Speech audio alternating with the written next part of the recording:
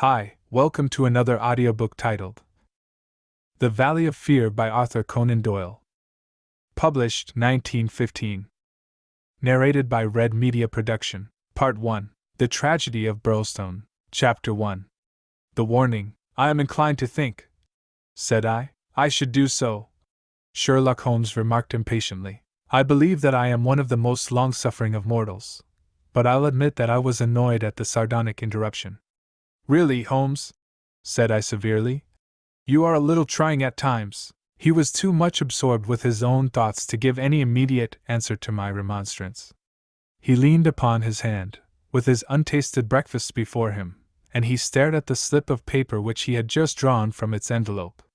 Then he took the envelope itself, held it up to the light, and very carefully studied both the exterior and the flap. It is Porlock's writing, said he thoughtfully. I can hardly doubt that it is Porlock's writing, though I have seen it only twice before. The Greek E with the peculiar top flourish is distinctive. But if it is Porlock, then it must be something of the very first importance. He was speaking to himself rather than to me, but my vexation disappeared in the interest which the words awakened. Who then is Porlock? I asked. Porlock, Watson, is a nom de plume, a mere identification mark, but behind it lies a shifty and evasive personality. In a former letter he frankly informed me that the name was not his own, and defied me ever to trace him among the teeming millions of this great city. Porlock is important, not for himself, but for the great man with whom he is in touch. Picture to yourself the pilot fish with the shark, the jackal with the lion, anything that is insignificant in companionship with what is formidable, not only formidable, Watson, but sinister, in the highest degree sinister. That is where he comes within my purview. You have heard me speak of Professor Moriarty, the famous scientific criminal, as famous among crooks as...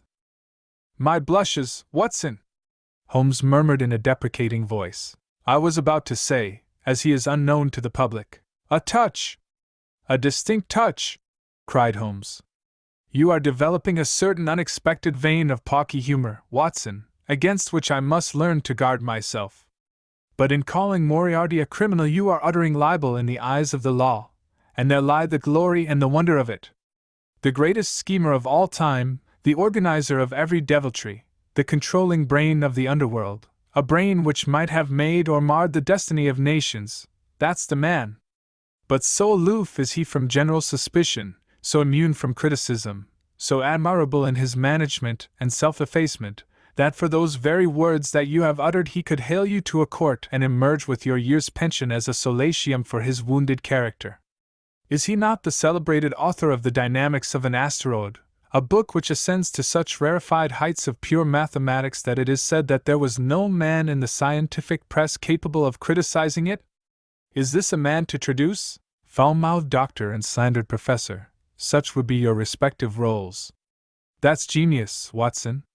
But if I am spared by lesser men, our day will surely come. May I be there to see? I exclaimed devoutly. But you were speaking of this man Porlock. Ah, yes, the so-called Porlock is a link in the chain some little way from its great attachment. Porlock is not quite a sound link, between ourselves. He is the only flaw in that chain so far as I have been able to test it. But no chain is stronger than its weakest link. Exactly, my dear Watson. Hence the extreme importance of Porlock. Led on by some rudimentary aspirations towards right, and encouraged by the judicious stimulation of an occasional 10-pound note sent to him by devious methods, he has once or twice given me advance information which has been of value, that highest value which anticipates and prevents rather than avenges crime. I cannot doubt that, if we had the cipher, we should find that this communication is of the nature that I indicate. Again Holmes flattened out the paper upon his unused plate. I rose and, leaning over him, stared down at the curious inscription, which ran as follows.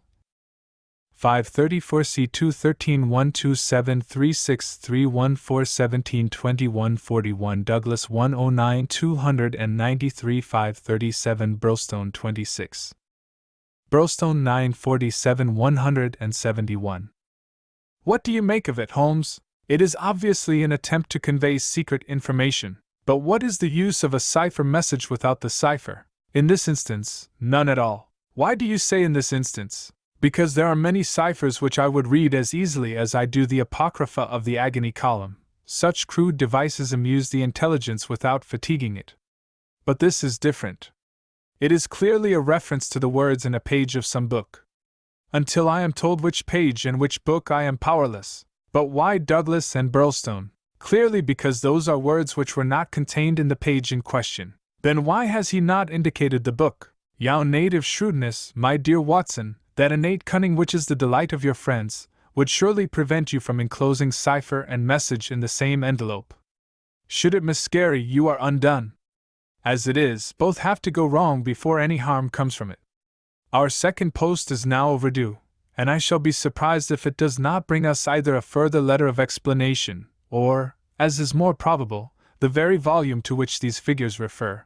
Holmes's calculation was fulfilled within a very few minutes by the appearance of Billy, the page, with the very letter which we were expecting. "The same writing," remarked Holmes, as he opened the envelope. "And actually signed," he added in an exultant voice as he unfolded the epistle. "Come, we are getting on, Watson." His brow clouded, however, as he glanced over the contents. "Dear me, this is very disappointing. I fear, Watson, that all our expectations come to nothing. I trust that the man Porlock will come to no harm. Dear M.R. Holmes, he says. I will go no further in this matter. It is too dangerous. He suspects me. I can see that he suspects me.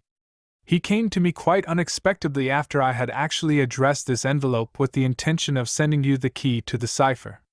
I was able to cover it up. If he had seen it, it would have gone hard with me. But I read suspicion in his eyes.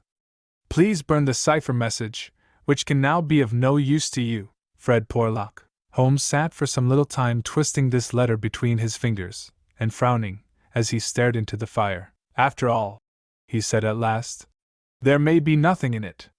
It may be only his guilty conscience. Knowing himself to be a traitor, he may have read the accusation in the other's eyes.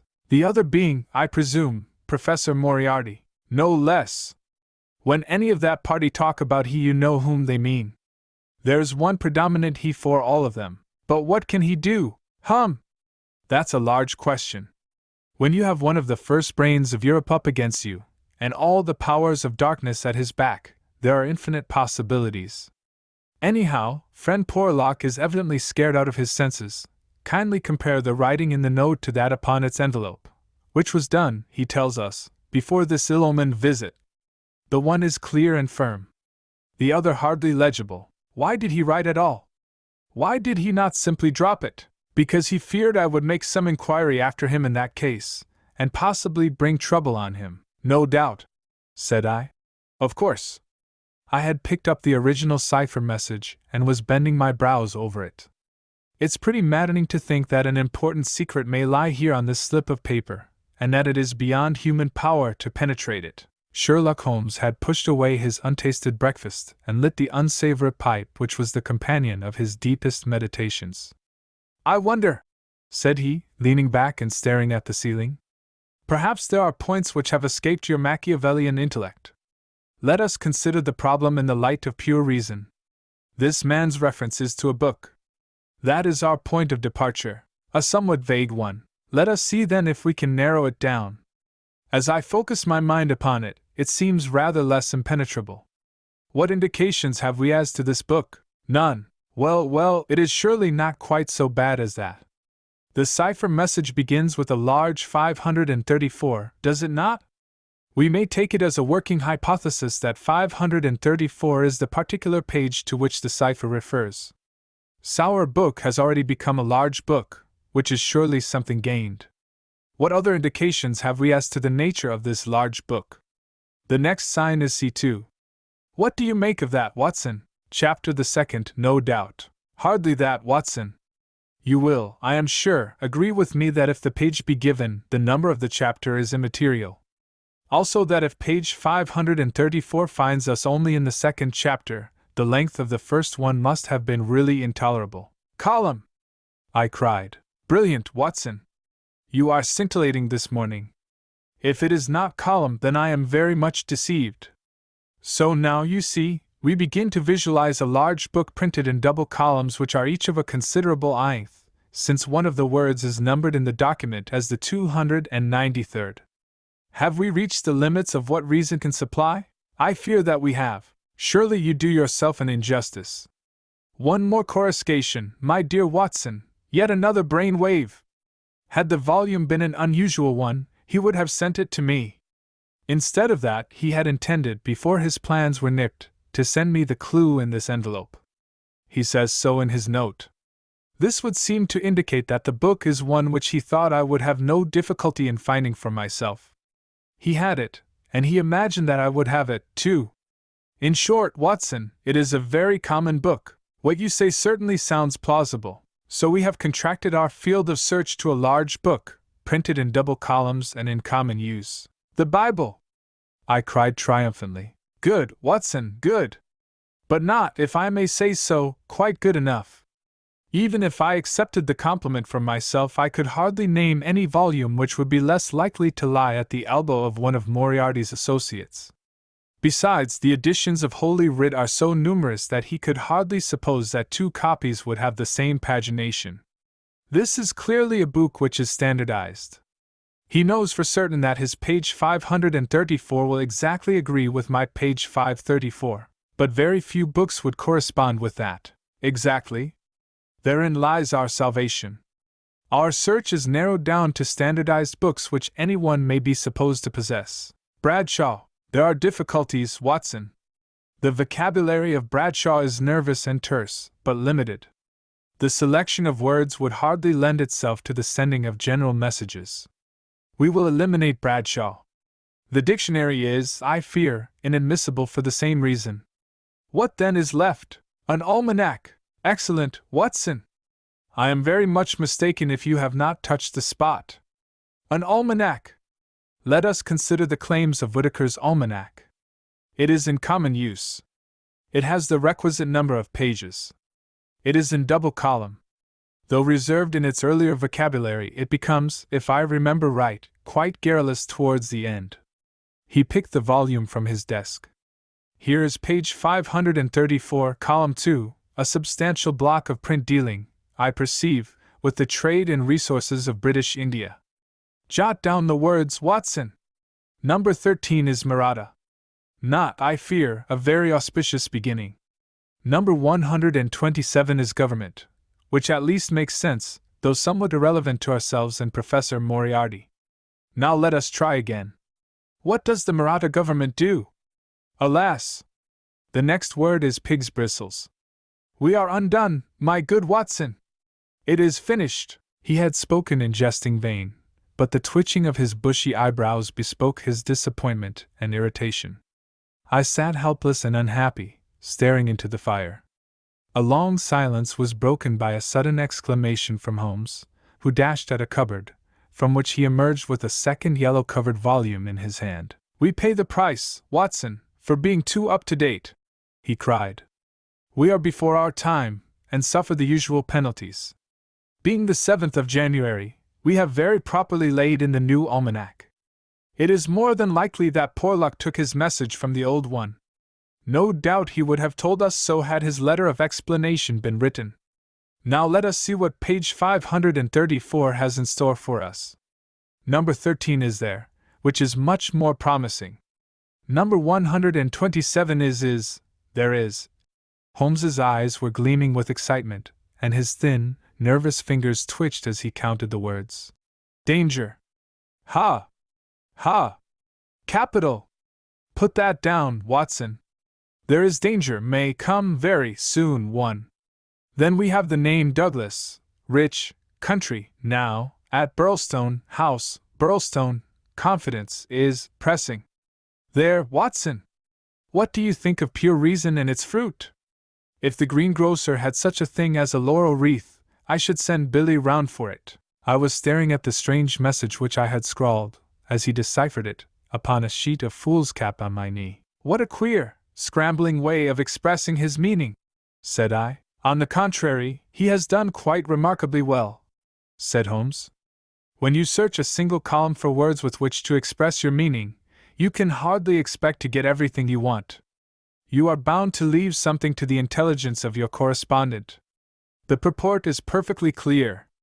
Some deviltry is intended against one Douglas, whoever he may be, residing as stated, a rich country gentleman. He is sure, confidence was as near as he could get to confident, that it is pressing. There is our result, and a very workmanlike little bit of analysis it was. Holmes had the impersonal joy of the true artist in his better work, even as he mourned darkly when it fell below the high level to which he aspired.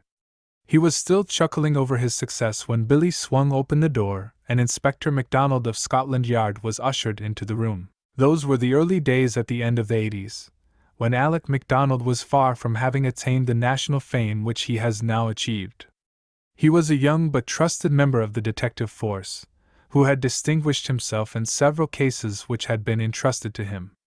His tall, bony figure gave promise of exceptional physical strength, while his great cranium and deep-set, lustrous eyes spoke no less clearly of the keen intelligence which twinkled out from behind his bushy eyebrows. He was a silent, precise man with a dour nature and a hard Aberdonian accent. Twice already in his career had Holmes helped him to attain success, his own sole reward being the intellectual joy of the problem. For this reason the affection and respect of the Scotchman for his amateur colleague were profound, and he showed them by the frankness with which he consulted Holmes in every difficulty. Mediocrity knows nothing higher than itself, but talent instantly recognizes genius, and MacDonald had talent enough for his profession to enable him to perceive that there was no humiliation in seeking the assistance of one who already stood alone in Europe, both in his gifts and in his experience. Holmes was not prone to friendship, but he was tolerant of the big Scotchman, and smiled at the sight of him. "You are an early bird, Mr. Mac," said he. "I wish you luck with your worm. I fear this means that there is some mischief afoot. If you said hope instead of fear, it would be nearer the truth, I'm thinking, Mr. Holmes," the inspector answered, with a knowing grin. "Well, maybe a wee nip would keep out the raw morning chill. No, I won't smoke, I thank you. I'll have to be pushing on my way, for the early hours of a case are the precious ones, as no man knows better than your own self. But... The inspector had stopped suddenly, and was staring with a look of absolute amazement at a paper upon the table. It was the sheet upon which I had scrawled the enigmatic message. "Douglas!" he stammered. "Burlstone! What's this, Mr. Holmes? Man, it's witchcraft! Where in the name of all that is wonderful did you get those names? It is a cipher that Dr. Watson and I have had occasion to solve. But why, what's amiss with the names?" The inspector looked from one to the other of us in dazed astonishment. "Just this," said he, "that Mr. Douglas of Burlstone Manor House was horribly murdered last night." Chapter 2. Sherlock Holmes Discourses. It was one of those dramatic moments for which my friend existed. It would be an overstatement to say that he was shocked or even excited by the amazing announcement. Without having a tinge of cruelty in his singular composition, he was undoubtedly callous from long overstimulation. Yet if his emotions were dulled, his intellectual perceptions were exceedingly active. There was no trace then of the horror which I had myself felt at this curt declaration, but his face showed rather the quiet and interested composure of the chemist who sees the crystals falling into position from his oversaturated solution. "Remarkable!" said he. "Remarkable! You don't seem surprised, interested, Mr. Mac, but hardly surprised." "Why should I be surprised? I receive an anonymous communication from a quarter which I know to be important, warning me that danger threatens a certain person. Within an hour I learn that this danger has actually materialized and that the person is dead. I am interested, but, as you observe, I am not surprised." In a few short sentences he explained to the inspector the facts about the letter and the cipher. MacDonald sat with his chin on his hands and his great sandy eyebrows bunched into a yellow tangle. "I was going down to Burlstone this morning," said he. "I had come to ask you if you cared to come with me, you and your friend here. But from what you say we might perhaps be doing better work in London." "I rather think not," said Holmes. "Hang it all, Mr. Holmes!" cried the inspector. "The papers will be full of the Burlstone mystery in a day or two, but where's the mystery if there is a man in London who prophesied the crime before ever it occurred? We have only to lay our hands on that man, and the rest will follow. No doubt, Mr. Mac. But how do you propose to lay your hands on the so-called Porlock? MacDonald turned over the letter which Holmes had handed him. Posted in Camberwell. That doesn't help us much. Name, you say, is assumed? Not much to go on, certainly. Didn't you say that you have sent him money? Twice. And how? In notes to Camberwell Post Office. Did you ever trouble to see who called for them? No. The inspector looked surprised and a little shocked. Why not? Because I always keep faith. I had promised when he first wrote that I would not try to trace him. You think there is someone behind him? I know there is. This professor that I've heard you mention? Exactly. Inspector MacDonald smiled, and his eyelid quivered as he glanced towards me. I won't conceal from you, Mr. Holmes, that we think in the CID that you have a wee bit of a bee in your bonnet over this professor. I made some inquiries myself about the matter. He seems to be a very respectable, learned, and talented sort of man. I'm glad you've got so far as to recognize the talent. Man, you can't but recognize it. After I heard your view, I made it my business to see him. I had a chat with him on eclipses. How the talk got that way I can't think, but he had out a reflector lantern and a globe, and made it all clear in a minute. He lent me a book, but I don't mind saying that it was a bit above my head, though I had a good Aberdeen upbringing. He'd have made a grand minister with his thin face and grey hair and solemn-like way of talking. When he put his hand on my shoulder as we were parting, it was like a father's blessing before you go out into the cold, cruel world. Holmes chuckled and rubbed his hands. Great, he said. Great. Tell me, friend MacDonald, this pleasing and touching interview was, I suppose, in the professor's study? That's so. A fine room, is it not? Very fine, very handsome indeed, Mr. Holmes. You sat in front of his writing desk? Just so. Sun in your eyes and his face in the shadow? Well, it was evening, but I mind that the lamp was turned on my face. It would be. Did you happen to observe a picture over the professor's head? I don't miss much, Mr. Holmes. Maybe I learned that from you. Yes, I saw the picture, a young woman with her head on her hands, peeping at you sideways. That painting was by Jean-Baptiste Gros. The inspector endeavored to look interested. Jean-Baptiste Gros, Holmes continued, joining his fingertips and leaning well back in his chair, was a French artist who flourished between the years 1750 and 1800. I allude, of course, to his working career. Modern criticism has more than endorsed the high opinion formed of him by his contemporaries. The inspector's eyes grew abstracted. Hadn't we better? He said. We are doing so, Holmes interrupted. All that I am saying has a very direct and vital bearing upon what you have called the Brolstone mystery. In fact, it may in a sense be called the very center of it. MacDonald smiled feebly, and looked appealingly to me. Your thoughts move a bit too quick for me, Mr. Holmes. You leave out a link or two, and I can't get over the gap. What in the whole wide world can be the connection between this dead painting man and the affair at Brolstone? All knowledge comes useful to the detective, remarked Holmes. Even the trivial fact that in the year 1865 a picture by Gros entitled La Jeune Fille à l'Agneau fetched 1,200,000 francs, more than £40,000, at the Portalis sale may start a train of reflection in your mind. It was clear that it did. The inspector looked honestly interested. I may remind you, Holmes continued, that the professor's salary can be ascertained in several trustworthy books of reference.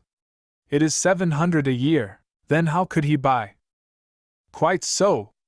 How could he? Aye, that's remarkable, said the inspector thoughtfully. Talk away, Mr. Holmes. I'm just loving it. It's fine, Holmes smiled. He was always warmed by genuine admiration, the characteristic of the real artist. What about Brolstone? He asked. We've time yet, said the inspector, glancing at his watch. I've a cab at the door, and it won't take us 20 minutes to Victoria. But about this picture, I thought you told me once, Mr. Holmes, that you had never met Professor Moriarty. No, I never have. Then how do you know about his rooms? Ah, that's another matter. I have been 3 times in his rooms, twice waiting for him under different pretexts and leaving before he came. Once, well, I can hardly tell about the once to an official detective. It was on the last occasion that I took the liberty of running over his papers, with the most unexpected results. You found something compromising? Absolutely nothing. That was what amazed me. However, you have now seen the point of the picture. It shows him to be a very wealthy man. How did he acquire wealth? He is unmarried. His younger brother is a station master in the west of England. His chair is worth 700 a year. And he owns a Groys. Well, surely the inference is plain. You mean that he has a great income and that he must earn it in an illegal fashion? Exactly. Of course, I have other reasons for thinking so, dozens of exiguous threads which lead vaguely up towards the center of the web where the poisonous, motionless creature is lurking. I only mention the Groys because it brings the matter within the range of your own observation. Well, Mr. Holmes, I admit that what you say is interesting. It's more than interesting, it's just wonderful. But let us have it a little clearer if you can. Is it forgery, coining, burglary? Where does the money come from? Have you ever read of Jonathan Wild? Well, the name has a familiar sound. Someone in a novel, was he not? I don't take much stock of detectives in novels, chaps that do things and never let you see how they do them. That's just inspiration, not business. Jonathan Wild wasn't a detective, and he wasn't in a novel. He was a master criminal, and he lived last century, 1750 or thereabouts. Then he's no use to me. I'm a practical man, Mr. Mac. The most practical thing that you ever did in your life would be to shut yourself up for 3 months and read 12 hours a day at the annals of crime. Everything comes in circles, even Professor Moriarty. Jonathan Wild was the hidden force of the London criminals, to whom he sold his brains and his organization on a 15% commission. The old wheel turns, and the same spoke comes up. It's all been done before, and will be again. I'll tell you 1 or 2 things about Moriarty which may interest you. You'll interest me, right enough. I happen to know who is the first link in his chain, a chain with this Napoleon gone wrong at one end, and 100 broken fighting men, pickpockets, blackmailers, and card sharpers at the other, with every sort of crime in between. His chief of staff is Colonel Sebastian Moran, as aloof and guarded and inaccessible to the law as himself. What do you think he pays him? I'd like to hear. 6,000 a year. That's paying for brains, you see, the American business principle. I learned that detail quite by chance. It's more than the Prime Minister gets. That gives you an idea of Moriarty's gains and of the scale on which he works. Another point, I made it my business to hunt down some of Moriarty's checks lately, just common innocent checks that he pays his household bills with. They were drawn on 6 different banks. Does that make any impression on your mind? Queer, certainly. But what do you gather from it? That he wanted no gossip about his wealth. No single man should know what he had. I have no doubt that he has 20 banking accounts, the bulk of his fortune abroad in the Deutsche Bank or the Credit Lyonnaise as likely as not. Sometime when you have a year or 2 to spare, I commend to you the study of Professor Moriarty. Inspector MacDonald had grown steadily more impressed as the conversation proceeded. He had lost himself in his interest. Now his practical Scotch intelligence brought him back with a snap to the matter in hand. He can keep anyhow, said he.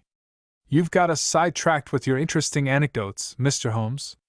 What really counts is your remark that there is some connection between the professor and the crime. That you get from the warning received through the man Porlock. Can we for our present practical needs get any further than that? We may form some conception as to the motives of the crime. It is, as I gather from your original remarks, an inexplicable, or at least an unexplained, murder. Now, presuming that the source of the crime is as we suspect it to be, there might be 2 different motives. In the first place, I may tell you that Moriarty rules with a rod of iron over his people. His discipline is tremendous. There is only one punishment in his code. It is death. Now we might suppose that this murdered man, this Douglas whose approaching fate was known by one of the arch-criminal's subordinates, had in some way betrayed the chief. His punishment followed, and would be known to all, if only to put the fear of death into them. Well, that is one suggestion, Mr. Holmes. The other is that it has been engineered by Moriarty in the ordinary course of business. Was there any robbery? I have not heard. If so, it would, of course, be against the first hypothesis and in favor of the second. Moriarty may have been engaged to engineer it on a promise of part spoils, or he may have been paid so much down to manage it. Either is possible. But whichever it may be, or if it is some third combination, it is down at Burlstone that we must seek the solution. I know our man too well to suppose that he has left anything up here which may lead us to him. Then to Burlstone we must go, cried MacDonald, jumping from his chair. My word! It's later than I thought. I can give you, gentlemen, 5 minutes for preparation, and that is all, and ample for us both, said Holmes, as he sprang up and hastened to change from his dressing gown to his coat. While we are on our way, Mr. Mac, I will ask you to be good enough to tell me all about it. All about it proved to be disappointingly little, and yet there was enough to assure us that the case before us might well be worthy of the expert's closest attention. He brightened and rubbed his thin hands together as he listened to the meager but remarkable details. A long series of sterile weeks lay behind us, and here at last there was a fitting object for those remarkable powers which, like all special gifts, become irksome to their owner when they are not in use. That razor brain blunted and rusted with inaction. Sherlock Holmes's eyes glistened, his pale cheeks took a warmer hue, and his whole eager face shone with an inward light when the call for work reached him. Leaning forward in the cab, he listened intently to MacDonald's short sketch of the problem which awaited us in Sussex. The inspector was himself dependent, as he explained to us, upon a scribbled account forwarded to him by the milk train in the early hours of the morning. White Mason, the local officer, was a personal friend, and hence MacDonald had been notified much more promptly than is usual at Scotland Yard when provincials need their assistance. It is a very cold scent upon which the metropolitan expert is generally asked to run. Dear Inspector MacDonald, said the letter which he read to us, official requisition for your services is in separate envelope. This is for your private eye. Wire me what train in the morning you can get for Burlstone, and I will meet it, or have it met if I am too occupied. This case is a snorter. Don't waste a moment in getting started. If you can bring Mr. Holmes, please do so, for he will find something after his own heart. We would think the whole had been fixed up for theatrical effect if there wasn't a dead man in the middle of it. My word! It is a snorter. Your friend seems to be no fool, remarked Holmes. No, sir, White Mason is a very live man, if I am any judge. Well, have you anything more? Only that he will give us every detail when we meet. Then how did you get at Mr. Douglas and the fact that he had been horribly murdered? That was in the enclosed official report. It didn't say horrible. That's not a recognized official term. It gave the name John Douglas. It mentioned that his injuries had been in the head, from the discharge of a shotgun. It also mentioned the hour of the alarm, which was close on to midnight last night. It added that the case was undoubtedly one of murder, but that no arrest had been made, and that the case was one which presented some very perplexing and extraordinary features. That's absolutely all we have at present, Mr. Holmes. Then, with your permission, we will leave it at that, Mr. Mac. The temptation to form premature theories upon insufficient data is the bane of our profession. I can see only two things for certain at present, a great brain in London, and a dead man in Sussex. It's the chain between that we are going to trace. Chapter 3. The Tragedy of Burlstone. Now for a moment I will ask leave to remove my own insignificant personality, and to describe events which occurred before we arrived upon the scene by the light of knowledge which came to us afterwards. Only in this way can I make the reader appreciate the people concerned and the strange setting in which their fate was cast. The village of Burlstone is a small and very ancient cluster of half-timbered cottages on the northern border of the county of Sussex. For centuries it had remained unchanged, but within the last few years its picturesque appearance and situation have attracted a number of well-to-do residents, whose villas peep out from the woods around. These woods are locally supposed to be the extreme fringe of the great Weald forest, which thins away until it reaches the northern chalk downs. A number of small shops have come into being to meet the wants of the increased population, so there seems some prospect that Burlstone may soon grow from an ancient village into a modern town. It is the center for a considerable area of country, since Tunbridge Wells, the nearest place of importance, is 10 or 12 miles to the eastward, over the borders of Kent. About half a mile from the town, standing in an old park famous for its huge beech trees, is the ancient manor house of Burlstone. Part of this venerable building dates back to the time of the First Crusade, when Hugo de Capus built a fortalice in the center of the estate, which had been granted to him by the Red King. This was destroyed by fire in 1543, and some of its smoke-blackened cornerstones were used when, in Jacobean times, a brick country house rose upon the ruins of the feudal castle. The manor house, with its many gables and its small diamond-paned windows, was still much as the builder had left it in the early 17th century. Of the double moats, which had guarded its more warlike predecessor, the outer had been allowed to dry up, and served the humble function of a kitchen garden. The inner one was still there, and lay 40 feet in breadth, though now only a few feet in depth, round the whole house. A small stream fed it and continued beyond it, so that the sheet of water, though turbid, was never ditch-like or unhealthy.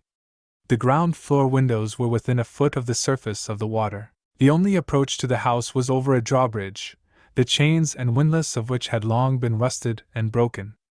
The latest tenants of the manor house had, however, with characteristic energy, set this right, and the drawbridge was not only capable of being raised, but actually was raised every evening and lowered every morning.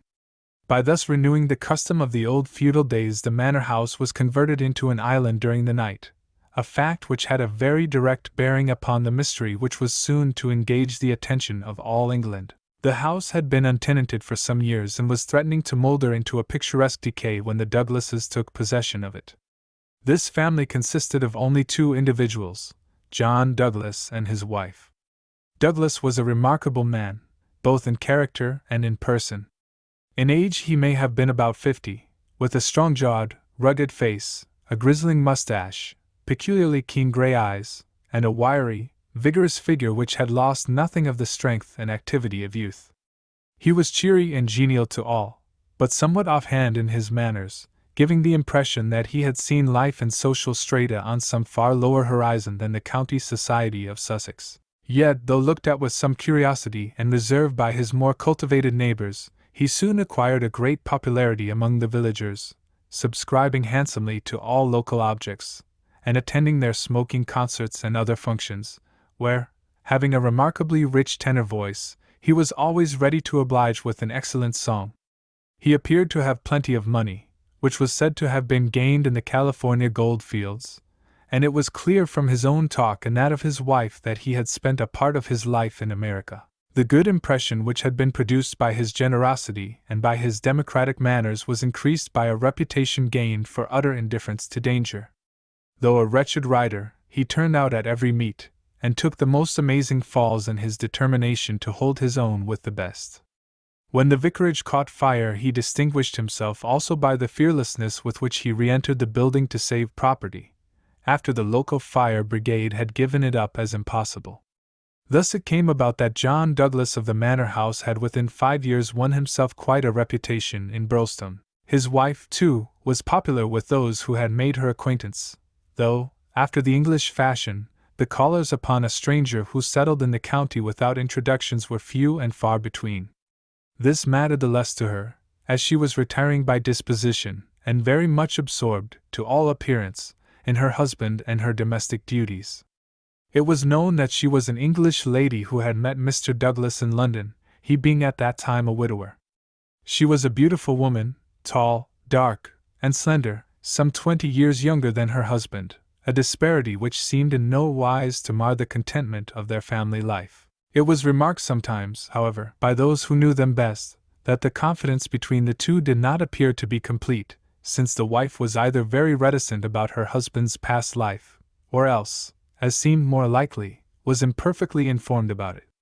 It had also been noted and commented upon by a few observant people that there were signs sometimes of some nerve strain upon the part of Mrs. Douglas, and that she would display acute uneasiness if her absent husband should ever be particularly late in his return. On a quiet countryside, where all gossip is welcome, this weakness of the lady of the manor house did not pass without remark, and it bulked larger upon people's memory when the events arose which gave it a very special significance. There was yet another individual whose residence under that roof was, it is true, only an intermittent one, but whose presence at the time of the strange happenings which will now be narrated brought his name prominently before the public. This was Cecil James Barker, of Hales Lodge, Hampstead. Cecil Barker's tall, loose-jointed figure was a familiar one in the main street of Burlstone village, for he was a frequent and welcome visitor at the manor house. He was the more noticed as being the only friend of the past unknown life of Mr. Douglas who was ever seen in his new English surroundings. Barker was himself an undoubted Englishman, but by his remarks it was clear that he had first known Douglas in America and had there lived on intimate terms with him. He appeared to be a man of considerable wealth, and was reputed to be a bachelor. In age he was rather younger than Douglas, 45 at the most, a tall, straight, broad-chested fellow with a clean-shaved, prize-fighter face, thick, strong, black eyebrows, and a pair of masterful black eyes which might, even without the aid of his very capable hands, clear a way for him through a hostile crowd. He neither rode nor shot, but spent his days in wandering round the old village with his pipe in his mouth, or in driving with his host, or in his absence with his hostess, over the beautiful countryside. "An easy-going, free-handed gentleman," said Ames, the butler. "But, my word, I had rather not be the man that crossed him." He was cordial and intimate with Douglas, and he was no less friendly with his wife, a friendship which more than once seemed to cause some irritation to the husband, so that even the servants were able to perceive his annoyance. Such was the third person who was one of the family when the catastrophe occurred. As to the other denizens of the old building, it will suffice out of a large household to mention the prim, respectable, and capable Ames, and Mrs. Allen, a buxom and cheerful person, who relieved the lady of some of her household cares. The other 6 servants in the house bear no relation to the events of the night of January 6th. It was at 11:45 that the first alarm reached the small local police station, in charge of Sergeant Wilson of the Sussex Constabulary. Cecil Barker, much excited, had rushed up to the door and pealed furiously upon the bell. A terrible tragedy had occurred at the manor house, and John Douglas had been murdered. That was the breathless burden of his message. He had hurried back to the house, followed within a few minutes by the police sergeant, who arrived at the scene of the crime a little after 12 o'clock, after taking prompt steps to warn the county authorities that something serious was afoot. On reaching the manor house, the sergeant had found the drawbridge down, the windows lighted up, and the whole household in a state of wild confusion and alarm. The white-faced servants were huddling together in the hall, with the frightened butler wringing his hands in the doorway. Only Cecil Barker seemed to be master of himself and his emotions. He had opened the door which was nearest to the entrance, and he had beckoned to the sergeant to follow him. At that moment there arrived Dr. Wood, a brisk and capable general practitioner from the village. The 3 men entered the fatal room together, while the horror-stricken butler followed at their heels, closing the door behind him to shut out the terrible scene from the maid-servants. The dead man lay on his back, sprawling with outstretched limbs in the center of the room. He was clad only in a pink dressing gown, which covered his night clothes. There were carpet slippers on his bare feet. The doctor knelt beside him and held down the hand lamp which had stood on the table. One glance at the victim was enough to show the healer that his presence could be dispensed with. The man had been horribly injured. Lying across his chest was a curious weapon, a shotgun with the barrel sawed off a foot in front of the triggers. It was clear that this had been fired at close range, and that he had received the whole charge in the face, blowing his head almost to pieces. The triggers had been wired together, so as to make the simultaneous discharge more destructive. The country policeman was unnerved and troubled by the tremendous responsibility which had come so suddenly upon him. "We will touch nothing until my superiors arrive," he said in a hushed voice, staring in horror at the dreadful head. "Nothing has been touched up to now," said Cecil Barker. "I'll answer for that. You see it all exactly as I found it. When was that?" The sergeant had drawn out his notebook. "It was just 11:30. I had not begun to undress, and I was sitting by the fire in my bedroom when I heard the report. It was not very loud, it seemed to be muffled. I rushed down.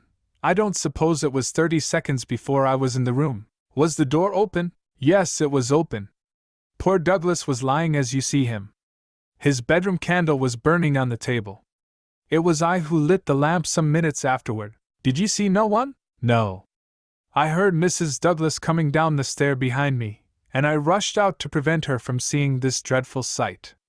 Mrs. Allen, the housekeeper, came and took her away. Ames had arrived, and we ran back into the room once more. But surely I have heard that the drawbridge is kept up all night. Yes, it was up until I lowered it. Then how could any murderer have got away? It is out of the question. Mr. Douglas must have shot himself. That was our first idea. But see! Barker drew aside the curtain, and showed that the long, diamond-paned window was open to its full extent. And look at this! He held the lamp down, and illuminated a smudge of blood like the mark of a boot sole upon the wooden sill. Someone has stood there in getting out. You mean that someone waded across the moat? Exactly. Then if you were in the room within half a minute of the crime, he must have been in the water at that very moment. I have not a doubt of it. I wish to heaven that I had rushed to the window. But the curtain screened it, as you can see, and so it never occurred to me. Then I heard the step of Mrs. Douglas, and I could not let her enter the room. It would have been too horrible. Horrible enough, said the doctor, looking at the shattered head and the terrible marks which surrounded it. I've never seen such injuries since the Burlstone Railway smash. But I say, remarked the police sergeant, whose slow, bucolic common sense was still pondering the open window. It's all very well your saying that a man escaped by wading this moat, but what I ask you is, how did he ever get into the house at all if the bridge was up? Ah, that's the question, said Barker. At what o'clock was it raised? It was nearly 6 o'clock, said Ames, the butler. I've heard, said the sergeant, that it was usually raised at sunset. That would be nearer 4:30 than 6 at this time of year. Mrs. Douglas had visitors to tea, said Ames. I couldn't raise it until they went. Then I wound it up myself. Then it comes to this, said the sergeant. If anyone came from outside, if they did, they must have gotten across the bridge before 6 and been in hiding ever since, until Mr. Douglas came into the room after 11. That is so. Mr. Douglas went round the house every night the last thing before he turned in to see that the lights were right. That brought him in here. The man was waiting and shot him. Then he got away through the window and left his gun behind him. That's how I read it, for nothing else will fit the facts. The sergeant picked up a card which lay beside the dead man on the floor. The initials VV and under them the number 341 were rudely scrawled in ink upon it. What's this? He asked, holding it up. Barker looked at it with curiosity. I never noticed it before, he said. The murderer must have left it behind him. VV 341. I can make no sense of that. The sergeant kept turning it over in his big fingers. What's VV? Somebody's initials, maybe. What have you got there, Dr. Wood? It was a good-sized hammer which had been lying on the rug in front of the fireplace. A substantial, workmanlike hammer. Cecil Barker pointed to a box of brass-headed nails upon the mantelpiece. Mr. Douglas was altering the pictures yesterday, he said. I saw him myself, standing upon that chair and fixing the big picture above it. That accounts for the hammer. We'd best put it back on the rug where we found it, said the sergeant, scratching his puzzled head in his perplexity. It will want the best brains in the force to get to the bottom of this thing. It will be a London job before it is finished. He raised the hand lamp and walked slowly round the room. Hello, he cried, excitedly, drawing the window curtain to one side. What o'clock were those curtains drawn, when the lamps were lit? Said the butler. It would be shortly after 4. Someone had been hiding here, sure enough. He held down the light, and the marks of muddied boots were very visible in the corner. I'm bound to say this bears out your theory, Mr. Barker. It looks as if the man got into the house after 4 when the curtains were drawn, and before 6 when the bridge was raised. He slipped into this room, because it was the first that he saw. There was no other place where he could hide, so he popped in behind this curtain. That all seems clear enough. It is likely that his main idea was to burgle the house, but Mr. Douglas chanced to come upon him, so he murdered him and escaped. That's how I read it, said Barker. But I say, aren't we wasting precious time? Couldn't we start out and scout the country before the fellow gets away? The sergeant considered for a moment. There are no trains before 6 in the morning, so he can't get away by rail. If he goes by road with his legs all dripping, it's odds that someone will notice him. Anyhow, I can't leave here myself until I am relieved. But I think none of you should go until we see more clearly how we all stand." The doctor had taken the lamp and was narrowly scrutinizing the body. "What's this mark?" he asked. "Could this have any connection with the crime?" The dead man's right arm was thrust out from his dressing gown, and exposed as high as the elbow. About halfway up the forearm was a curious brown design, a triangle inside a circle, standing out in vivid relief upon the lard-colored skin. "It's not tattooed," said the doctor, peering through his glasses. "I never saw anything like it. The man has been branded at some time as they brand cattle." "What is the meaning of this?" "I don't profess to know the meaning of it," said Cecil Barker. "But I have seen the mark on Douglas many times this last 10 years, and so have I," said the butler. "Many a time when the master has rolled up his sleeves I have noticed that very mark. I've often wondered what it could be." "Then it has nothing to do with the crime, anyhow," said the sergeant. "But it's a rum thing all the same. Everything about this case is rum."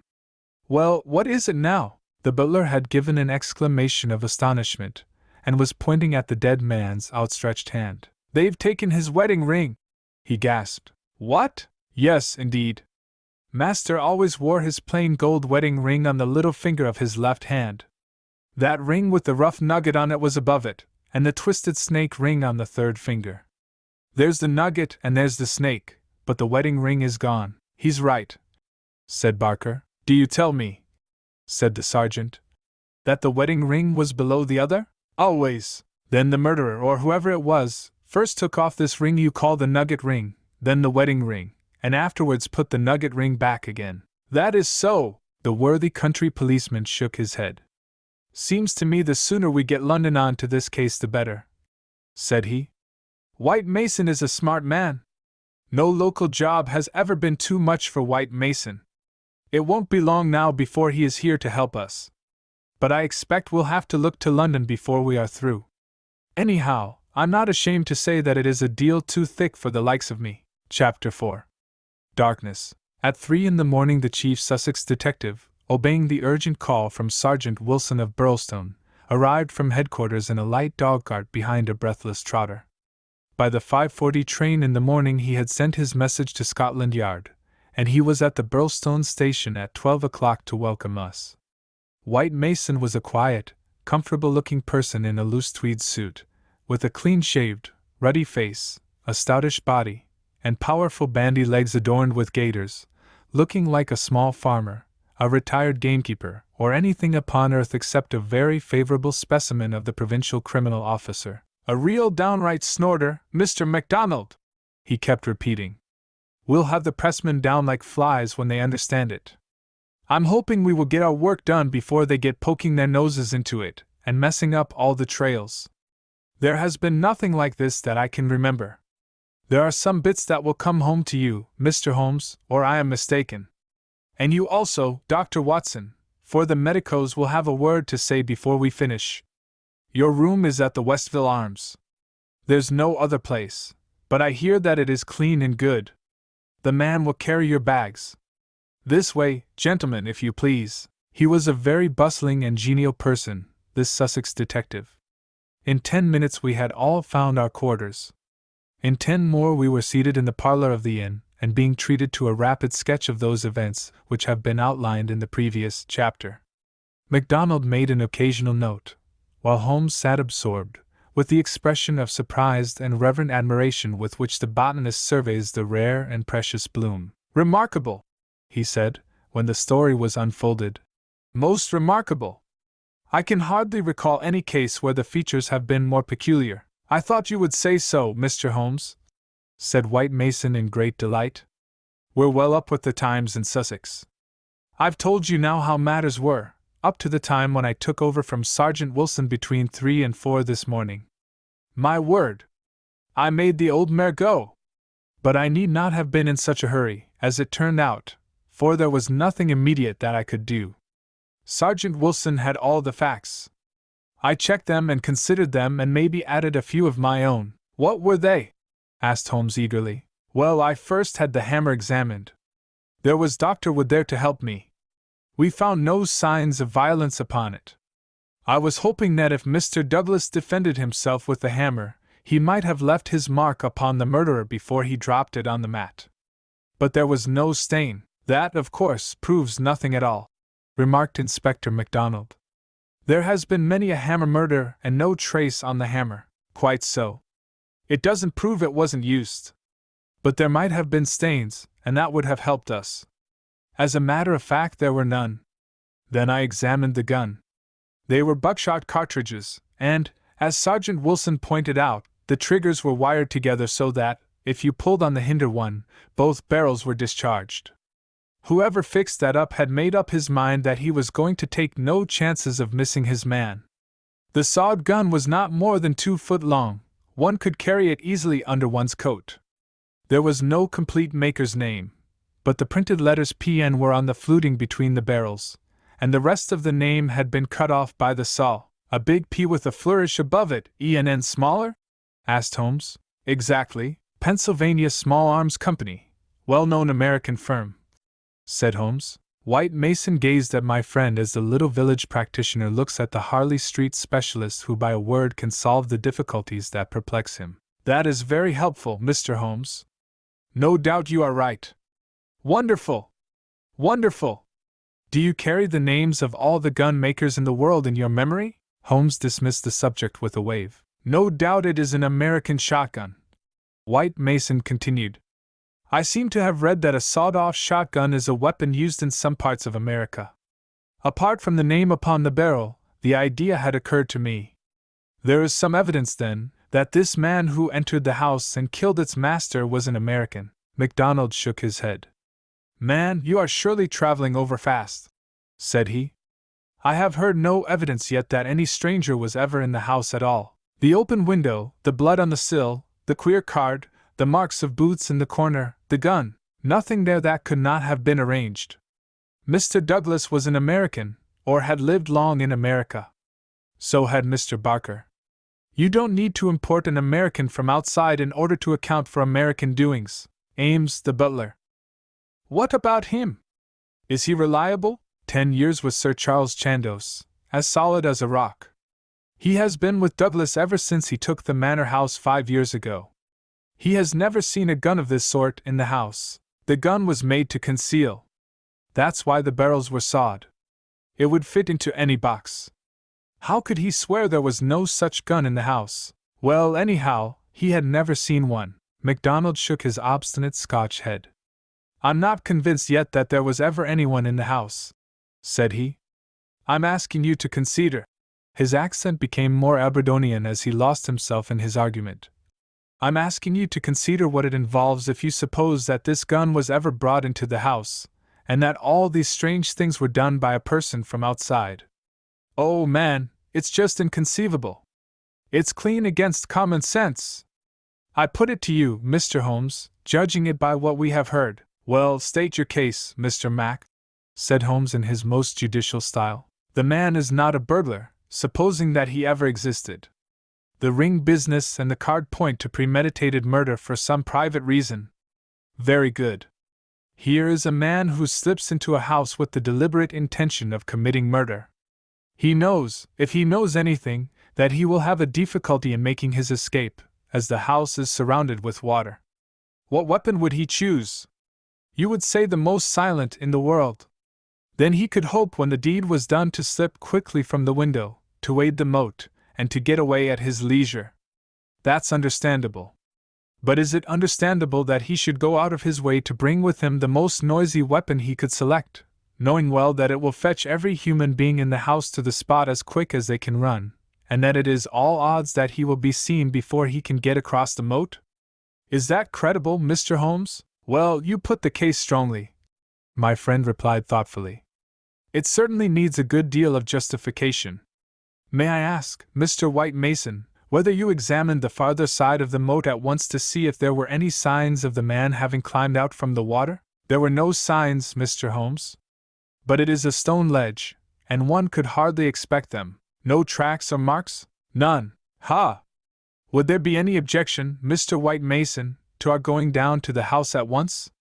There may possibly be some small point which might be suggestive. I was going to propose it, Mr. Holmes, but I thought it well to put you in touch with all the facts before we go. I suppose if anything should strike you. White Mason looked doubtfully at the amateur. I have worked with Mr. Holmes before, said Inspector MacDonald. He plays the game. My own idea of the game, at any rate, said Holmes, with a smile. I go into a case to help the ends of justice and the work of the police. If I have ever separated myself from the official force, it is because they have first separated themselves from me. I have no wish ever to score at their expense. At the same time, Mr. White Mason, I claim the right to work in my own way and give my results at my own time, complete rather than instages. I am sure we are honored by your presence and to show you all we know, said White Mason cordially. Come along, Dr. Watson, and when the time comes we'll all hope for a place in your book. We walked down the quaint village street with a row of pollard elms on each side of it. Just beyond were two ancient stone pillars, weather-stained and lichen-blotched, bearing upon their summits a shapeless something which had once been the rampant lion of Capus of Brolstone. A short walk along the winding drive with such sward and oaks around it as one only sees in rural England, then a sudden turn, and the long, low Jacobean house of dingy, liver-colored brick lay before us, with an old-fashioned garden of cut yews on each side of it. As we approached it, there was the wooden drawbridge and the beautiful broad moat as still and luminous as quicksilver in the cold, winter sunshine. 3 centuries had flowed past the old manor house, centuries of births and of homecomings, of country dances and of the meetings of fox hunters. Strange that now in its old age this dark business should have cast its shadow upon the venerable walls. And yet those strange, peaked roofs and quaint, overhung gables were a fitting covering to grim and terrible intrigue. As I looked at the deep-set windows and the long sweep of the dull-colored, water-lapped front, I felt that no more fitting scene could be set for such a tragedy. That's the window, said White Mason. That one on the immediate right of the drawbridge. It's open just as it was found last night. It looks rather narrow for a man to pass. Well, it wasn't a fat man anyhow. We don't need your deductions, Mr. Holmes, to tell us that. But you or I could squeeze through all right. Holmes walked to the edge of the moat and looked across. Then he examined the stone ledge and the grass border beyond it. I've had a good look, Mr. Holmes, said White Mason. There is nothing there, no sign that anyone has landed. But why should he leave any sign? Exactly. Why should he? Is the water always turbid? Generally about this color. The stream brings down the clay. How deep is it? About 2 feet at each side and 3 in the middle. So we can put aside all idea of the man having been drowned in crossing. No, a child could not be drowned in it. We walked across the drawbridge, and were admitted by a quaint, gnarled, dried-up person, who was the butler Ames. The poor old fellow was white and quivering from the shock. The village sergeant, a tall, formal, melancholy man, still held his vigil in the room of fate. The doctor had departed. Anything fresh, Sergeant Wilson? Asked White Mason. No, sir. Then you can go home. You've had enough. We can send for you if we want you. The butler had better wait outside. Tell him to warn Mr. Cecil Barker, Mrs. Douglas, and the housekeeper that we may want a word with them presently. Now, gentlemen, perhaps you will allow me to give you the views I have formed first, and then you will be able to arrive at your own. He impressed me, this country specialist. He had a solid grip of fact and a cool, clear, common-sense brain, which should take him some way in his profession. Holmes listened to him intently, with no sign of that impatience which the official exponent too often produced. Is it suicide or is it murder? That's our first question, gentlemen, is it not? If it were suicide, then we have to believe that this man began by taking off his wedding ring and concealing it, that he then came down here in his dressing gown, trampled mud into a corner behind the curtain in order to give the idea someone had waited for him, opened the window, put blood on the... We can surely dismiss that, said MacDonald. So I think. Suicide is out of the question. Then a murder has been done. What we have to determine is, whether it was done by someone outside or inside the house. Well, let's hear the argument. There are considerable difficulties both ways, and yet one or the other it must be. We will suppose first that some person or persons inside the house did the crime. They got this man down here at a time when everything was still and yet no one was asleep. They then did the deed with the queerest and noisiest weapon in the world so as to tell everyone what had happened, a weapon that was never seen in the house before. That does not seem a very likely start, does it? No, it does not. Well, then, everyone is agreed that after the alarm was given only a minute at the most had passed before the whole household, not Mr. Cecil Barker alone, though he claims to have been the first, but Ames and all of them were on the spot. Do you tell me that in that time the guilty person managed to make footmarks in the corner, open the window, mark the sill with blood, take the wedding ring off the dead man's finger, and all the rest of it? It's impossible. You put it very clearly, said Holmes. I am inclined to agree with you. Well, then, we are driven back to the theory that it was done by someone from outside. We are still faced with some big difficulties, but anyhow they have ceased to be impossibilities. The man got into the house between 4:30 and 6, that is to say, between dusk and the time when the bridge was raised. There had been some visitors, and the door was open, so there was nothing to prevent him. He may have been a common burglar, or he may have had some private grudge against Mr. Douglas.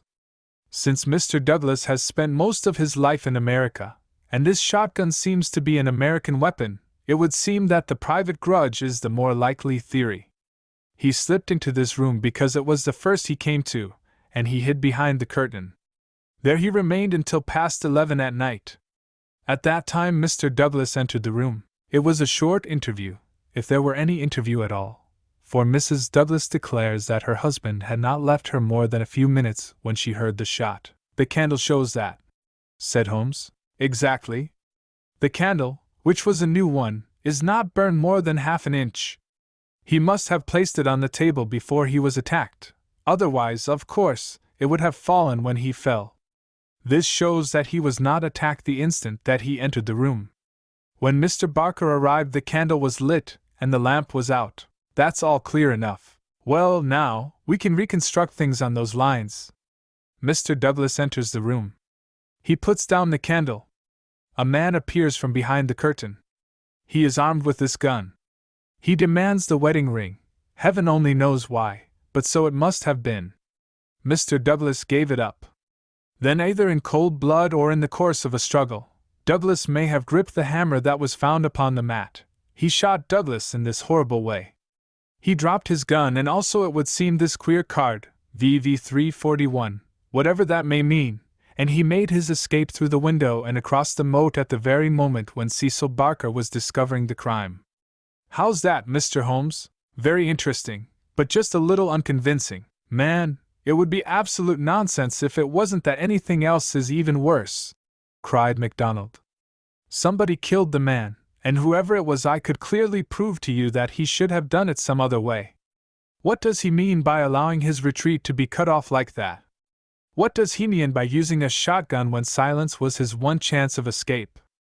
Come, Mr. Holmes, it's up to you to give us a lead, since you say Mr. White Mason's theory is unconvincing. Holmes had sat intently observant during this long discussion, missing no word that was said, with his keen eyes darting to right and to left, and his forehead wrinkled with speculation. I should like a few more facts before I get so far as a theory, Mr. Mac, said he, kneeling down beside the body. Dear me! These injuries are really appalling. Can we have the butler in for a moment? Ames, I understand that you have often seen this very unusual mark, a branded triangle inside a circle, upon Mr. Douglas's forearm? Frequently, sir. You never heard any speculation as to what it meant? No, sir. It must have caused great pain when it was inflicted. It is undoubtedly a burn. Now I observe, Ames, that there is a small piece of plaster at the angle of Mr. Douglas's jaw. Did you observe that in life? Yes, sir. He cut himself in shaving yesterday morning. Did you ever know him to cut himself in shaving before? Not for a very long time, sir. Suggestive, said Holmes. It may, of course, be a mere coincidence, or it may point to some nervousness which would indicate that he had reason to apprehend danger. Had you noticed anything unusual in his conduct yesterday, Ames? It struck me that he was a little restless and excited, sir. Ha! The attack may not have been entirely unexpected. We do seem to make a little progress, do we not? Perhaps you would rather do the questioning, Mr. Mac? No, Mr. Holmes, it's in better hands than mine. Well, then, we will pass to this card, VV 341. It is rough cardboard. Have you any of the sort in the house? I don't think so. Holmes walked across to the desk and dabbed a little ink from each bottle onto the blotting paper. It was not printed in this room, he said. This is black ink and the other purplish. It was done by a thick pen, and these are fine. No, it was done elsewhere, I should say. Can you make anything of the inscription, Ames? No, sir, nothing. What do you think, Mr. Mac? It gives me the impression of a secret society of some sort. The same with his badge upon the forearm. That's my idea, too, said White Mason. Well, we can adopt it as a working hypothesis and then see how far our difficulties disappear. An agent from such a society makes his way into the house, waits for Mr. Douglas, blows his head nearly off with this weapon, and escapes by wading the moat, after leaving a card beside the dead man, which will, when mentioned in the papers, tell other members of the society that vengeance has been done. That all hangs together. But why this gun, of all weapons? Exactly. And why the missing ring? Quite so. And why no arrest?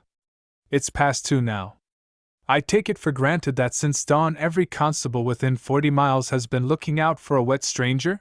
That is so, Mr. Holmes. Well, unless he has a burrow close by or a change of clothes ready, they can hardly miss him. And yet they have missed him up to now. Holmes had gone to the window and was examining with his lens the blood mark on the sill. It is clearly the tread of a shoe. It is remarkably broad, a splay foot, one would say. Curious, because so far as one can trace any footmark in this mud-stained corner, one would say it was a more shapely sole. However, they are certainly very indistinct. What's this under the side table? Mr. Douglas's dumbbells? Said Ames. Dumbbell, there's only one. Where's the other? I don't know, Mr. Holmes. There may have been only one. I have not noticed them for months. One dumbbell, Holmes said seriously, but his remarks were interrupted by a sharp knock at the door. A tall, sunburned, capable-looking, clean-shaved man looked in at us. I had no difficulty in guessing that it was the Cecil Barker of whom I had heard. His masterful eyes traveled quickly with a questioning glance from face to face. Sorry to interrupt your consultation, said he, but you should hear the latest news. An arrest? No such luck. But they've found his bicycle. The fellow left his bicycle behind him. Come and have a look. It is within 100 yards of the hall door. We found 3 or 4 grooms and idlers standing in the drive inspecting a bicycle which had been drawn out from a clump of evergreens in which it had been concealed. It was a well-used Rudge Whitworth, splashed as from a considerable journey.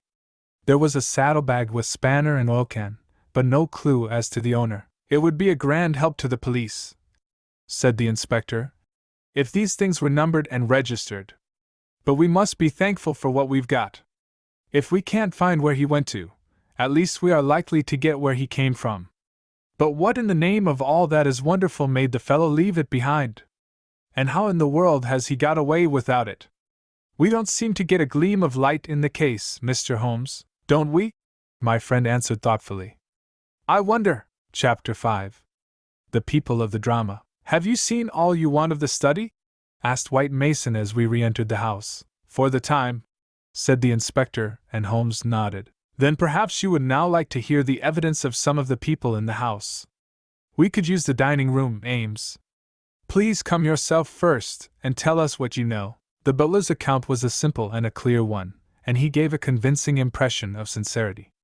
He had been engaged 5 years before, when Douglas first came to Burlstone.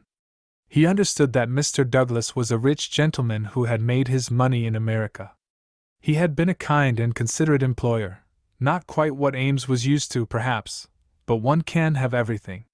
He never saw any signs of apprehension in Mr. Douglas.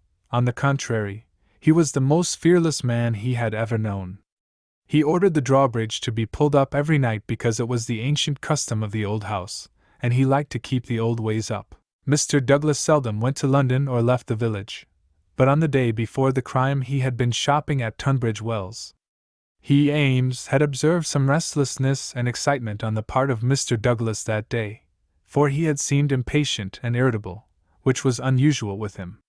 He had not gone to bed that night, but was in the pantry at the back of the house, putting away the silver, when he heard the bell ring violently.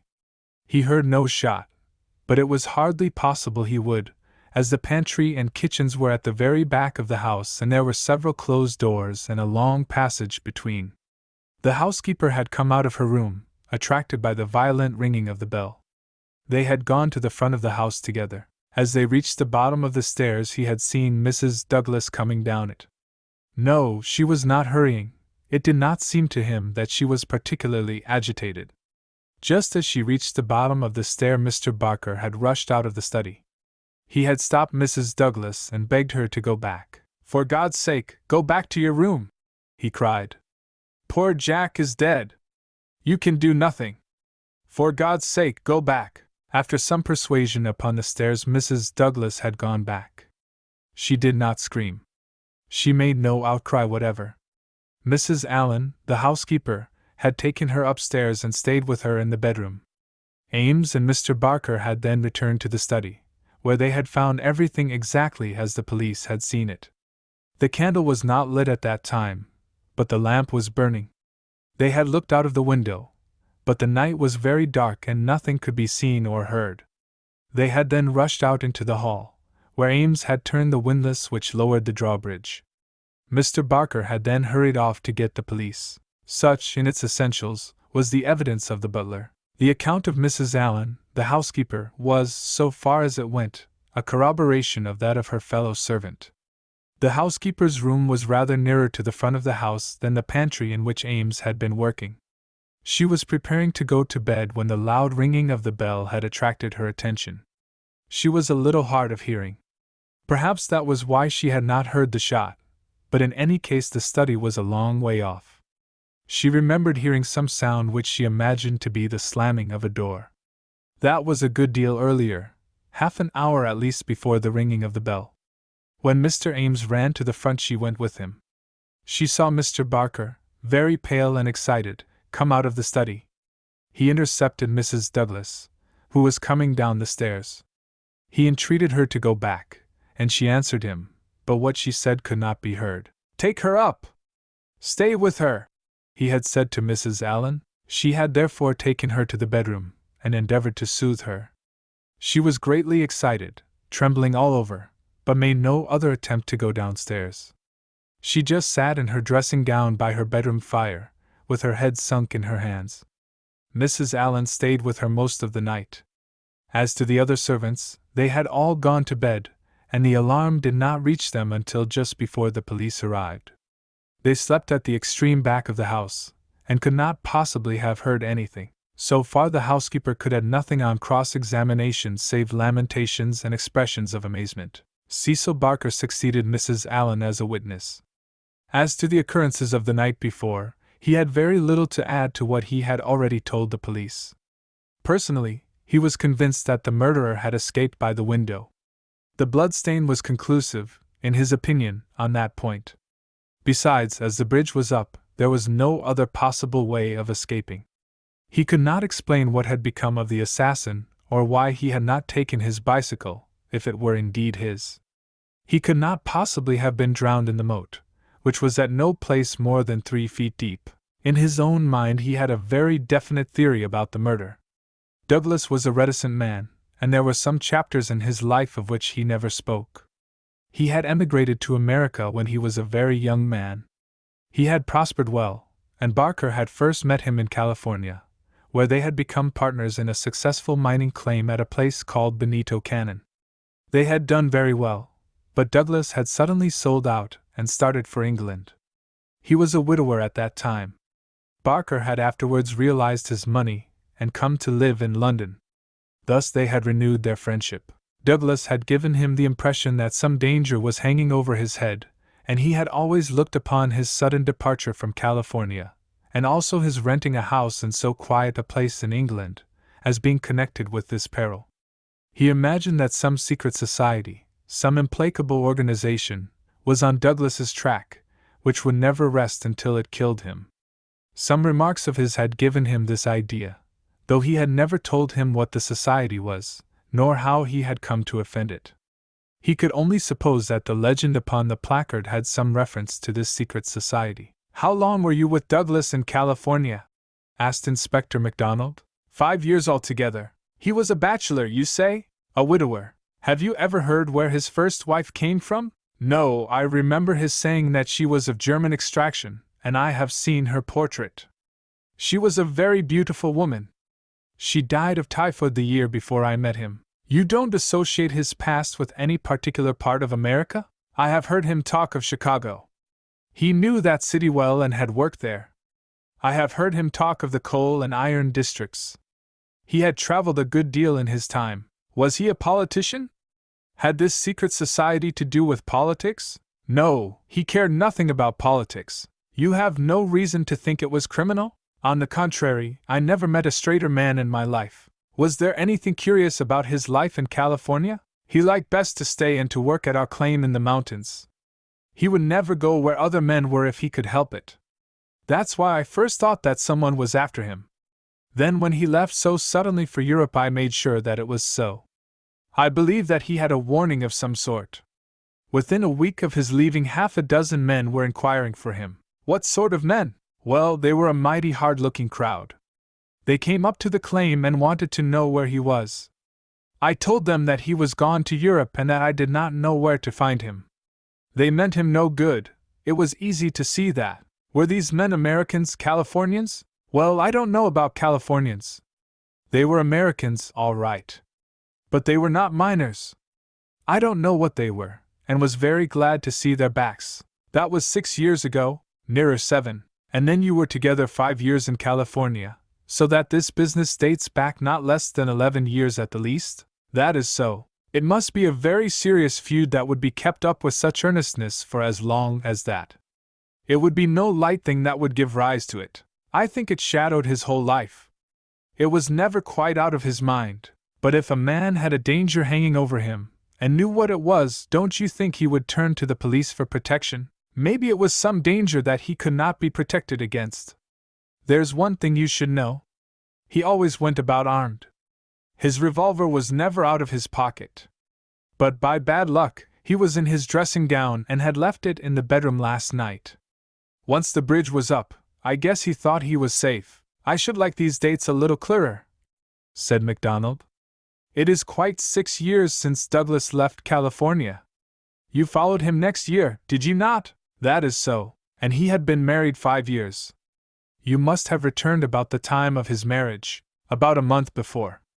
I was his best man. Did you know Mrs. Douglas before her marriage? No, I did not.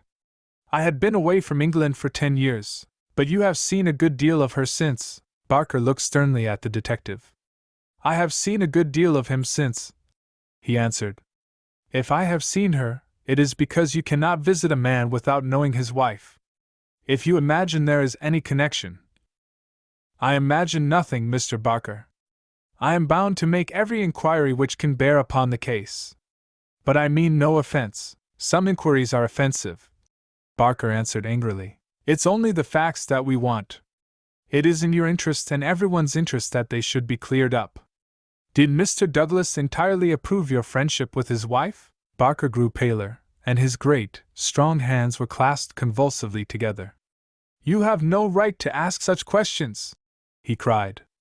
What has this to do with the matter you are investigating? I must repeat the question. Well, I refuse to answer. You can refuse to answer, but you must be aware that your refusal is in itself an answer, for you would not refuse if you had not something to conceal. Barker stood for a moment with his face set grimly, and his strong black eyebrows drawn low in intense thought. Then he looked up with a smile. Well, I guess you gentlemen are only doing your clear duty after all, and I have no right to stand in the way of it. I'd only ask you not to worry Mrs. Douglas over this matter, for she has enough upon her just now. I may tell you that poor Douglas had just one fault in the world, and that was his jealousy. He was fond of me. No man could be fonder of a friend. And he was devoted to his wife. He loved me to come here, and was forever sending for me. And yet if his wife and I talked together or there seemed any sympathy between us, a kind of wave of jealousy would pass over him, and he would be off the handle and saying the wildest things in a moment. More than once I've sworn off coming for that reason, and then he would write me such penitent, imploring letters that I just had to. But you can take it from me, gentlemen, if it was my last word, that no man ever had a more loving, faithful wife, and I can say also no friend could be more loyal than I. It was spoken with fervor and feeling, and yet Inspector MacDonald could not dismiss the subject. You are aware, said he, that the dead man's wedding ring has been taken from his finger? So it appears, said Barker. What do you mean by appears? You know it as a fact. The man seemed confused and undecided. When I said appears, I meant that it was conceivable that he had himself taken off the ring. The mere fact that the ring should be absent, whoever may have removed it, would suggest to anyone's mind, would it not, that the marriage and the tragedy were connected? Barker shrugged his broad shoulders. I can't profess to say what it means, he answered. But if you mean to hint that it could reflect in any way upon this lady's honor. His eyes blazed for an instant, and then with an evident effort he got a grip upon his own emotions.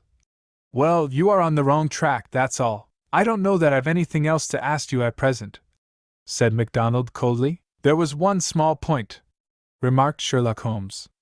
When you entered the room there was only a candle lighted on the table, was there not? Yes, that was so. By its light you saw that some terrible incident had occurred? Exactly. You at once rang for help? Yes. And it arrived very speedily? Within a minute or so. And yet when they arrived they found that the candle was out, and that the lamp had been lighted. That seems very remarkable. Again Barker showed some signs of indecision. I don't see that it was remarkable, Mr. Holmes, he answered after a pause. The candle threw airy bad light. My first thought was to get a better one. The lamp was on the table, so I lit it, and blew out the candle? Exactly. Holmes asked no further question, and Barker, with a deliberate look from one to the other of us, which had, as it seemed to me, something of defiance in it, turned and left the room. Inspector MacDonald had sent up a note to the effect that he would wait upon Mrs. Douglas in her room, but she had replied that she would meet us in the dining room.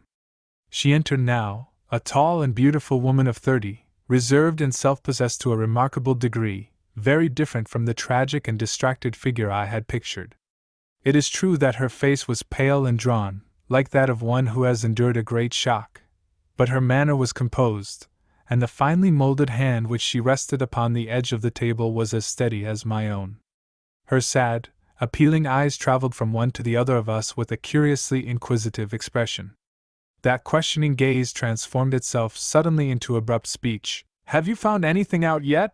She asked. Was it my imagination that there was an undertone of fear rather than of hope in the question? We have taken every possible step, Mrs. Douglas, said the inspector. You may rest assured that nothing will be neglected. Spare no money, she said in a dead, even tone. It is my desire that every possible effort should be made. Perhaps you can tell us something which may throw some light upon the matter. I fear not, but all I know is at your service. We have heard from Mr. Cecil Barker that you did not actually see, that you were never in the room where the tragedy occurred? No, he turned me back upon the stairs. He begged me to return to my room. Quite so.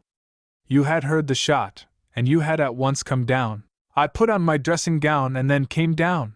How long was it after hearing the shot that you were stopped on the stair by Mr. Barker? It may have been a couple of minutes. It is so hard to reckon time at such a moment. He implored me not to go on. He assured me that I could do nothing. Then Mrs. Allen, the housekeeper, led me upstairs again. It was all like some dreadful dream. Can you give us any idea how long your husband had been downstairs before you heard the shot? No, I cannot say. He went from his dressing room, and I did not hear him go. He did the round of the house every night, for he was nervous of fire. It is the only thing that I have ever known him nervous of. That is just the point which I want to come to, Mrs. Douglas. You have known your husband only in England, have you not? Yes, we have been married 5 years. Have you heard him speak of anything which occurred in America and might bring some danger upon him? Mrs. Douglas thought earnestly before she answered. Yes, she said at last. I have always felt that there was a danger hanging over him. He refused to discuss it with me. It was not from want of confidence in me. There was the most complete love and confidence between us, but it was out of his desire to keep all alarm away from me. He thought I should brood over it if I knew all, and so he was silent. How did you know it then? Mrs. Douglas's face lit with a quick smile. Can a husband ever carry about a secret all his life and a woman who loves him have no suspicion of it? I knew it by his refusal to talk about some episodes in his American life. I knew it by certain precautions he took. I knew it by certain words he let fall. I knew it by the way he looked at unexpected strangers. I was perfectly certain that he had some powerful enemies, that he believed they were on his track, and that he was always on his guard against them. I was so sure of it that for years I have been terrified if ever he came home later than was expected. Might I ask, asked Holmes, what the words were which attracted your attention? The Valley of Fear, the lady answered. That was an expression he has used when I questioned him. I have been in the Valley of Fear. I am not out of it yet. Are we never to get out of the Valley of Fear? I have asked him when I have seen him more serious than usual. Sometimes I think that we never shall, he has answered. Surely you asked him what he meant by the Valley of Fear? I did, but his face would become very grave and he would shake his head. It is bad enough that one of us should have been in its shadow, he said. Please God it shall never fall upon you. It was some real valley in which he had lived and in which something terrible had occurred to him, of that I am certain, but I can tell you no more. And he never mentioned any names? Yes, he was delirious with fever once when he had his hunting accident 3 years ago. Then I remember that there was a name that came continually to his lips. He spoke it with anger and a sort of horror. McGinty was the name, Bodymaster McGinty. I asked him when he recovered who Bodymaster McGinty was, and whose body he was master of. Never of mine, thank God, he answered with a laugh, and that was all I could get from him. But there is a connection between Bodymaster McGinty and the Valley of Fear. There is one other point, said Inspector MacDonald. You met Mr. Douglas in a boarding house in London, did you not, and became engaged to him there? Was there any romance, anything secret or mysterious, about the wedding? There was romance. There is always romance. There was nothing mysterious. He had no rival? No, I was quite free. You have heard, no doubt, that his wedding ring has been taken. Does that suggest anything to you? Suppose that some enemy of his old life had tracked him down and committed this crime, what possible reason could he have for taking his wedding ring? For an instant I could have sworn that the faintest shadow of a smile flickered over the woman's lips. I really cannot tell, she answered. It is certainly a most extraordinary thing. Well, we will not detain you any longer, and we are sorry to have put you to this trouble at such a time, said the inspector. There are some other points, no doubt, but we can refer to you as they arise. She rose, and I was again conscious of that quick, questioning glance with which she had just surveyed us. What impression has my evidence made upon you? The question might as well have been spoken. Then, with a bow, she swept from the room. She's a beautiful woman, a very beautiful woman, said MacDonald thoughtfully, after the door had closed behind her. This man Barker has certainly been down here a good deal. He is a man who might be attractive to a woman. He admits that the dead man was jealous, and maybe he knew best himself what cause he had for jealousy. Then there's that wedding ring. You can't get past that. The man who tears a wedding ring off a dead man's, what do you say to it, Mr. Holmes? My friend had sat with his head upon his hands, sunk in the deepest thought. Now he rose and rang the bell. Ames, he said, when the butler entered.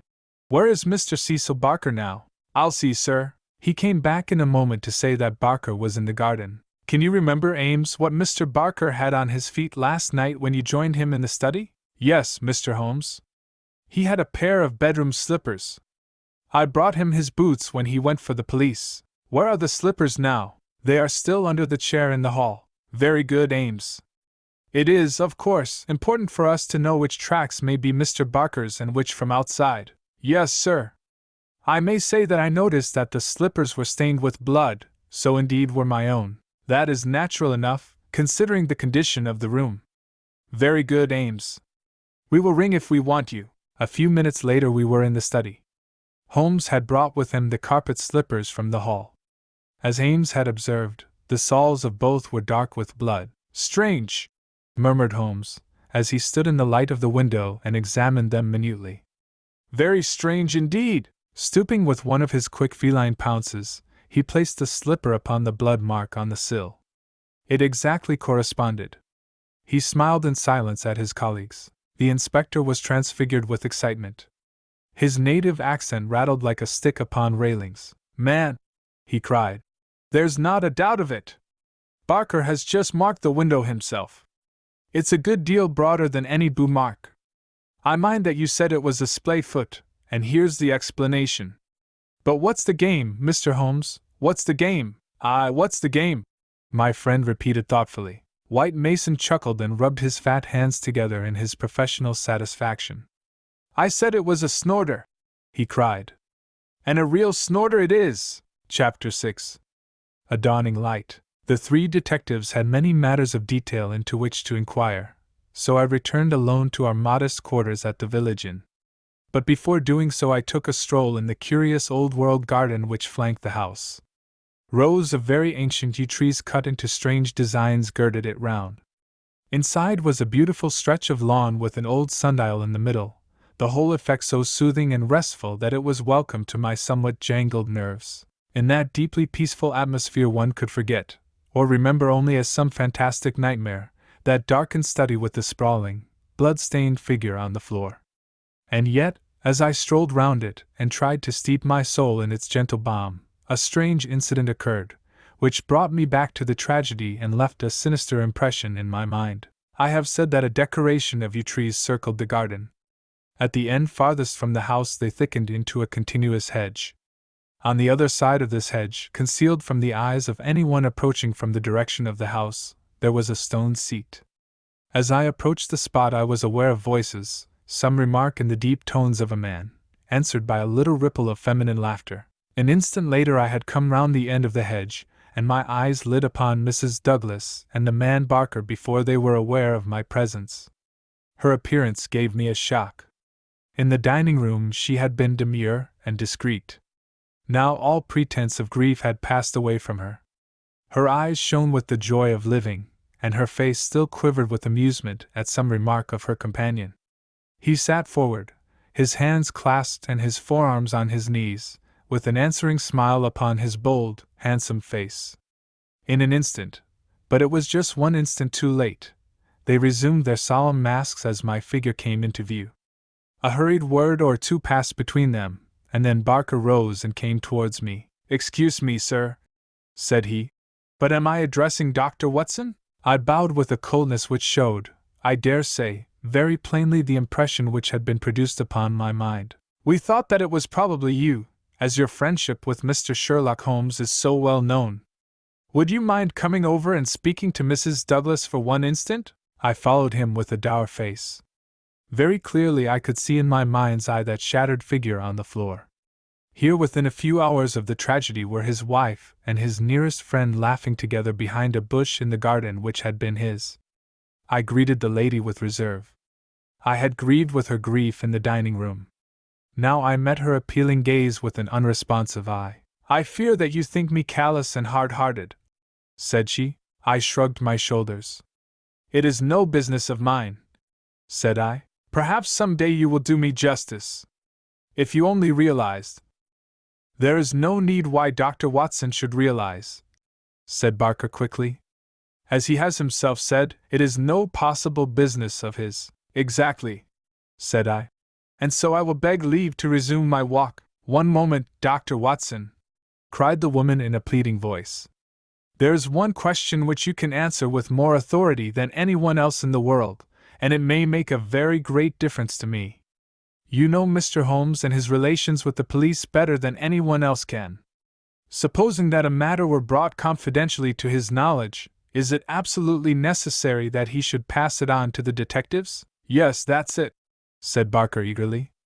"Is he on his own or is he entirely in with them? I really don't know that I should be justified in discussing such a point. I beg, I implore that you will, Dr. Watson. I assure you that you will be helping us, helping me greatly if you will guide us on that point." There was such a ring of sincerity in the woman's voice that for the instant I forgot all about her levity, and was moved only to do her will. "Mr. Holmes is an independent investigator," I said. He is his own master, and would act as his own judgment directed. At the same time, he would naturally feel loyalty towards the officials who were working on the same case, and he would not conceal from them anything which would help them in bringing a criminal to justice. Beyond this I can say nothing, and I would refer you to Mr. Holmes himself if you wanted fuller information. So saying, I raised my hat and went upon my way, leaving them still seated behind that concealing hedge. I looked back as I rounded the far end of it, and saw that they were still talking very earnestly together, and, as they were gazing after me, it was clear that it was our interview that was the subject of their debate. I wish none of their confidences, said Holmes, when I reported to him what had occurred. He had spent the whole afternoon at the manor house in consultation with his 2 colleagues, and returned about 5 with a ravenous appetite for a high tea which I had ordered for him. No confidences, Watson, for they are mighty awkward if it comes to an arrest for conspiracy and murder. You think it will come to that? He was in his most cheerful and debonair humor. My dear Watson, when I have exterminated that 4th egg I shall be ready to put you in touch with the whole situation. I don't say that we have fathomed it, far from it, but when we have traced the missing dumbbell. The dumbbell! Dear me, Watson, is it possible that you have not penetrated the fact that the case hangs upon the missing dumbbell? Well, you need not be downcast, for between ourselves I don't think that either Inspector Mack or the excellent local practitioner has grasped the overwhelming importance of this incident. 1 dumbbell, Watson! Consider an athlete with 1 dumbbell! Picture to yourself the unilateral development, the imminent danger of a spinal curvature. Shocking, Watson, shocking! He sat with his mouth full of toast, and his eyes sparkling with mischief, watching my intellectual entanglement. The mere sight of his excellent appetite was an assurance of success, for I had very clear recollections of days and nights without a thought of food, when his baffled mind had chafed before some problem while his thin, eager features became more attenuated with the asceticism of complete mental concentration. Finally he lit his pipe, and sitting in the ingle nook of the old village inn he talked slowly and at random about his case, rather as one who thinks aloud than as one who makes a considered statement. A lie, Watson, a great, big, thumping, obtrusive, uncompromising lie, that's what meets us on the threshold. There is our starting point. The whole story told by Barker is a lie. But Barker's story is corroborated by Mrs. Douglas.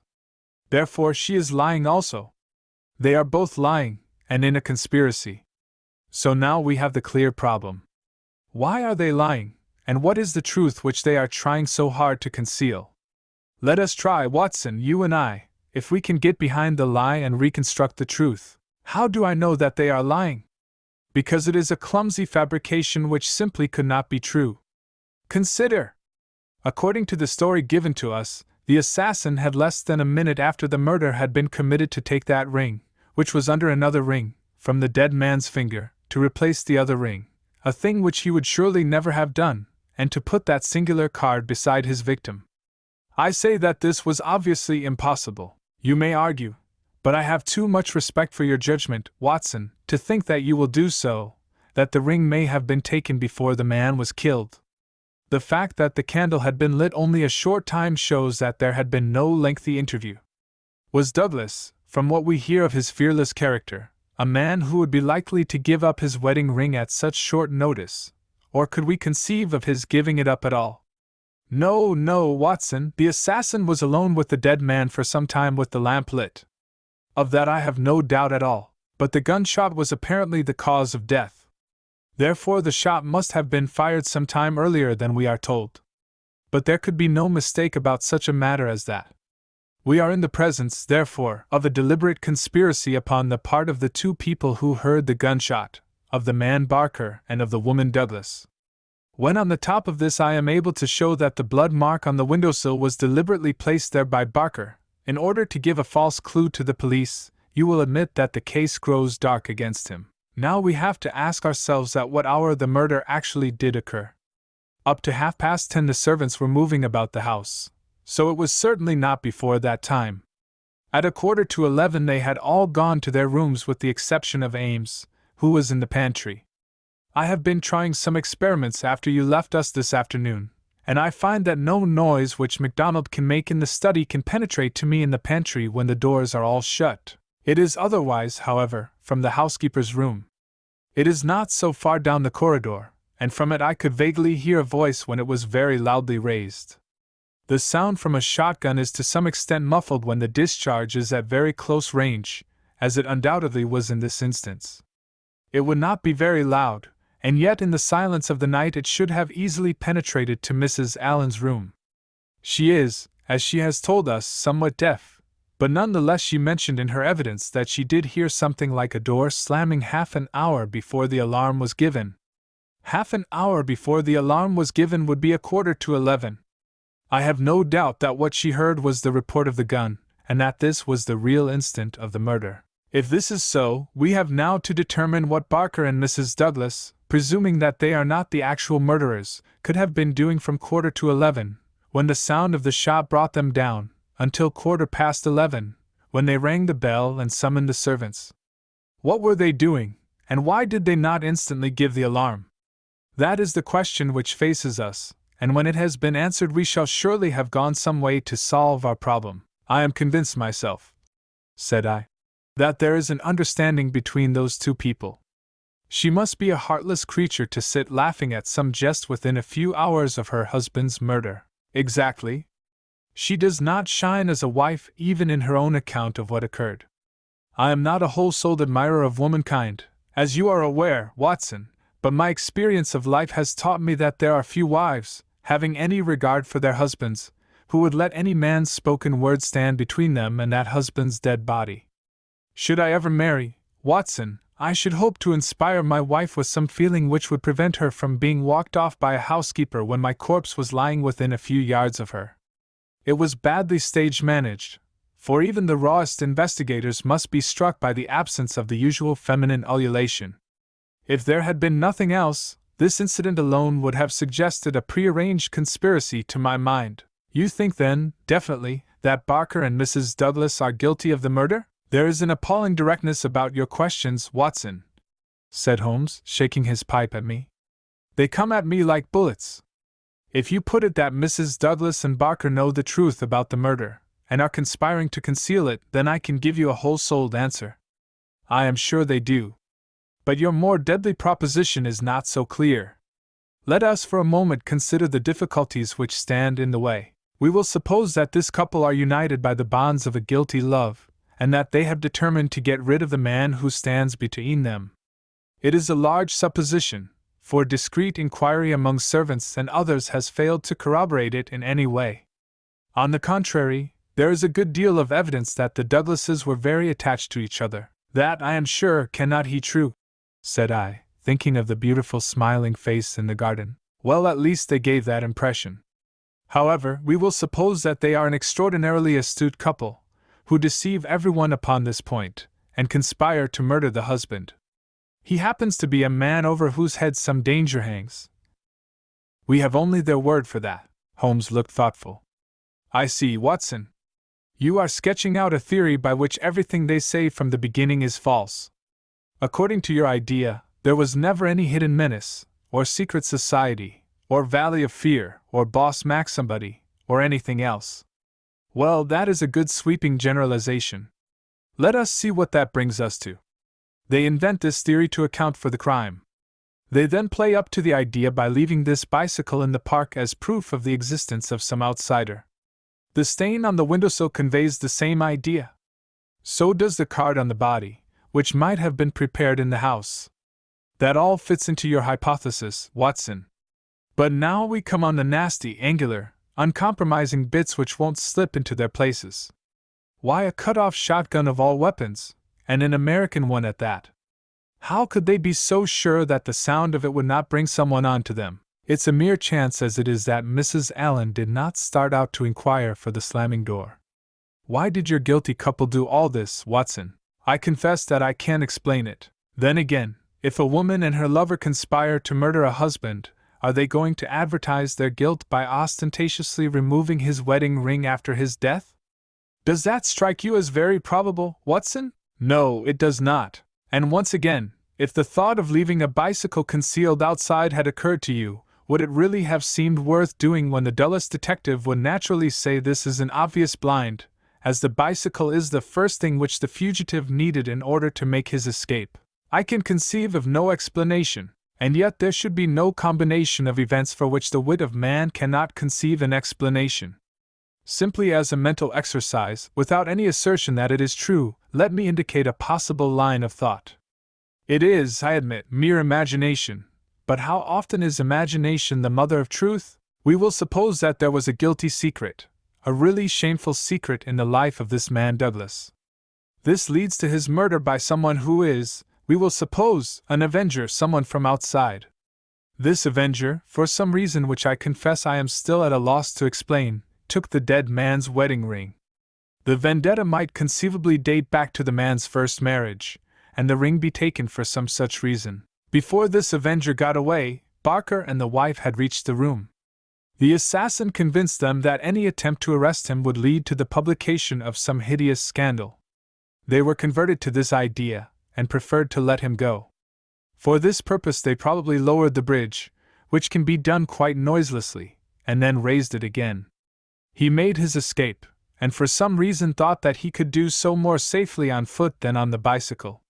He therefore left his machine where it would not be discovered until he had got safely away. So far we are within the bounds of possibility, are we not? Well, it is possible, no doubt, said I with some reserve. We have to remember, Watson, that whatever occurred is certainly something very extraordinary. Well, now, to continue our supposititious case, the couple, not necessarily a guilty couple, realize after the murderer is gone that they have placed themselves in a position in which it may be difficult for them to prove that they did not themselves either do the deed or connive at it. They rapidly and rather clumsily met the situation. The mark was put by Barker's blood-stained slipper upon the windowsill to suggest how the fugitive got away. They obviously were the two who must have heard the sound of the gun, so they gave the alarm exactly as they would have done, but a good half-hour after the event. And how do you propose to prove all this? Well, if there were an outsider, he may be traced and taken. That would be the most effective of all proofs. But if not, well, the resources of science are far from being exhausted. I think that an evening alone in that study would help me much. An evening alone! I propose to go up there presently. I have arranged it with the estimable Ames, who is by no means wholehearted about Barker. I shall sit in that room and see if its atmosphere brings me inspiration. I'm a believer in the genius loci. You smile, friend Watson. Well, we shall see. By the way, you have that big umbrella of yours, have you not? It is here. Well, I'll borrow that if I may. Certainly, but what a wretched weapon! If there is danger. Nothing serious, my dear Watson, or I should certainly ask for your assistance. But I'll take the umbrella. At present I am only awaiting the return of our colleagues from Tunbridge Wells, where they are at present engaged in trying for a likely owner to the bicycle. It was nightfall before Inspector MacDonald and White Mason came back from their expedition, and they arrived exultant, reporting a great advance in our investigation. Man, I'll admit that I had my doubts if there was ever an outsider, said MacDonald. But that's all past now. We've had the bicycle identified, and we have a description of our man. So that's a long step on our journey. It sounds to me like the beginning of the end, said Holmes. I'm sure I congratulate you both with all my heart. Well, I started from the fact that Mr. Douglas had seemed disturbed since the day before, when he had been at Tunbridge Wells. It was at Tunbridge Wells then that he had become conscious of some danger. It was clear, therefore, that if a man had come over with a bicycle it was from Tunbridge Wells that he might be expected to have come. We took the bicycle over with us and showed it at the hotels. It was identified at once by the manager of the Eagle Commercial as belonging to a man named Hargrave, who had taken a room there 2 days before. This bicycle and a small valise were his whole belongings. He had registered his name as coming from London, but had given no address. The valise was London-made, and the contents were British, but the man himself was undoubtedly an American. Well, well, said Holmes gleefully. You have indeed done some solid work while I have been sitting spinning theories with my friend. It's a lesson in being practical, Mr. Mac. Aye, it's just that, Mr. Holmes, said the inspector with satisfaction. But this may all fit in with your theories. I remarked. That may or may not be. But let us hear the end, Mr. Mac. Was there nothing to identify this man? So little that it was evident that he had carefully guarded himself against identification. There were no papers or letters, and no marking upon the clothes. A cycle map of the county lay on his bedroom table.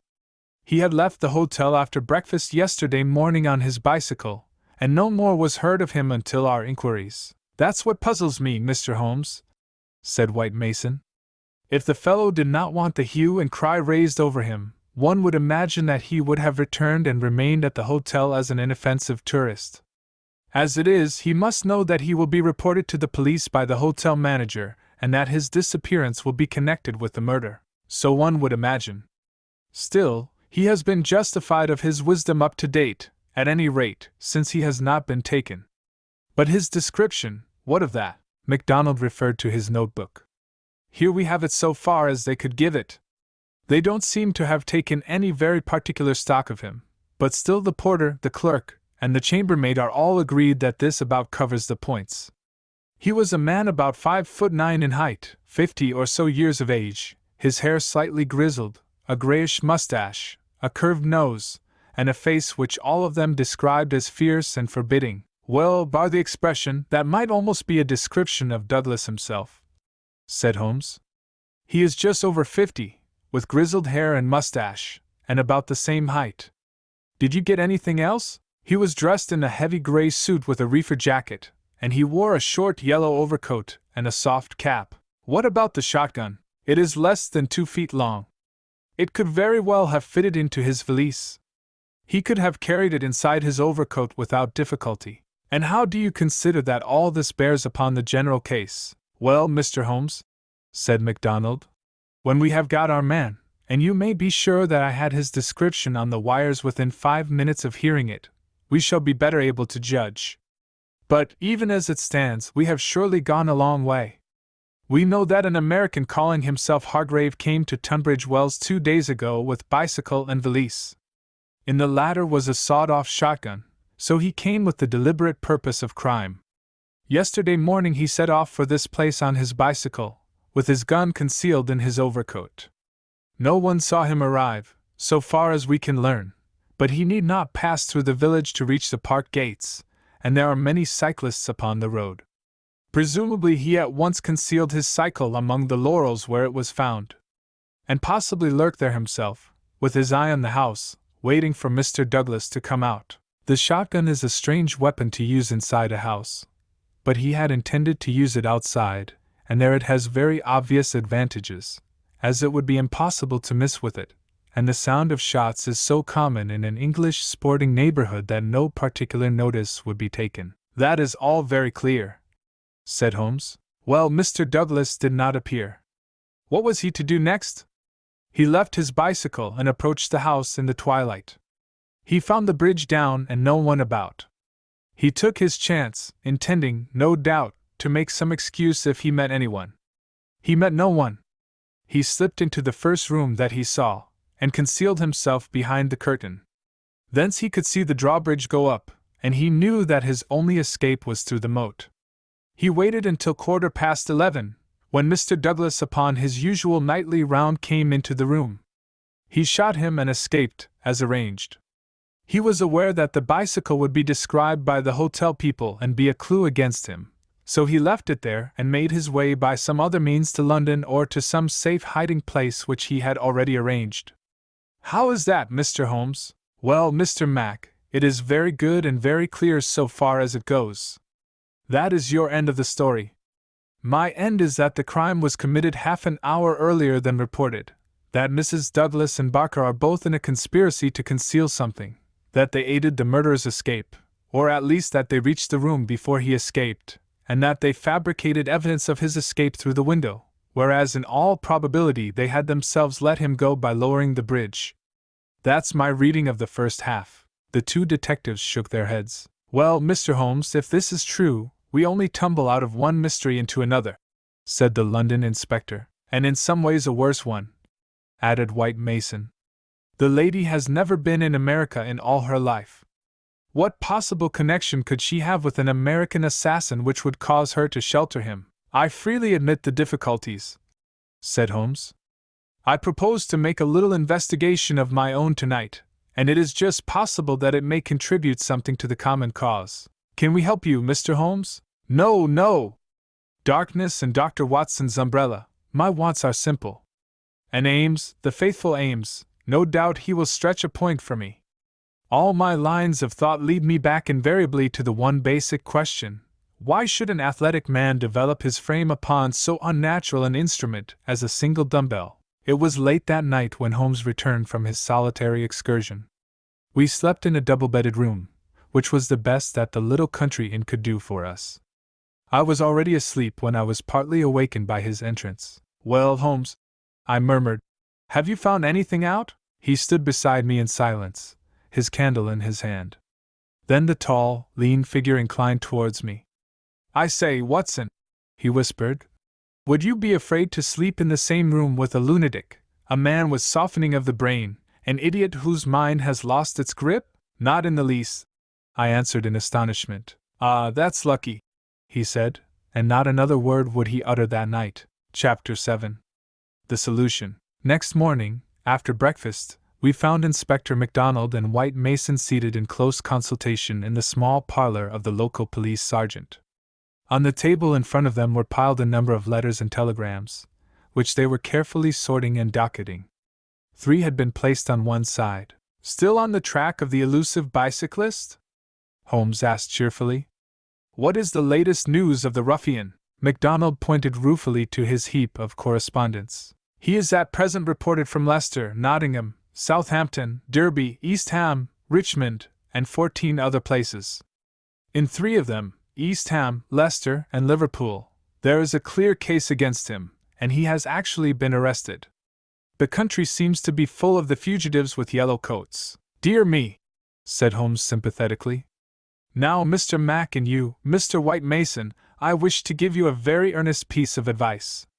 When I went into this case with you, I bargained, as you will no doubt remember, that I should not present you with half-proved theories, but that I should retain and work out my own ideas until I had satisfied myself that they were correct.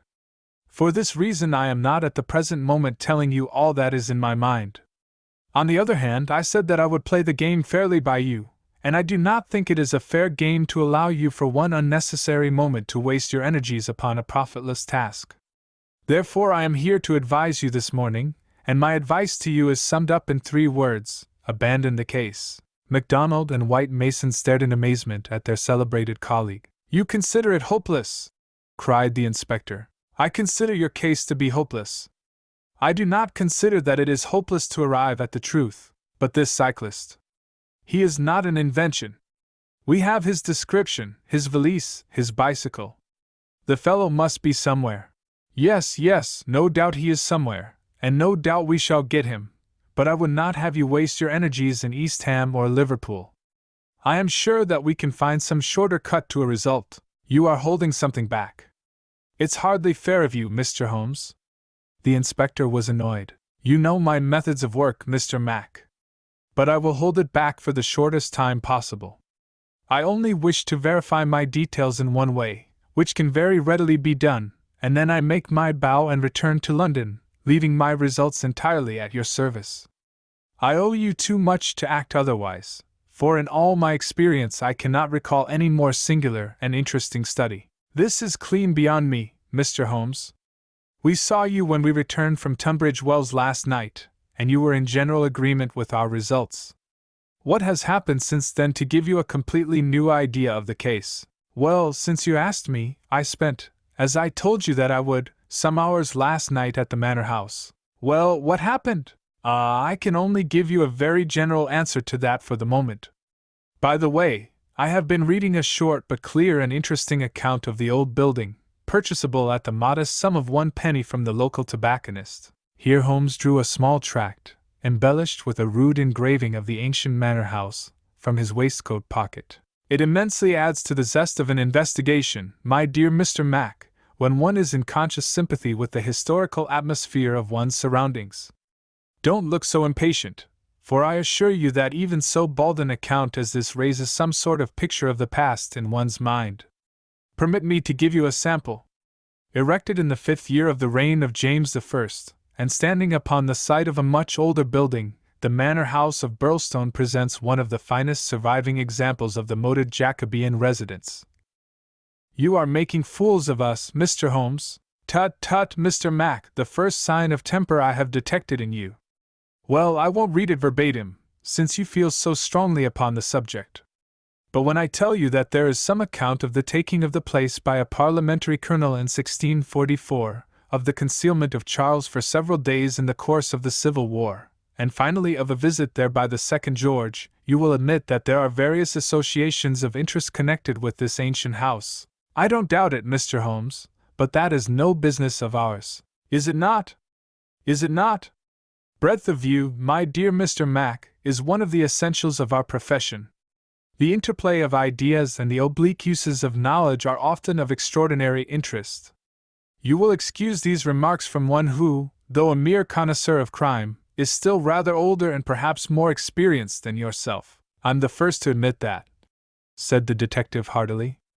You get to your point, I admit, but you have such a deuced round-the-corner way of doing it. Well, I'll drop past history and get down to present-day facts. I called last night, as I have already said, at the Manor House. I did not see either Barker or Mrs. Douglas. I saw no necessity to disturb them, but I was pleased to hear that the lady was not visibly pining and that she had partaken of an excellent dinner. My visit was specially made to the good Mr. Ames, with whom I exchanged some amiabilities, which culminated in his allowing me, without reference to anyone else, to sit alone for a time in the study. What? With that? I ejaculated. No, everything is now in order. You gave permission for that, Mr. Mac, as I am informed. The room was in its normal state, and in it I passed an instructive quarter of an hour. What were you doing? Well, not to make a mystery of so simple a matter, I was looking for the missing dumbbell. It has always bulked rather large in my estimate of the case. I ended by finding it. Where? Ah, there we come to the edge of the unexplored. Let me go a little further, a very little further, and I will promise that you shall share everything that I know. Well, we're bound to take you on your own terms, said the inspector. But when it comes to telling us to abandon the case, why in the name of goodness should we abandon the case? For the simple reason, my dear Mr. Mac, that you have not got the first idea what it is that you are investigating. We are investigating the murder of Mr. John Douglas of Burlstone Manor. Yes, so you are. But don't trouble to trace the mysterious gentleman upon the bicycle. I assure you that it won't help you. Then what do you suggest that we do? I will tell you exactly what to do if you will do it. Well, I'm bound to say I've always found you had reason behind all your queer ways. I'll do what you advise. And you, Mr. White Mason? The country detective looked helplessly from one to the other. Holmes and his methods were new to him. Well, if it is good enough for the inspector, it is good enough for me, he said at last. Capital, said Holmes. Well, then, I should recommend a nice, cheery country walk for both of you.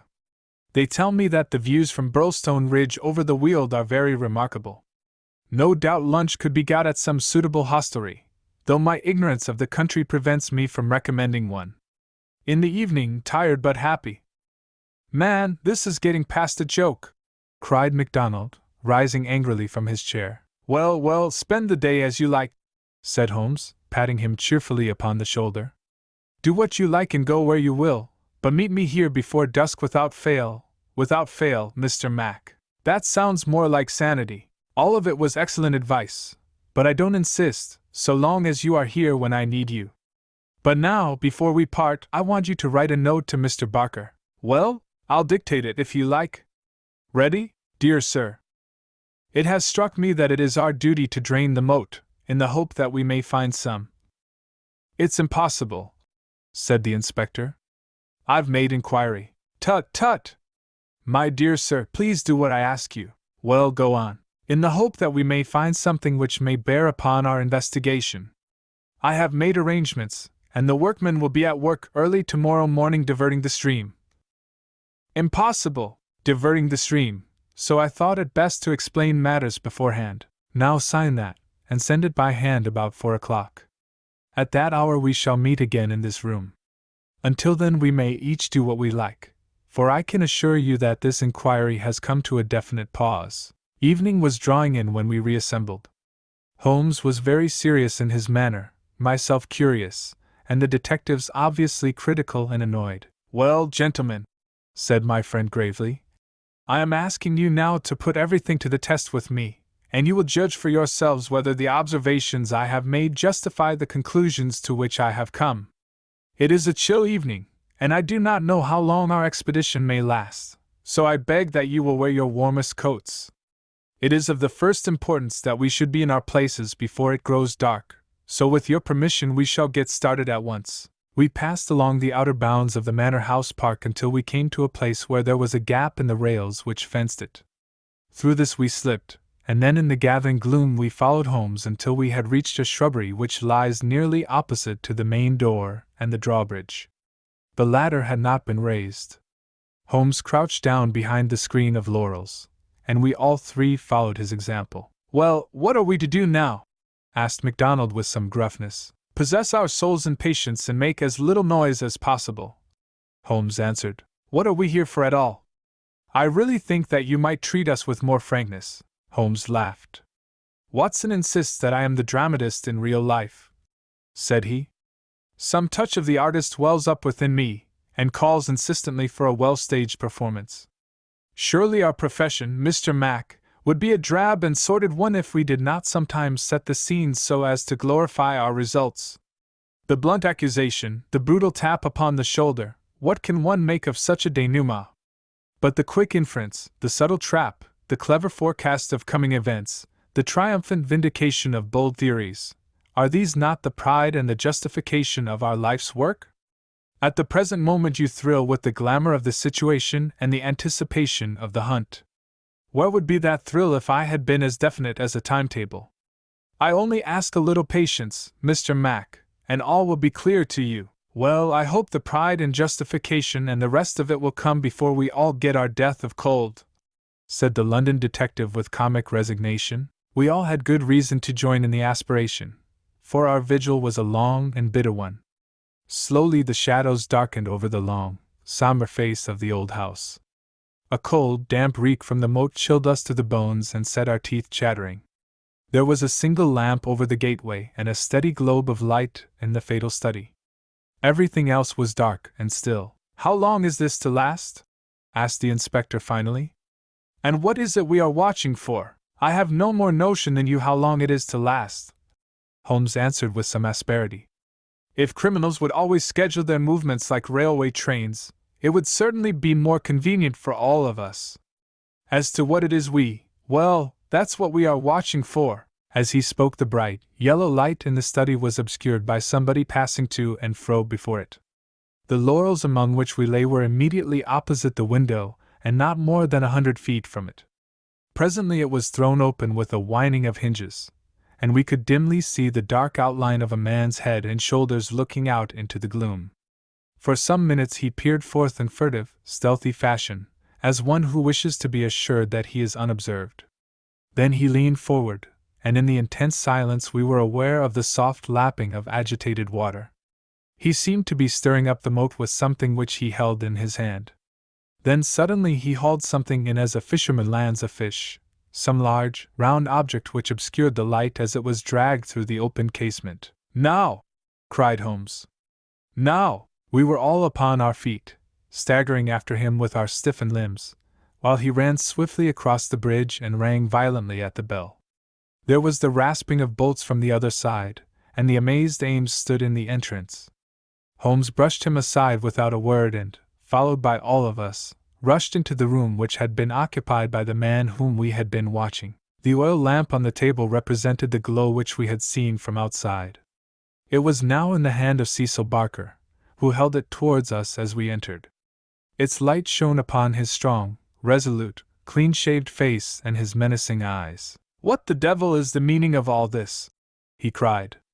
"What are you after, anyhow?" Holmes took a swift glance round, and then pounced upon a sodden bundle tied together with cord which lay where it had been thrust under the writing table. "This is what we are after, Mr. Barker, this bundle, weighted with a dumbbell, which you have just raised from the bottom of the moat." Barker stared at Holmes with amazement in his face.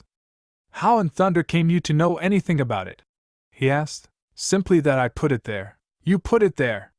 You, perhaps I should have said replaced it there, said Holmes. You will remember, Inspector MacDonald, that I was somewhat struck by the absence of a dumbbell. I drew your attention to it, but with the pressure of other events you had hardly the time to give it the consideration which would have enabled you to draw deductions from it. When water is near and a weight is missing, it is not a very far-fetched supposition that something has been sunk in the water. The idea was at least worth testing, so with the help of Ames, who admitted me to the room, and the crook of Dr. Watson's umbrella, I was able last night to fish up and inspect this bundle. It was of the first importance, however, that we should be able to prove who placed it there. This we accomplished by the very obvious device of announcing that the moat would be dried tomorrow, which had, of course, the effect that whoever had hidden the bundle would most certainly withdraw at the moment that darkness enabled him to do so. We have no less than 4 witnesses as to who it was who took advantage of the opportunity, and so, Mr. Barker, I think the word lies now with you. Sherlock Holmes put the sopping bundle upon the table beside the lamp and undid the cord which bound it. From within he extracted a dumbbell, which he tossed down to its fellow in the corner. Next he drew forth a pair of boots. American, as you perceive, he remarked, pointing to the toes. Then he laid upon the table a long, deadly sheathed knife.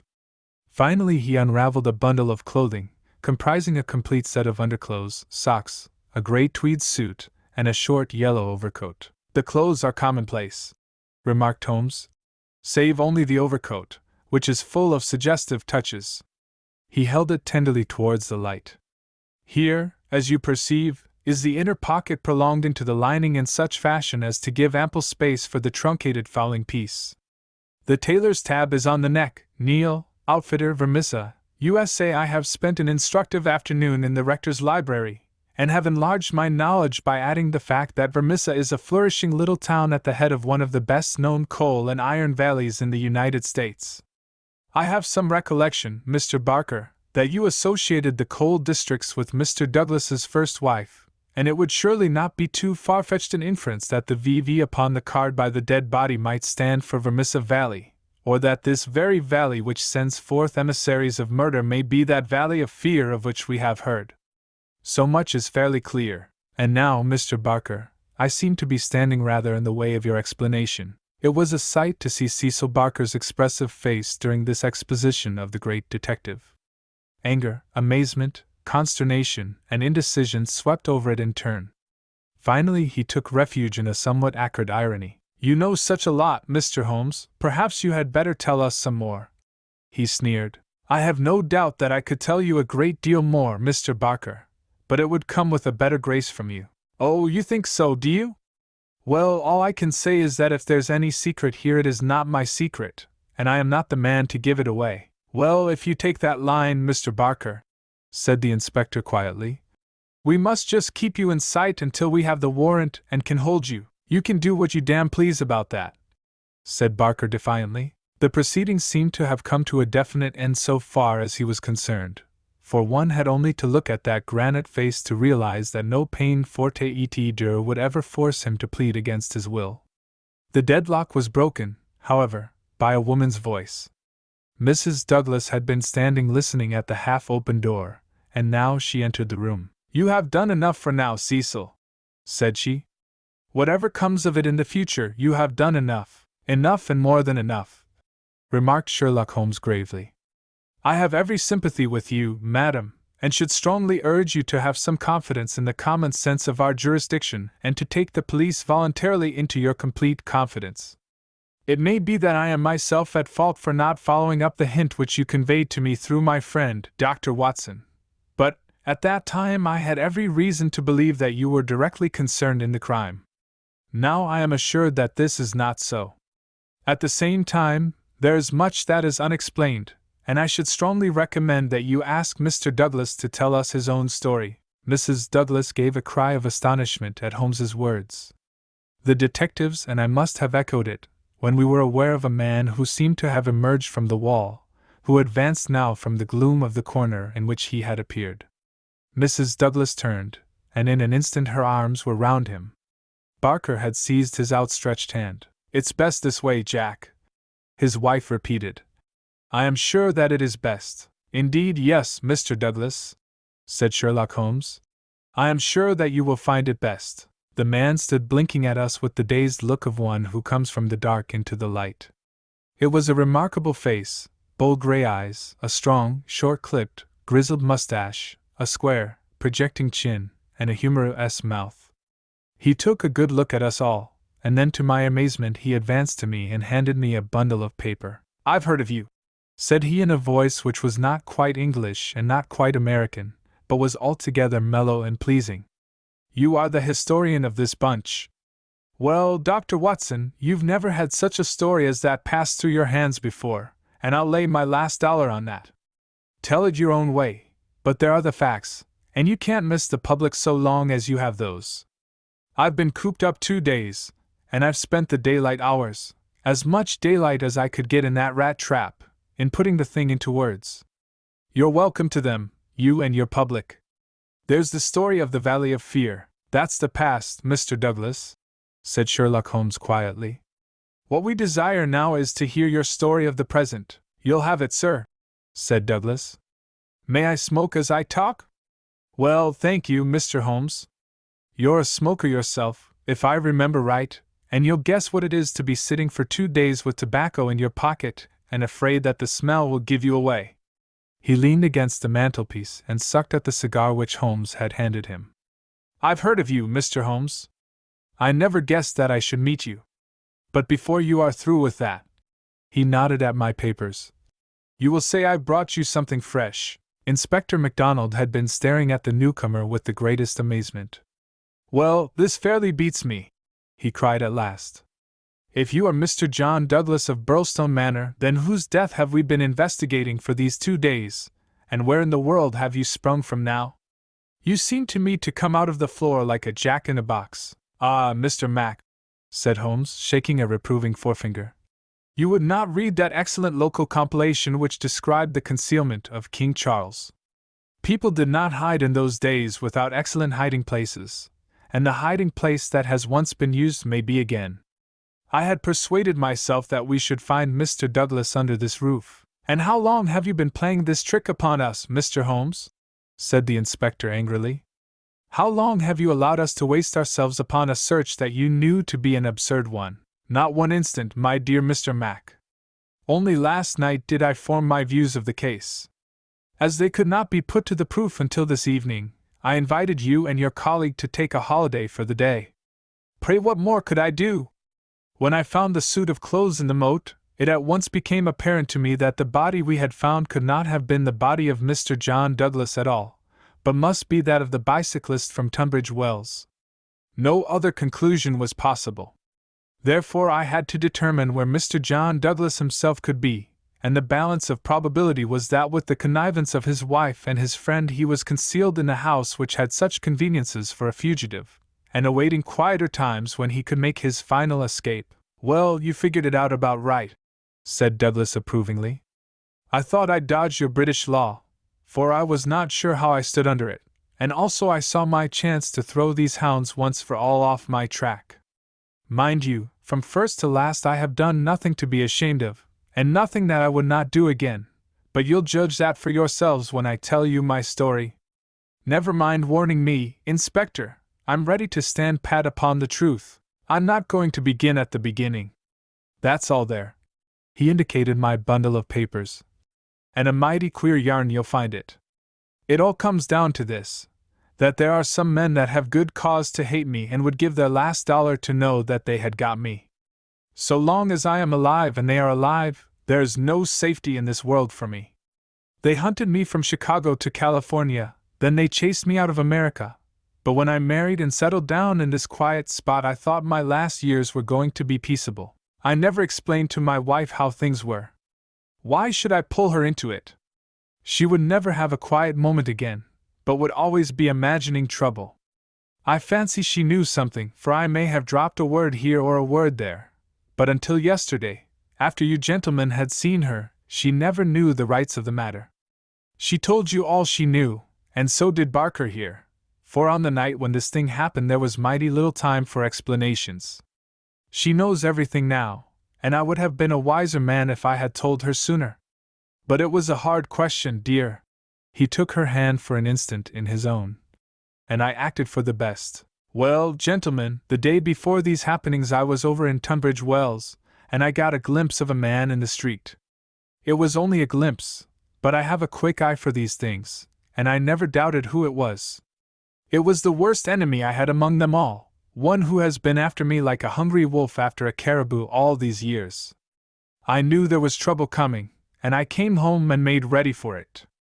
I guessed I'd fight through it all right on my own. My luck was a proverb in the States about '76.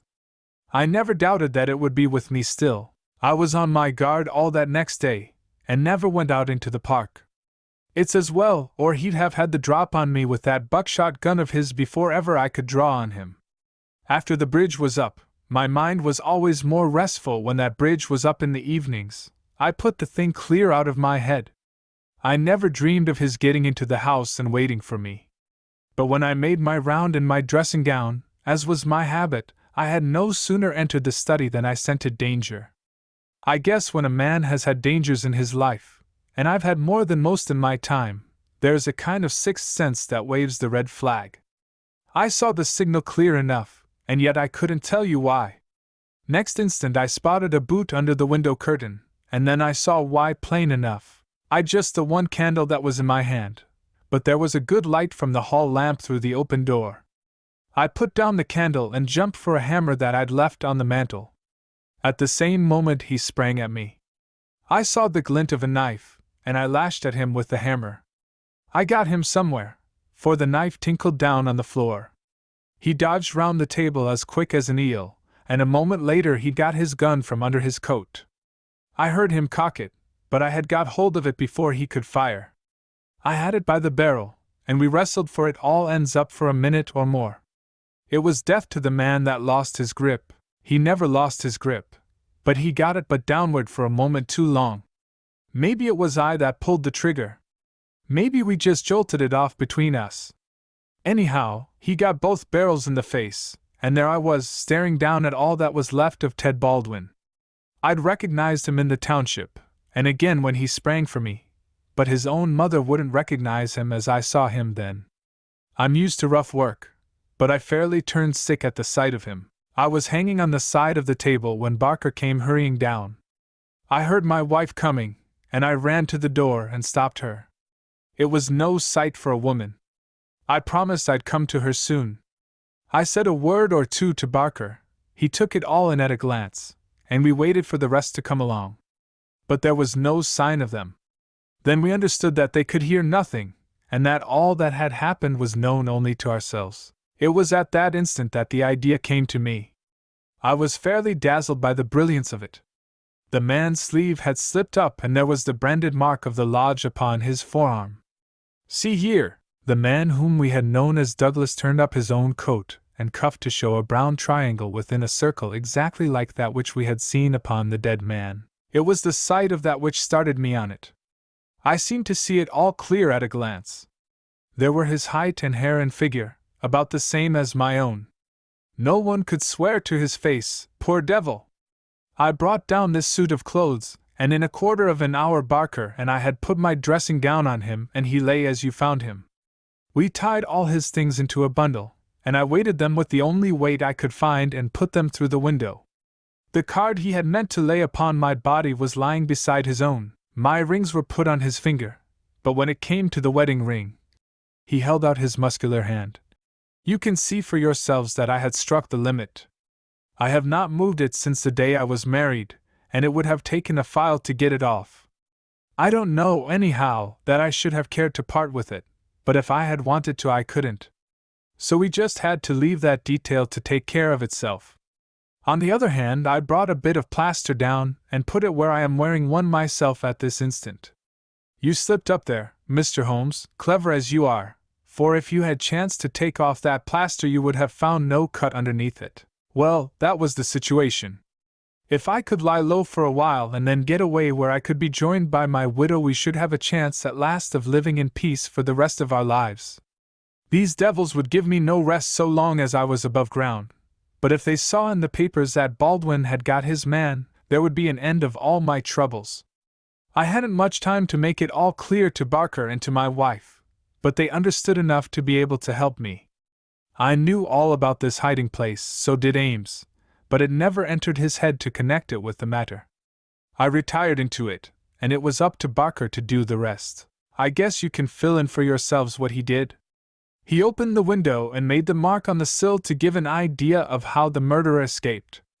It was a tall order, that, but as the bridge was up there was no other way. Then, when everything was fixed, he rang the bell for all he was worth. What happened afterward you know. And so, gentlemen, you can do what you please, but I've told you the truth and the whole truth, so help me God. What I ask you now is, how do I stand by the English law? There was a silence which was broken by Sherlock Holmes. The English law is in the main a just law. You will get no worse than your deserts from that, Mr. Douglas. But I would ask you, how did this man know that you lived here, or how to get into your house, or where to hide to get you? I know nothing of this. Holmes's face was very white and grave. The story is not over yet, I fear, said he. You may find worse dangers than the English law, or even than your enemies from America. I see trouble before you, Mr. Douglas. You'll take my advice and still be on your guard. And now, my long-suffering readers, I will ask you to come away with me for a time, far from the Sussex manor house of Burlstone, and far also from the year of grace in which we made our eventful journey, which ended with the strange story of the man who had been known as John Douglas.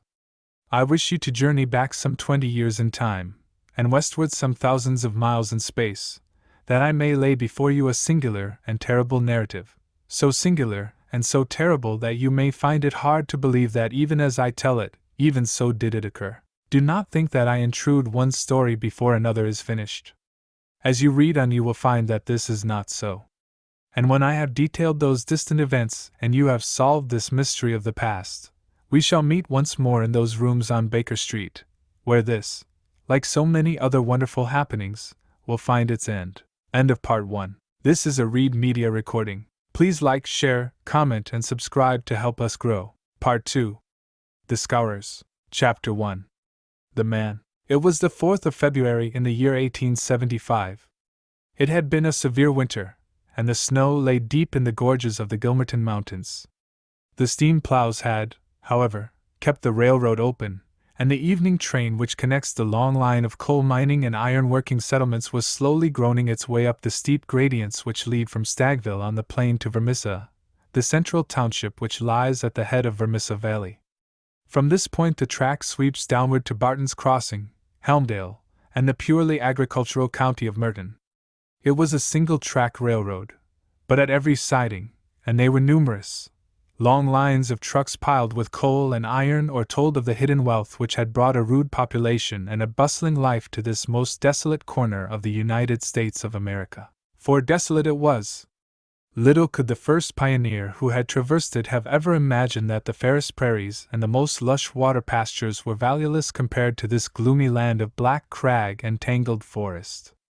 Above the dark and often scarcely penetrable woods upon their flanks, the high, bare crowns of the mountains, white snow, and jagged rock towered upon each flank, leaving a long, winding, tortuous valley in the center. Up this the little train was slowly crawling. The oil lamps had just been lit in the leading passenger car, a long, bare carriage in which some 20 or 30 people were seated.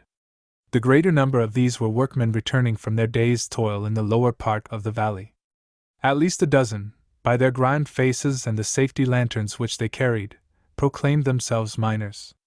These sat smoking in a group and conversed in low voices, glancing occasionally at two men on the opposite side of the car, whose uniforms and badges showed them to be policemen. Several women of the laboring class and one or two travelers who might have been small local storekeepers made up the rest of the company, with the exception of one young man in a corner by himself.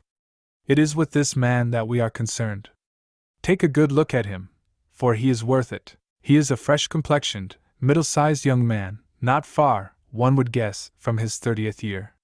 He has large, shrewd, humorous gray eyes which twinkle inquiringly from time to time as he looks round through his spectacles at the people about him.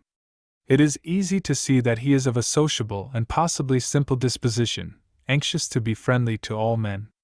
Anyone could pick him at once as gregarious in his habits and communicative in his nature, with a quick wit and a ready smile. And yet the man who studied him more closely might discern a certain firmness of jaw and grim tightness about the lips which would warn him that there were depths beyond, and that this pleasant, brown-haired young Irishman might conceivably leave his mark for good or evil upon any society to which he was introduced. Having made one or two tentative remarks to the nearest miner, and receiving only short, gruff replies, the traveler resigned himself to uncongenial silence, staring moodily out of the window at the fading landscape. It was not a cheering prospect. Through the growing gloom there pulsed the red glow of the furnaces on the sides of the hills. Great heaps of slag and dumps of cinders loomed up on each side, with the high shafts of the collieries towering above them.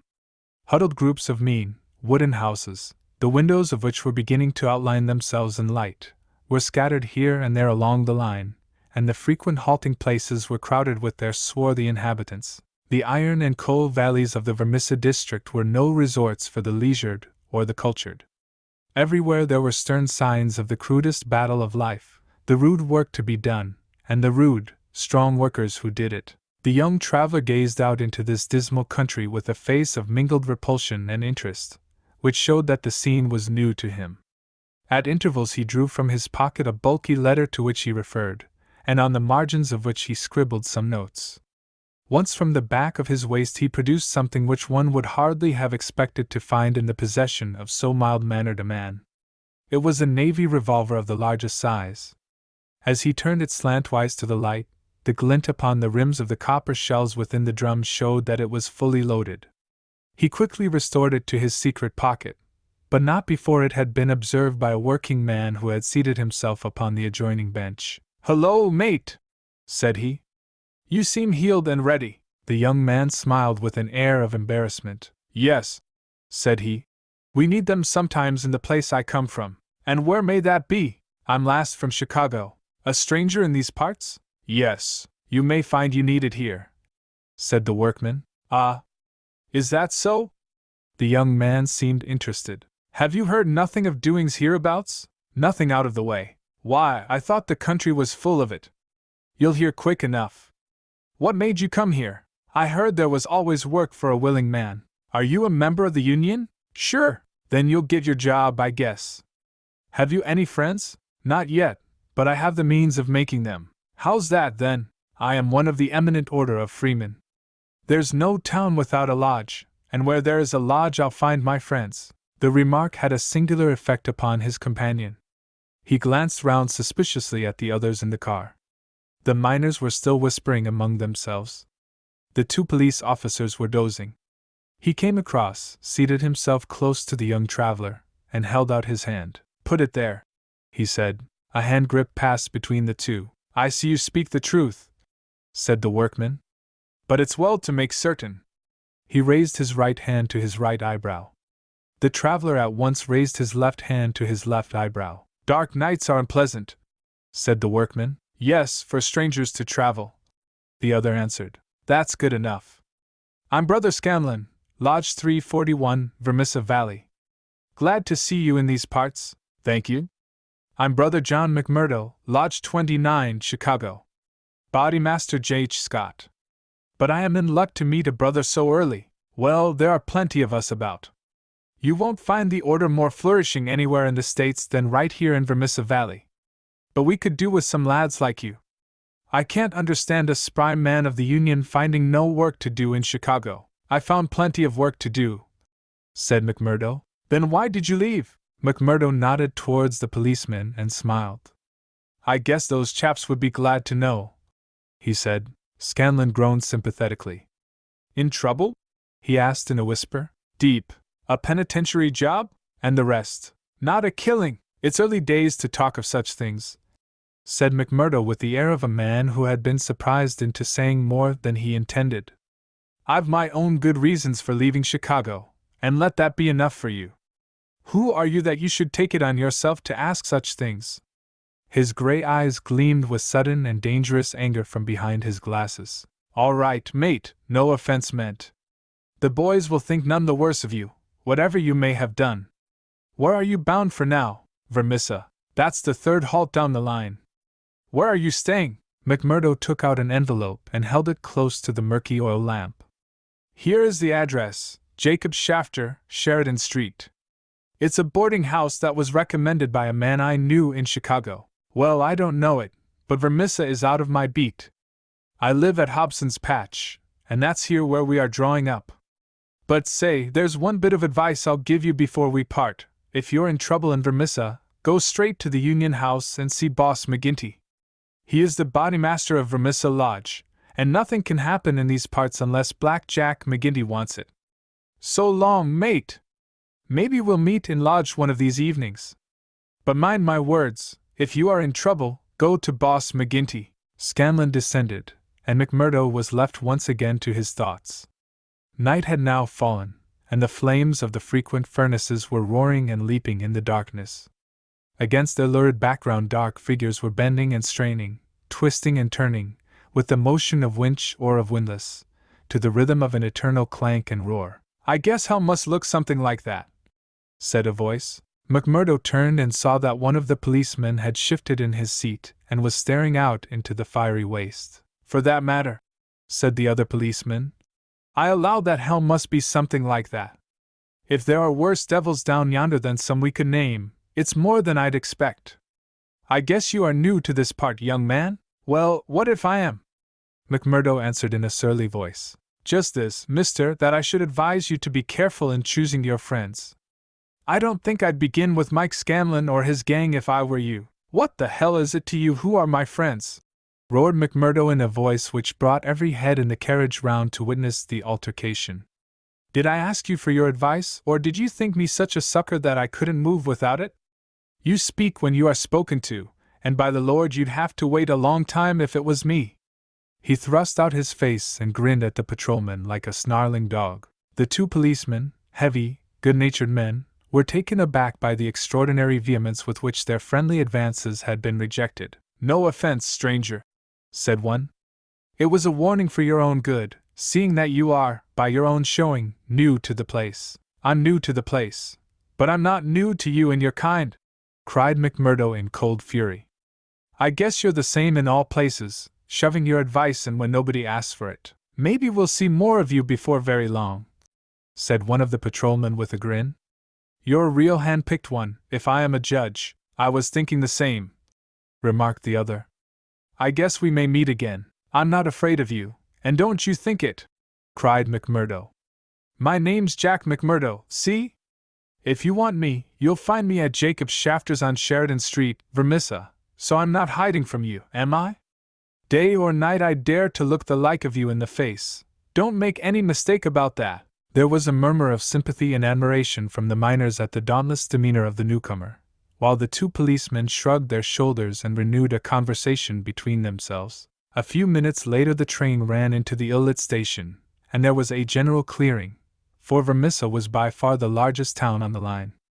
McMurdo picked up his leather gripsack and was about to start off into the darkness, when one of the miners accosted him. By gar, mate! You know how to speak to the cops, he said in a voice of awe. It was grand to hear you. Let me carry your grip and show you the road. I'm passing Shafter's on the way to my own shack. There was a chorus of friendly good nights from the other miners as they passed from the platform. Before ever he had set foot in it, McMurdo the turbulent had become a character in Vermissa. The country had been a place of terror, but the town was in its way even more depressing. Down that long valley there was at least a certain gloomy grandeur in the huge fires and to be clouds of drifting smoke, while the strength and industry of man found fitting monuments in the hills which he had spilled by the side of his monstrous excavations. But the town showed a dead level of mean ugliness and squalor. The broad street was churned up by the traffic into a horrible rutted paste of muddy snow. The sidewalks were narrow and uneven. The numerous gas lamps served only to show more clearly a long line of wooden houses, each with its veranda facing the street, unkempt and dirty. As they approached the center of the town the scene was brightened by a row of well-lit stores, and even more by a cluster of saloons and gaming houses, in which the miners spent their hard-earned but generous wages. That's the Union House, said the guide, pointing to one saloon which rose almost to the dignity of being a hotel. Jack McGinty is the boss there. What sort of a man is he? McMurdo asked. What? Have you never heard of the boss? How could I have heard of him when you know that I am a stranger in these parts? Well, I thought his name was known clear across the country.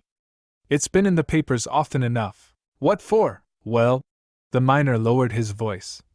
Over the affairs. What affairs? Good Lord, mister! You are queer, if I must say it without offense.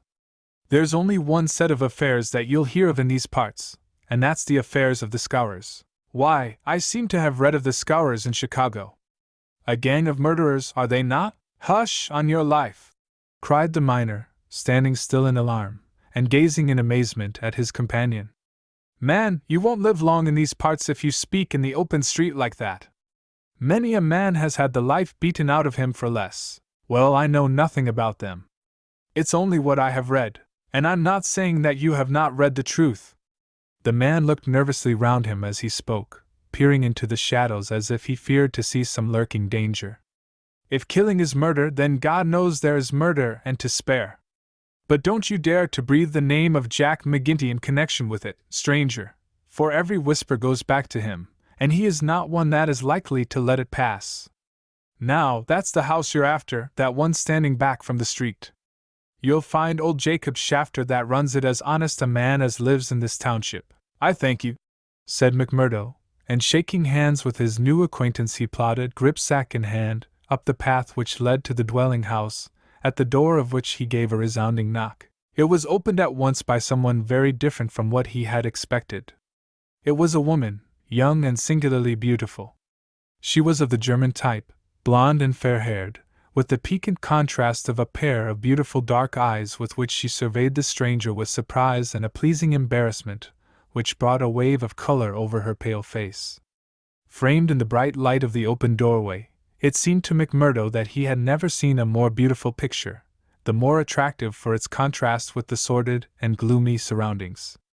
A lovely violet growing upon one of those black slag heaps of the mines would not have seemed more surprising. So entranced was he that he stood staring without a word, and it was she who broke the silence. I thought it was father, said she with a pleasing little touch of a German accent. Did you come to see him? He is downtown. I expect him back every minute. McMurdo continued to gaze at her in open admiration until her eyes dropped in confusion before this masterful visitor. No, miss, he said at last. I'm in no hurry to see him. But your house was recommended to me for board. I thought it might suit me, and now I know it will. You are quick to make up your mind, said she with a smile. Anyone but a blind man could do as much, the other answered. She laughed at the compliment. Come right in, sir, she said. I'm Miss Etty Shafter, Mr. Shafter's daughter. My mother's dead, and I run the house. You can sit down by the stove in the front room until father comes along. Ah, here he is! So you can fix things with him right away. A heavy, elderly man came plodding up the path. In a few words McMurdo explained his business. A man of the name of Murphy had given him the address in Chicago. He in turn had had it from someone else. Old Shafter was quite ready. The stranger made no bones about terms, agreed at once to every condition, and was apparently fairly flush of money. For $7 a week paid in advance he was to have board and lodging. So it was that McMurdo, the self-confessed fugitive from justice, took up his abode under the roof of the Shafters, the first step which was to lead to so long and dark a train of events, ending in a far distant land. Chapter 2. The Bodymaster. McMurdo was a man who made his mark quickly. Wherever he was the folk around soon knew it. Within a week he had become infinitely the most important person at Shafters. There were 10 or a dozen boarders there, but they were honest foremen or commonplace clerks from the stores, of a very different caliber from the young Irishman. Of an evening when they gathered together his joke was always the readiest, his conversation the brightest, and his song the best. He was a born boon companion, with a magnetism which drew good humor from all around him, and yet he showed again and again, as he had shown in the railway carriage, a capacity for sudden, fierce anger, which compelled the respect and even the fear of those who met him. For the law, too, and all who were connected with it, he exhibited a bitter contempt which delighted some and alarmed others of his fellow boarders. From the first he made it evident, by his open admiration, that the daughter of the house had won his heart from the instant that he had set eyes upon her beauty and her grace. He was no backward suitor. On the second day he told her that he loved her, and from then onward he repeated the same story with an absolute disregard of what she might say to discourage him. "Someone else?" he would cry. "Well, the worse luck for someone else. Let him look out for himself. Am I to lose my life's chance and all my heart's desire for someone else? You can keep on saying no, Eddie, the day will come when you will say yes, and I'm young enough to wait." He was a dangerous suitor, with his glib Irish tongue, and his pretty, coaxing ways. There was about him also that glamour of experience and of mystery which attracts a woman's interest, and finally her love. He could talk of the sweet valleys of County Monaghan from which he came, of the lovely, distant island, the low hills and green meadows of which seemed the more beautiful when imagination viewed them from this place of grime and snow. Then he was versed in the life of the cities of the North, of Detroit, and the lumber camps of Michigan, and finally of Chicago, where he had worked in a planing mill. And afterwards came the hint of romance, the feeling that strange things had happened to him in that great city, so strange and so intimate that they might not be spoken of. He spoke wistfully of a sudden leaving, a breaking of old ties, a flight into a strange world, ending in this dreary valley, and Eddie listened, her dark eyes gleaming with pity and with sympathy, those two qualities which may turn so rapidly and so naturally to love. McMurdo had obtained a temporary job as bookkeeper, for he was a well-educated man. This kept him out most of the day, and he had not found occasion yet to report himself to the head of the lodge of the Eminent Order of Freemen. He was reminded of his omission, however, by a visit one evening from Mike Scanlon, the fellow member whom he had met in the train. Scanlon, the small, sharp-faced, nervous, black-eyed man, seemed glad to see him once more. After a glass or two of whiskey he broached the object of his visit. "Say, McMurdo," said he, "I remembered your address, so I made bold to call. I'm surprised that you've not reported to the body master. Why haven't you seen Boss McGinty yet?" "Well, I had to find a job. I have been busy." "You must find time for him if you have none for anything else." "Good Lord, man! You're a fool not to have been down to the Union House and registered your name the first morning after you came here. If you run against him, well, you mustn't, that's all." McMurdo showed mild surprise. "I've been a member of the lodge for over 2 years, Scanlon, but I never heard that duties were so pressing as all that." "Maybe not in Chicago." "Well, it's the same society here." "Is it?" Scanlon looked at him long and fixedly. There was something sinister in his eyes. "Isn't it? You'll tell me that in a month's time. I hear you had a talk with the patrolman after I left the train." "How did you know that?" "Oh, it got about. Things do get about for good and for bad in this district." "Well, yes. I told the hounds what I thought of them." "By the Lord, you'll be a man after McGinty's heart." "What, does he hate the police too?" Scanlon burst out laughing. "You go and see him, my lad," said he as he took his leave. "It's not the police but you that he'll hate if you don't. Now, take a friend's advice and go at once." It chanced that on the same evening McMurdo had another more pressing interview which urged him in the same direction.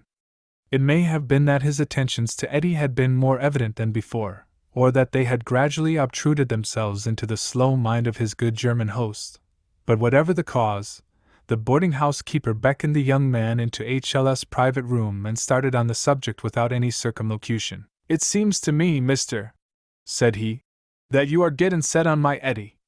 Ain't that so, or am I wrong?" "Yes, that is so," the young man answered. "Vell, I vant to tell you right now that it ain't no manner of use. There's someone slipped in afore you. She told me so." "Vell, you can lay that she told you truth.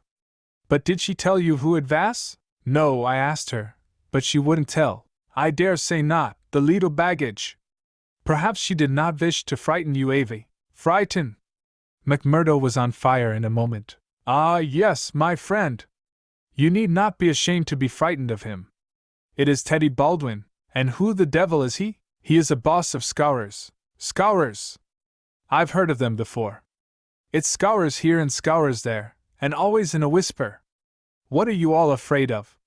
Who are the scourers?" The boarding-house keeper instinctively sank his voice, as everyone did who talked about that terrible society. The Scourers, said he, are the eminent order of freemen. The young man stared. Why, I am a member of that order myself. You! I would never have had you in my house if I had known it, not if you veer to pay me $100 a week. What's wrong with the order? It's for charity and good fellowship. The rules say so. Maybe in some places. Not here. What is it here? It's a murder society, that's what it is. McMurdo laughed incredulously. How can you prove that? He asked. Prove it? Are there not 50 murders to prove it? That about Millman and Van Shorst, and the Nicholson family, and old Mr. Hyam, and little Billy James, and the others? Prove it! Is there a man or a woman in this valley that does not know it? See here, said McMurdo earnestly. I want you to take back what you've said or else make it good. One or the other you must do before I quit this room. Put yourself in my place. Here am I, a stranger in the town. I belong to a society that I know only as an innocent one. You'll find it through the length and breadth of the States, but always as an innocent one. Now, when I am counting upon joining it here, you tell me that it is the same as a murder society called the Scourers. I guess you owe me either an apology or else an explanation, Mr. Shafter. I can but tell you that the whole world knows, Mr. The bosses of the one are the bosses of the other. If you offend the one, it is the other that will strike you. We have proved it too often. That's just gossip. I want proof, said McMurdo. If you live here long you will get your proof. But I forget that you are yourself one of them. You will soon be as bad as the rest. But you will find other lodgings, mister. I cannot have you here. Is it not bad enough that one of these people come courting my Eddie, and that I dare not turn him down, but that I should have another for my boarder? Yes, indeed, you shall not sleep here after tonight. McMurdo found himself under sentence of banishment both from his comfortable quarters and from the girl whom he loved. He found her alone in the sitting-room that same evening, and he poured his troubles into her ear. Sure, your father is after giving me notice, he said. It's little I would care if it was just my room, but indeed, Eddie, though it's only a week that I've known you, you are the very breath of life to me, and I can't live without you. Oh, hush, Mr. McMurdo, don't speak so, said the girl. I have told you, have I not, that you are too late? There is another, and if I have not promised to marry him at once, at least I can promise no one else. Suppose I had been first, Eddie, would I have had a chance? The girl sank her face into her hands. I wish to heaven that you had been first, she sobbed. McMurdo was down on his knees before her in an instant. For God's sake, Eddie, let it stand at that, he cried. Will you ruin your life and my own for the sake of this promise? Follow your heart, Akushla. 'Tis a safer guide than any promise before you knew what it was that you were saying. He had seized Eddie's white hand between his own strong brown ones. Say that you will be mine, and we will face it out together. Not here? Yes, here. No, no, Jack. His arms were round her now. It could not be here. Could you take me away? A struggle passed for a moment over McMurdo's face, but it ended by setting like granite. No, here, he said. I'll hold you against the world, Eddie, right here where we are. Why should we not leave together? No, Eddie, I can't leave here. But why? I'd never hold my head up again if I felt that I had been driven out. Besides, what is there to be afraid of? Are we not free folks in a free country? If you love me, and I you, who will dare to come between? You don't know, Jack. You've been here too short a time. You don't know this Baldwin. You don't know McGinty and his Scourers. No, I don't know them, and I don't fear them, and I don't believe in them, said McMurdo. I've lived among rough men, my darling, and instead of fearing them it has always ended that they have feared me. Always, Eddie. It's mad on the face of it. If these men, as your father says, have done crime after crime in the valley, and if everyone knows them by name, how comes it that none are brought to justice? You answer me that, Eddie, because no witness dares to appear against them. He would not live a month if he did. Also because they have always their own men to swear that the accused one was far from the scene of the crime. But surely, Jack, you must have read all this. I had understood that every paper in the United States was writing about it. Well, I have read something, it is true, but I had thought it was a story. Maybe these men have some reason in what they do. Maybe they are wronged and have no other way to help themselves. Oh, Jack, don't let me hear you speak so. That is how he speaks. The other one, Baldwin, he speaks like that, does he? And that is why I loathe him so. Oh, Jack, now I can tell you the truth. I loathe him with all my heart, but I fear him also. I fear him for myself, but above all I fear him for Father. I know that some great sorrow would come upon us if I dared to say what I really felt. That is why I have put him off with half-promises. It was in real truth our only hope. But if you would fly with me, Jack, we could take Father with us and live forever far from the power of these wicked men. Again there was the struggle upon McMurdo's face, and again it set like granite. No harm shall come to you, Eddie, nor to your father either. As to wicked men, I expect you may find that I am as bad as the worst of them before we're through. No, no, Jack! I would trust you anywhere. McMurdo laughed bitterly. Good Lord! How little you know of me! Your innocent soul, my darling, could not even guess what is passing in mine. But hello, who's the visitor? The door had opened suddenly, and a young fellow came swaggering in with the air of one who is the master. He was a handsome, dashing young man of about the same age and build as McMurdo himself.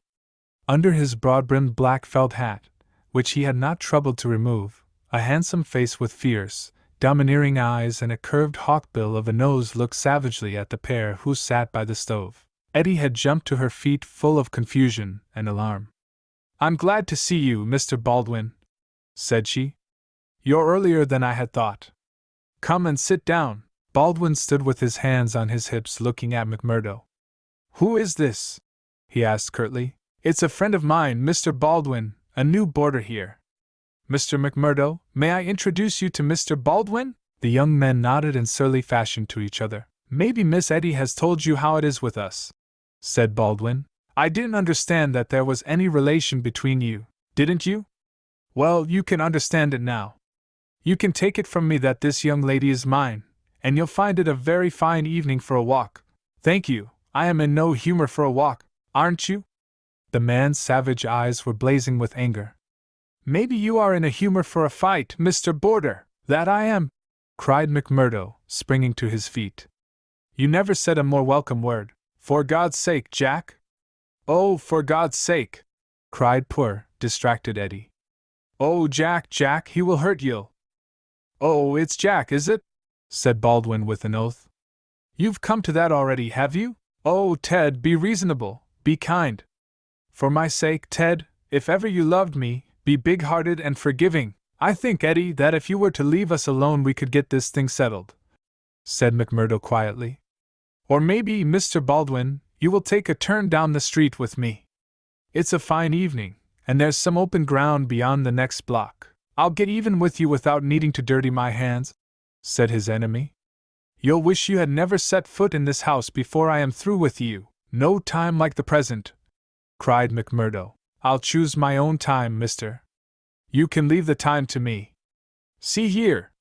He suddenly rolled up his sleeve and showed upon his forearm a peculiar sign which appeared to have been branded there. It was a circle with a triangle within it. Do you know what that means? I neither know nor care. Well, you will know, I'll promise you that. You won't be much older either. Perhaps Miss Eddie can tell you something about it. As to you, Eddie, you'll come back to me on your knees, here, girl, on your knees, and then I'll tell you what your punishment may be. You've sowed, and by the Lord I'll see that you reap. He glanced at them both in fury. Then he turned upon his heel, and an instant later the outer door had banged behind him. For a few moments McMurdo and the girl stood in silence. Then she threw her arms around him. Oh, Jack, how brave you were! But it is no use, you must fly. Tonight, Jack, tonight. It's your only hope. He will have your life.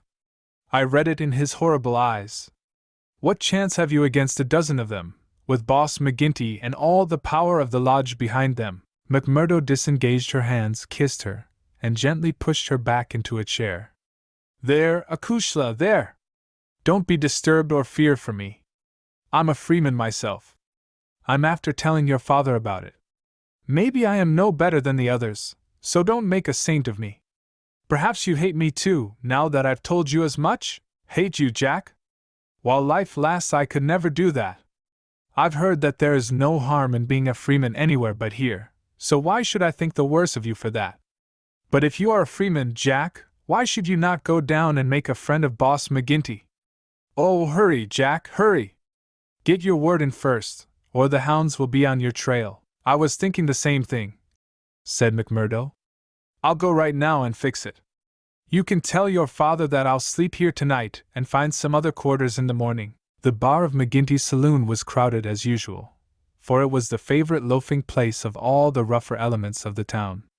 The man was popular, for he had a rough, jovial disposition which formed a mask, covering a great deal which lay behind it. But apart from this popularity, the fear in which he was held throughout the township, and indeed down the whole 30 miles of the valley and past the mountains on each side of it, was enough in itself to fill his bar, for none could afford to neglect his goodwill. Besides those secret powers which it was universally believed that he exercised in so pitiless a fashion, he was a high public official, a municipal councillor, and a commissioner of roads, elected to the office through the votes of the ruffians who in turn expected to receive favors at his hands. Assessments and taxes were enormous. The public works were notoriously neglected, the accounts were slurred over by bribed auditors, and the decent citizen was terrorized into paying public blackmail, and holding his tongue lest some worse thing befall him. Thus it was that, year by year, Boss McGinty's diamond pins became more obtrusive, his gold chains more weighty across a more gorgeous vest, and his saloon stretched farther and farther, until it threatened to absorb one whole side of the market square. McMurdo pushed open the swinging door of the saloon, and made his way amid the crowd of men within, through an atmosphere blurred with tobacco smoke and heavy with the smell of spirits. The place was brilliantly lighted, and the huge, heavily gilt mirrors upon every wall reflected and multiplied the garish illumination. There were several bartenders in their shirt sleeves, hard at work mixing drinks for the loungers who fringed the broad, brass-trimmed counter. At the far end, with his body resting upon the bar and a cigar stuck at an acute angle from the corner of his mouth, stood a tall, strong, heavily built man who could be none other than the famous McGinty himself. He was a black-maned giant, bearded to the cheekbones, and with a shock of raven hair which fell to his collar. His complexion was as swarthy as that of an Italian, and his eyes were of a strange dead black, which, combined with a slight squint, gave them a particularly sinister appearance. All else in the man, his noble proportions, his fine features, and his frank bearing, fitted in with that jovial, man-to-man manner which he affected.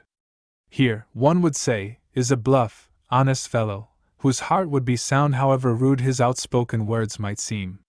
It was only when those dead, dark eyes, deep and remorseless, were turned upon a man that he shrank within himself, feeling that he was face to face with an infinite possibility of latent evil, with a strength and courage and cunning behind it which made it 1,000 times more deadly. Having had a good look at his man, McMurdo elbowed his way forward with his usual careless audacity, and pushed himself through the little group of courtiers who were fawning upon the powerful boss, laughing uproariously at the smallest of his jokes. The young stranger's bold gray eyes looked back fearlessly through their glasses at the deadly black ones which turned sharply upon him. "Well, young man, I can't call your face to mind. I'm new here, Mr. McGinty." "You are not so new that you can't give a gentleman his proper title. He's Counselor McGinty, young man," said a voice from the group. "I'm sorry, Counselor. I'm strange to the ways of the place. But I was advised to see you." "Well, you see me. This is all there is. What do you think of me?" "Well, it's early days. If your heart is as big as your body, and your soul as fine as your face, then I'd ask for nothing better," said McMurdo. "By gar!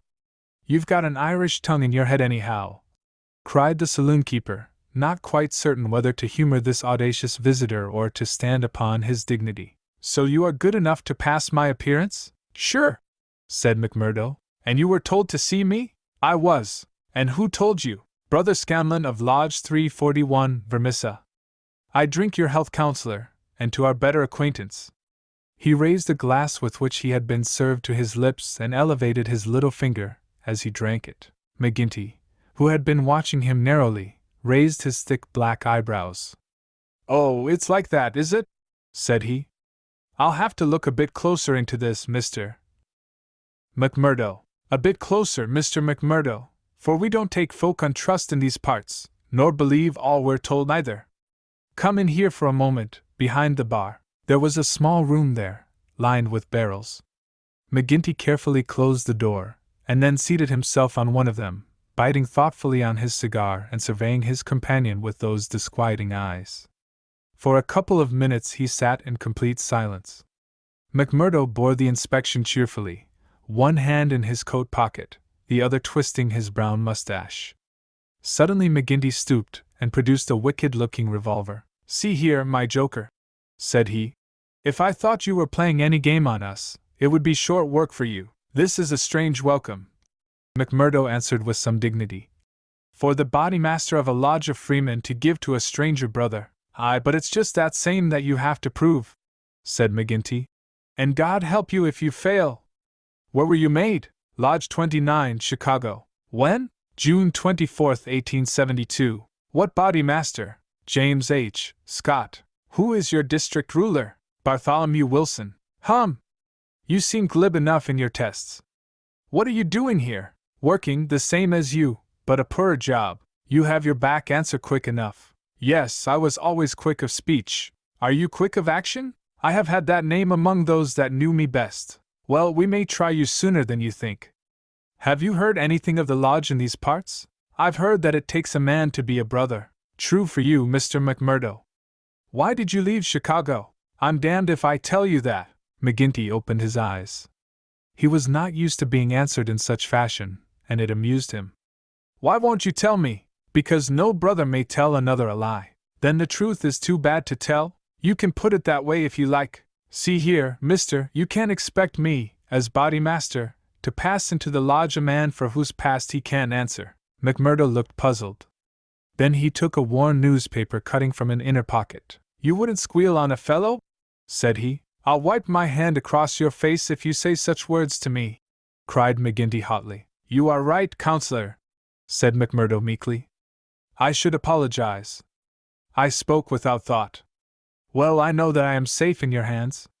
Look at that clipping." McGinty glanced his eyes over the account of the shooting of one Jonas Pinto, in the Lake Saloon, Market Street, Chicago, in the New Year week of 1874. "Your work?" he asked, as he handed back the paper. McMurdo nodded. "Why did you shoot him?" "I was helping Uncle Sam to make dollars. Maybe mine were not as good gold as his, but they looked as well and were cheaper to make. This man Pinto helped me to shove the queer." "To do what?" "Well, it means to pass the dollars out into circulation." "Then he said he would split?" "Maybe he did split. I didn't wait to see. I just killed him and lighted out for the coal country." "Why the coal country?" "'Cause I'd read in the papers that they weren't too particular in those parts." McGinty laughed. "You were first a coiner and then a murderer, and you came to these parts because you thought you'd be welcome. That's about the size of it," McMurdo answered. "Well, I guess you'll go far. Say, can you make those dollars yet?" McMurdo took half a dozen from his pocket. "Those never passed the Philadelphia Mint," said he. "You don't say!" McGinty held them to the light in his enormous hand, which was hairy as a gorilla's. "I can see no difference." "Gar! You'll be a mighty useful brother, I'm thinking." "We can do with a bad man or two among us, friend McMurdo, for there are times when we have to take our own part. We'd soon be against the wall if we didn't shove back at those that were pushing us." "Well, I guess I'll do my share of shoving with the rest of the boys. You seem to have a good nerve. You didn't squirm when I shoved this gun at you." "It was not me that was in danger." "Who then?" "It was you, counselor." McMurdo drew a cocked pistol from the side pocket of his pea jacket. "I was covering you all the time. I guess my shot would have been as quick as yours." "By gar!" McGinty flushed an angry red and then burst into a roar of laughter. "Say, we've had no such holy terror come to hand this many a year. I reckon the lodge will learn to be proud of you." "Well, what the hell do you want?" "And can't I speak alone with a gentleman for 5 minutes but you must butt in on us?" The bartender stood abashed. "I'm sorry, counselor, but it's Ted Baldwin. He says he must see you this very minute." The message was unnecessary, for the set, cruel face of the man himself was looking over the servant's shoulder. He pushed the bartender out, and closed the door on him. "So," said he with a furious glance at McMurdo. "You got here first, did you? I've a word to say to you, counselor, about this man." "Then say it here and now before my face," cried McMurdo. "I'll say it at my own time, in my own way." "Tut! Tut!" said McGinty, getting off his barrel. "This will never do. We have a new brother here, Baldwin, and it's not for us to greet him in such fashion. Hold out your hand, man, and make it up." "Never!" cried Baldwin in a fury. "I've offered to fight him if he thinks I have wronged him," said McMurdo. "I'll fight him with fists, or, if that won't satisfy him, I'll fight him any other way he chooses. Now I'll leave it to you, counselor, to judge between us as a bodymaster should." "What is it, then? A young lady?" "She's free to choose for herself." "Is she?" cried Baldwin. "As between two brothers of the lodge I should say that she was," said the boss. "Oh, that's your ruling, is it?" "Yes, it is, Ted Baldwin," said McGinty, with a wicked stare. "Is it you that would dispute it? You would throw over one that has stood by you this 5 years in favor of a man that you never saw before in your life? You're not bodymaster for life, Jack McGinty, and by God! When next it comes to a vote—" The counselor sprang at him like a tiger. His hand closed round the other's neck, and he hurled him back across one of the barrels. In his mad fury he would have squeezed the life out of him if McMurdo had not interfered. "Easy, counselor! For heaven's sake, go easy!" he cried as he dragged him back. McGinty released his hold, and Baldwin, cowed and shaken, gasping for breath, and shivering in every limb, as one who has looked over the very edge of death, sat up on the barrel over which he had been hurled. "You've been asking for it this many a day, Ted Baldwin, now you've got it!" cried McGinty, his huge chest rising and falling. "Maybe you think if I was voted down from bodymaster you would find yourself in my shoes. It's for the lodge to say that. But so long as I am the chief I'll have no man lift his voice against me or my rulings. I have nothing against you," mumbled Baldwin, feeling his throat. "Well then," cried the other, relapsing in a moment into a bluff joviality, "we are all good friends again and there's an end of the matter." He took a bottle of champagne down from the shelf and twisted out the cork. "See now," he continued, as he filled 3 high glasses, "let us drink the quarreling toast of the lodge. After that, as you know, there can be no bad blood between us. Now, then, the left hand on the apple of my throat. I say to you, Ted Baldwin, what is the offense, sir?" "The clouds are heavy," answered Baldwin, "but they will forever brighten, and this I swear." The men drank their glasses, and the same ceremony was performed between Baldwin and McMurdo. "There!" cried McGinty, rubbing his hands. "That's the end of the black blood. You come under lodge discipline if it goes further, and that's a heavy hand in these parts, as Brother Baldwin knows, and as you will damn soon find out, Brother McMurdo, if you ask for trouble." "Faith, I'd be slow to do that," said McMurdo. He held out his hand to Baldwin. "I'm quick to quarrel and quick to forgive. It's my hot Irish blood, they tell me. But it's over for me, and I bear no grudge." Baldwin had to take the proffered hand, for the baleful eye of the terrible boss was upon him. But his sullen face showed how little the words of the other had moved him. McGinty clapped them both on the shoulders. "Tut! These girls! These girls!" he cried. "To think that the same petticoats should come between 2 of my boys! It's the devil's own luck. Well, it's the colleen inside of them that must settle the question, for it's outside the jurisdiction of a bodymaster, and the Lord be praised for that. We have enough on us, without the women as well. You'll have to be affiliated to Lodge 341, Brother McMurdo. We have our own ways and methods different from Chicago. Saturday night is our meeting, and if you come then, we'll make you free forever of the Vermissa Valley." Chapter 3. Lodge 341, Vermissa. On the day following the evening which had contained so many exciting events, McMurdo moved his lodgings from old Jacob's Shafters and took up his quarters at the widow McNamara's on the extreme outskirts of the town. Scanlon, his original acquaintance aboard the train, had occasion shortly afterwards to move into Vermissa, and the two lodged together. There was no other boarder, and the hostess was an easy-going old Irishwoman who left them to themselves, so that they had a freedom for speech and action welcome to men who had secrets in common. Shafter had relented to the extent of letting McMurdo come to his meals there when he liked, so that his intercourse with Eddie was by no means broken. On the contrary, it drew closer and more intimate as the weeks went by. In his bedroom at his new abode, McMurdo felt it safe to take out the coining molds, and under many a pledge of secrecy a number of brothers from the lodge were allowed to come in and see them, each carrying away in his pocket some examples of the false money, so cunningly struck that there was never the slightest difficulty or danger in passing it.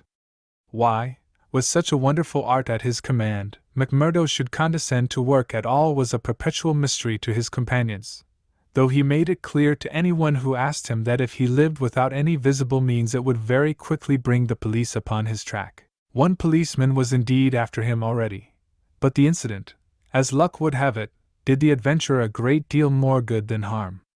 After the first introduction there were few evenings when he did not find his way to McGinty's saloon, there to make closer acquaintance with the boys, which was the jovial title by which the dangerous gang who infested the place were known to one another.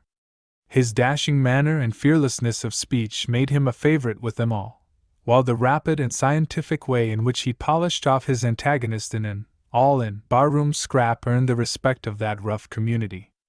Another incident, however, raised him even higher in their estimation. Just at the crowded hour one night, the door opened and a man entered with the quiet blue uniform and peaked cap of the mine police. This was a special body raised by the railways and colliery owners to supplement the efforts of the ordinary civil police, who were perfectly helpless in the face of the organized ruffianism which terrorized the district. There was a hush as he entered, and many a curious glance was cast at him. But the relations between policemen and criminals are peculiar in some parts of the States, and McGinty himself, standing behind his counter, showed no surprise when the policeman enrolled himself among his customers. "A straight whiskey, for the night is bitter," said the police officer. "I don't think we have met before, counselor? You'll be the new captain?" said McGinty. "That's so. We're looking to you, counselor, and to the other leading citizens, to help us in upholding law and order in this township."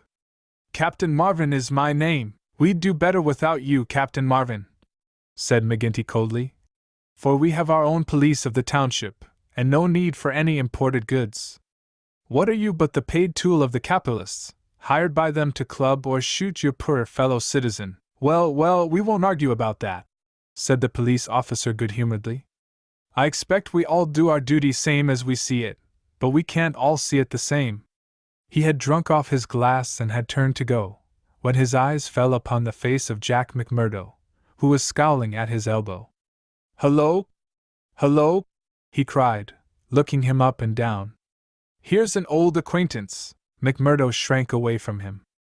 "I was never a friend to you nor any other cursed copper in my life," said he. "An acquaintance isn't always a friend," said the police captain, grinning.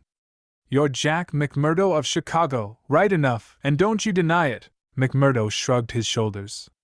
"I'm not denying it," said he. "Do you think I'm ashamed of my own name? You've got good cause to be, anyhow. What the devil do you mean by that?" he roared with his fists clenched. No, Jack, bluster won't do with me. I was an officer in Chicago before ever I came to this darned coal bunker, and I know a Chicago crook when I see one." McMurdo's face fell. "Don't tell me that you're Marvin of the Chicago Central," he cried. "Just the same old Teddy Marvin, at your service. We haven't forgotten the shooting of Jonas Pinto up there. I never shot him. Did you not? That's good impartial evidence, ain't it? Well, his death came in uncommon handy for you, or they would have had you for shoving the queer. Well, we can let that be bygones, for, between you and me, and perhaps I'm going further than my duty in saying it, they could get no clear case against you, and Chicago's open to you tomorrow. I'm very well where I am. Well, I've given you the pointer, and you're a sulky dog not to thank me for it. Well, I suppose you mean well, and I do thank you," said McMurdo in no very gracious manner. "It's mum with me so long as I see you living on the straight," said the captain. "But, by the Lord, if you get off after this, it's another story. So good night to you, and good night, counselor." He left the barroom, but not before he had created a local hero. McMurdo's deeds in far Chicago had been whispered before. He had put off all questions with a smile, as one who did not wish to have greatness thrust upon him. But now the thing was officially confirmed. The bar loafers crowded round him and shook him heartily by the hand. He was free of the community from that time on. He could drink hard and show little trace of it, but that evening, had his mate Scanlon not been at hand to lead him home, the fated hero would surely have spent his night under the bar. On a Saturday night McMurdo was introduced to the lodge. He had thought to pass in without ceremony as being an initiate of Chicago, but there were particular rites in Vermissa of which they were proud, and these had to be undergone by every postulant. The assembly met in a large room reserved for such purposes at the Union House. Some 60 members assembled at Vermissa, but that by no means represented the full strength of the organization, for there were several other lodges in the valley, and others across the mountains on each side, who exchanged members when any serious business was afoot, so that a crime might be done by men who were strangers to the locality. Altogether there were not less than 500 scattered over the cold district. In the bare assembly room the men were gathered round a long table. At the side was a second one laden with bottles and glasses, on which some members of the company were already turning their eyes. McGinty sat at the head with a flat black velvet cap upon his shock of tangled black hair, and a colored purple stole round his neck, so that he seemed to be a priest presiding over some diabolical ritual. To right and left of him were the higher lodge officials, the cruel, handsome face of Ted Baldwin among them. Each of these wore some scarf or medallion as emblem of his office. They were, for the most part, men of mature age, but the rest of the company consisted of young fellows from 18 to 25, the ready and capable agents who carried out the commands of their seniors. Among the older men were many whose features showed the tigerish, lawless souls within, but looking at the rank and file it was difficult to believe that these eager and open-faced young fellows were in very truth a dangerous gang of murderers, whose minds had suffered such complete moral perversion that they took a horrible pride in their proficiency at the business, and looked with deepest respect at the man who had the reputation of making what they called a clean job. To their contorted natures it had become a spirited and chivalrous thing to volunteer for service against some man who had never injured them, and whom in many cases they had never seen in their lives. The crime committed, they quarreled as to who had actually struck the fatal blow, and amused one another and the company by describing the cries and contortions of the murdered man. At first they had shown some secrecy in their arrangements, but at the time which this narrative describes their proceedings were extraordinarily open, for the repeated failure of the law had proved to them that, on the one hand, no one would dare to witness against them, and on the other they had an unlimited number of stanch witnesses upon whom they could call, and a well-filled treasure chest from which they could draw the funds to engage the best legal talent in the state. In 10 long years of outrage there had been no single conviction, and the only danger that ever threatened the scourers lay in the victim himself, who, however outnumbered and taken by surprise, might and occasionally did leave his mark upon his assailants. McMurdo had been warned that some ordeal lay before him, but no one would tell him in what it consisted. He was led now into an outer room by 2 solemn brothers. Through the plank partition he could hear the murmur of many voices from the assembly within. Once or twice he caught the sound of his own name, and he knew that they were discussing his candidacy. Then there entered an inner guard with a green and gold sash across his chest. "The bodymaster orders that he shall be trussed, blinded, and entered," said he. The 3 of them removed his coat, turned up the sleeve of his right arm, and finally passed the rope round above the elbows and made it fast. They next placed a thick black cap right over his head and the upper part of his face, so that he could see nothing. He was then led into the assembly hall. It was pitch dark and very oppressive under his hood. He heard the rustle and murmur of the people round him, and then the voice of McGinty sounded dull and distant through the covering of his ears. "John McMurdo," said the voice. "Are you already a member of the ancient order of freemen?" He bowed in assent. "Is your lodge number 29, Chicago?" He bowed again. "Dark nights are unpleasant," said the voice. "Yes, for strangers to travel," he answered. "The clouds are heavy." "Yes, a storm is approaching. Are the brethren satisfied?" asked the bodymaster. There was a general murmur of assent. "We know, brother, by your sign and by your countersign that you are indeed one of us," said McGinty. "We would have you know, however, that in this county and in other counties of these parts we have certain rights, and also certain duties of our own which call for good men. Are you ready to be tested? I am. Are you of stout heart? I am. Take a stride forward to prove it. As the words were said, he felt two hard points in front of his eyes, pressing upon them so that it appeared as if he could not move forward without a danger of losing them. Nonetheless, he nerved himself to step resolutely out, and as he did so the pressure melted away. There was a low murmur of applause. He is of stout heart, said the voice. Can you bear pain, as well as another? He answered. Test him. It was all he could do to keep himself from screaming out, for an agonizing pain shot through his forearm. He nearly fainted at the sudden shock of it, but he bit his lip and clenched his hands to hide his agony. I can take more than that, said he. This time there was loud applause. A finer first appearance had never been made in the lodge. Hands clapped him on the back, and the hood was plucked from his head. He stood blinking and smiling amid the congratulations of the brothers. One last word, Brother McMurdo, said McGinty.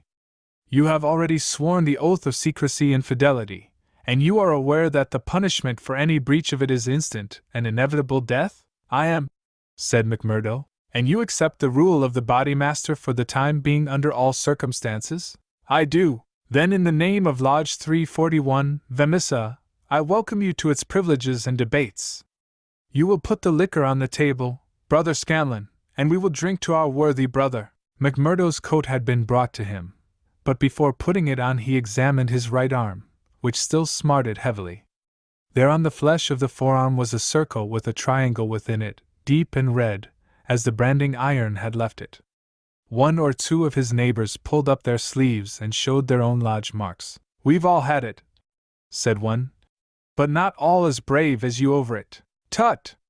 It was nothing, said he, but it burned and ached all the same. When the drinks which followed the ceremony of initiation had all been disposed of, the business of the lodge proceeded.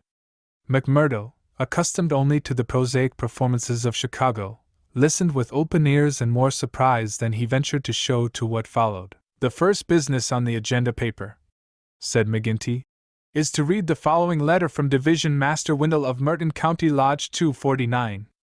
He says, Dear Sir, there is a job to be done on Andrew Ray of Ray and Sturmash, coal owners near this place. You will remember that your lodge owes us a return, having had the service of two brethren in the matter of the patrolman last fall. You will send two good men. They will be taken charge of by Treasurer Higgins of this lodge, whose address you know. He will show them when to act and where. Yours in freedom, J.W. Windle D.M.A.0.F. Windle has never refused us when we have had occasion to ask for the loan of a man or two, and it is not for us to refuse him. McGinty paused and looked round the room with his dull, malevolent eyes. Who will volunteer for the job? Several young fellows held up their hands. The bodymaster looked at them with an approving smile. You'll do, Tiger Cormac. If you handle it as well as you did the last, you won't be wrong. And you, Wilson, I've no pistol, said the volunteer, a mere boy in his teens. It's your first, is it not? Well, you have to be blooded some time. It will be a great start for you. As to the pistol, you'll find it waiting for you, or I'm mistaken. If you report yourselves on Monday, it will be time enough. You'll get a great welcome when you return. Any reward this time? Asked Cormac, a thick-set, dark-faced, brutal-looking young man, whose ferocity had earned him the nickname of Tiger. Never mind the reward. You just do it for the honor of the thing. Maybe when it is done there will be a few odd dollars at the bottom of the box. What has the man done? Asked young Wilson. Sure. It's not for the likes of you to ask what the man has done. He has been judged over there. That's no business of ours. All we have to do is to carry it out for them, same as they would for us. Speaking of that, two brothers from the Merton Lodge are coming over to us next week to do some business in this quarter. Who are they? Asked someone. Faith, it is wiser not to ask. If you know nothing, you can testify nothing, and no trouble can come of it. But they are men who will make a clean job when they are about it. And time, too, cried Ted Baldwin. Folk are getting out of hand in these parts. It was only last week that 3 of our men were turned off by Foreman Blaker. It's been owing him a long time, and he'll get it full and proper. Get what?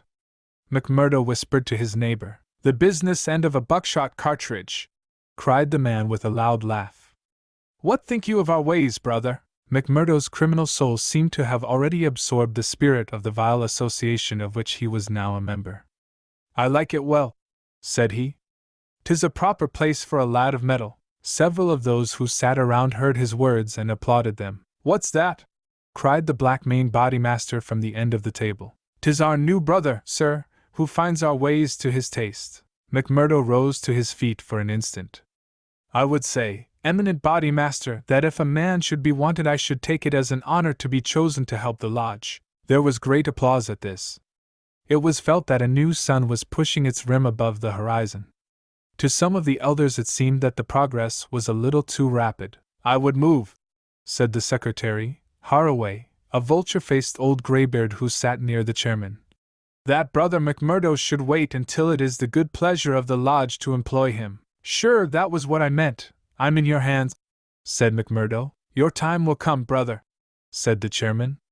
We have marked you down as a willing man, and we believe that you will do good work in these parts. There is a small matter tonight in which you may take a hand if it so please you. I will wait for something that is worthwhile. You can come tonight, anyhow, and it will help you to know what we stand for in this community. I will make the announcement later. Meanwhile, he glanced at his agenda paper. I have 1 or 2 more points to bring before the meeting. First of all, I will ask the treasurer as to our bank balance. There is the pension to Jim Carnaway's widow. He was struck down doing the work of the lodge, and it is for us to see that she is not the loser. Jim was shot last month when they tried to kill Chester Wilcox of Marley Creek. McMurdo's neighbor informed him. The funds are good at the moment, said the treasurer, with the bank book in front of him. The firms have been generous of late. Max Linder and Company paid $500 to be left alone. Walker Brothers sent in $100, but I took it on myself to return it and ask for $5. If I do not hear by Wednesday, their winding gear may get out of order. We had to burn their breaker last year before they became reasonable. Then the West Section Coaling Company has paid its annual contribution. We have enough on hand to meet any obligations. What about Archie Swindon? Asked a brother. He has sold out and left the district. The old devil left a note for us to say that he had rather be a free crossing sweeper in New York than a large mine owner under the power of a ring of blackmailers. By gar! It was as well that he made a break for it before the note reached us. I guess he won't show his face in this valley again. An elderly, clean-shaved man with a kindly face and a good brow rose from the end of the table which faced the chairman. Mr. Treasurer, he asked, may I ask who has bought the property of this man that we have driven out of the district? Yes, Brother Morris. It has been bought by the State and Merton County Railroad Company. And who bought the mines of Todman and of Lee that came into the market in the same way last year? The same company, Brother Morris. And who bought the ironworks of Manson and of Schumann and of Van Dare and of Atwood, which have all been given up of late? They were all bought by the West Gilmerton General Mining Company. I don't see, Brother Morris, said the chairman, that it matters to us who buys them, since they can't carry them out of the district. With all respect to you, eminent bodymaster, I think it may matter very much to us. This process has been going on now for 10 long years. We are gradually driving all the small men out of trade. What is the result? We find in their places great companies like the Railroad or the General Iron, who have their directors in New York or Philadelphia, and care nothing for our threats. We can take it out of their local bosses, but it only means that others will be sent in their stead. And we are making it dangerous for ourselves. The small men could not harm us. They had not the money nor the power. So long as we did not squeeze them too dry, they would stay on under our power. But if these big companies find that we stand between them and their profits, they will spare no pains and no expense to hunt us down and bring us to court. There was a hush at these ominous words, and every face darkened as gloomy looks were exchanged. So omnipotent and unchallenged had they been that the very thought that there was possible retribution in the background had been banished from their minds. And yet the idea struck a chill to the most reckless of them. It is my advice, the speaker continued, that we go easier upon the small men. On the day that they have all been driven out, the power of this society will have been broken. Unwelcome truths are not popular. There were angry cries as the speaker resumed his seat. McGinty rose with gloom upon his brow. "Brother Morris," said he, "you were always a croaker. So long as the members of this lodge stand together, there is no power in the United States that can touch them. Sure, have we not tried it often enough in the law courts? I expect the big companies will find it easier to pay than to fight, same as the little companies do. And now, brethren," McGinty took off his black velvet cap and his stole as he spoke, "this lodge has finished its business for the evening, save for one small matter which may be mentioned when we are parting. The time has now come for fraternal refreshment, and for harmony. Strange indeed is human nature. Here were these men, to whom murder was familiar, who again and again had struck down the father of the family, some man against whom they had no personal feeling, without one thought of compunction or of compassion for his weeping wife or helpless children, and yet the tender or pathetic in music could move them to tears. McMurdo had a fine tenor voice, and if he had failed to gain the goodwill of the lodge before, it could no longer have been withheld after he had thrilled them with "I'm sitting on the stile, Mary," and "On the banks of Allan Water." In his very first night the new recruit had made himself one of the most popular of the brethren, marked already for advancement and high office. There were other qualities needed, however, besides those of good fellowship, to make a worthy freeman, and of these he was given an example before the evening was over. The whiskey bottle had passed round many times, and the men were flushed and ripe for mischief when their body master rose once more to address them. "Boys," said he, "there's one man in this town that wants trimming up, and it's for you to see that he gets it. I'm speaking of James Stanger of the Herald. You've seen how he's been opening his mouth against us again?" There was a murmur of assent, with many a muttered oath. McGinty took a slip of paper from his waistcoat pocket. "Law and order, that's how he heads it. Reign of terror in the coal and iron district. 12 years have now elapsed since the first assassinations which proved the existence of a criminal organization in our midst. From that day these outrages have never ceased, until now they have reached a pitch which makes us the opprobrium of the civilized world. Is it for such results as this that our great country welcomes to its bosom the alien who flies from the despotisms of Europe? Is it that they shall themselves become tyrants over the very men who have given them shelter, and that a state of terrorism and lawlessness should be established under the very shadow of the sacred folds of the starry flag of freedom, which would raise horror in our minds if we read of it as existing under the most effete monarchy of the East?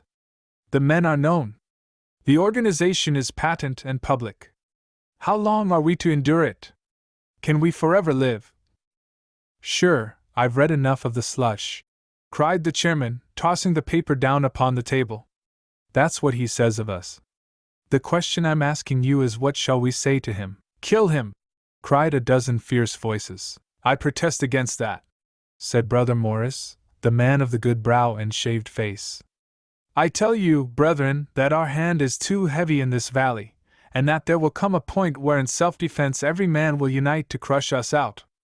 James Stanger is an old man. He is respected in the township and the district. His paper stands for all that is solid in the valley.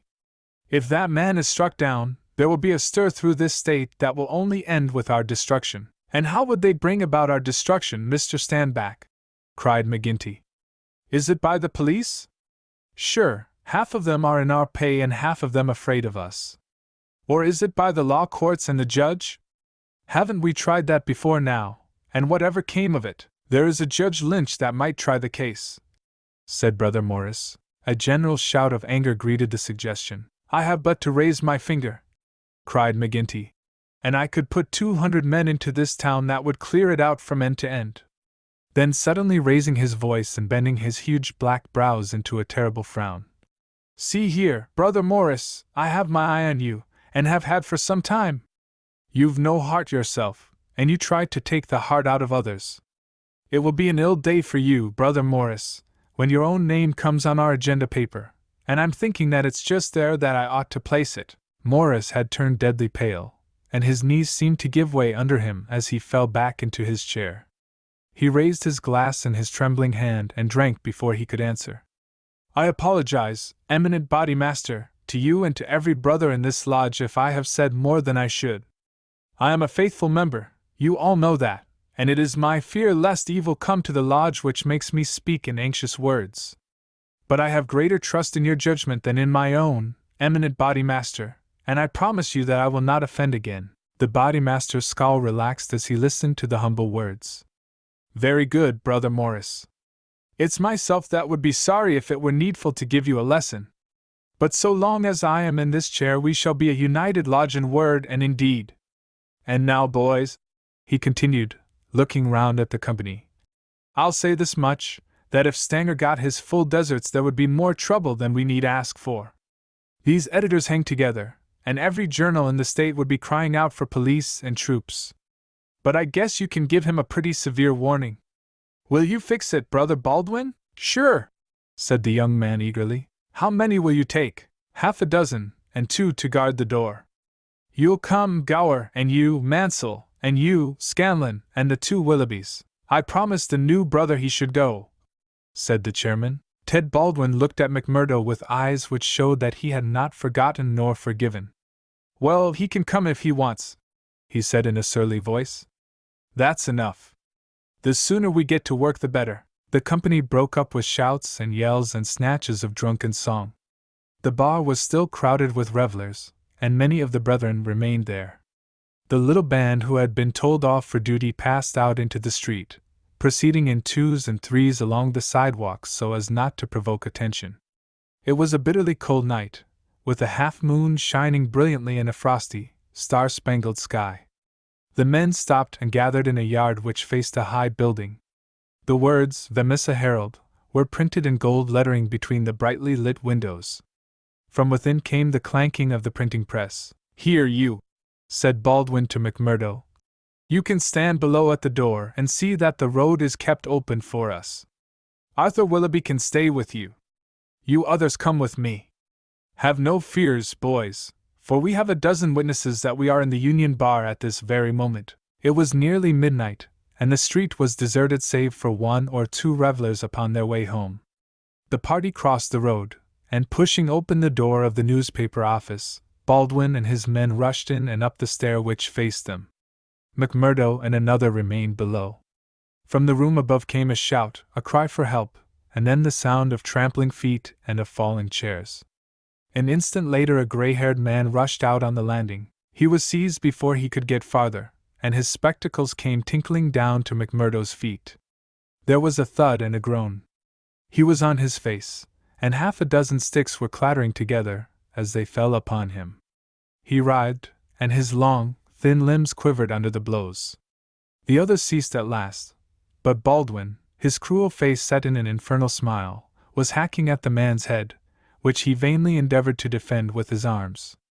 His white hair was dabbled with patches of blood. Baldwin was still stooping over his victim, putting in a short, vicious blow whenever he could see a part exposed, when McMurdo dashed up the stair and pushed him back. You'll kill the man, said he. Drop it! Baldwin looked at him in amazement. Curse you! He cried. Who are you to interfere, you that are new to the lodge? Stand back!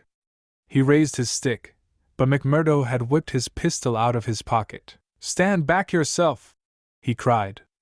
I'll blow your face in if you lay a hand on me.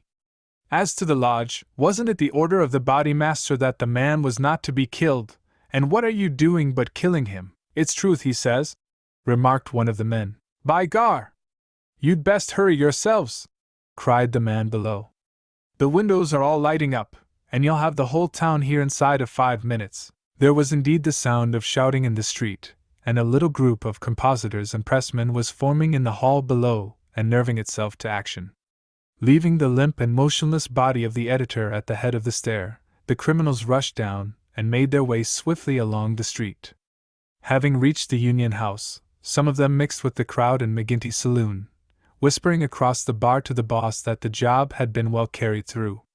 Others, and among them McMurdo, broke away into side streets, and so by devious paths to their own homes. Chapter 4.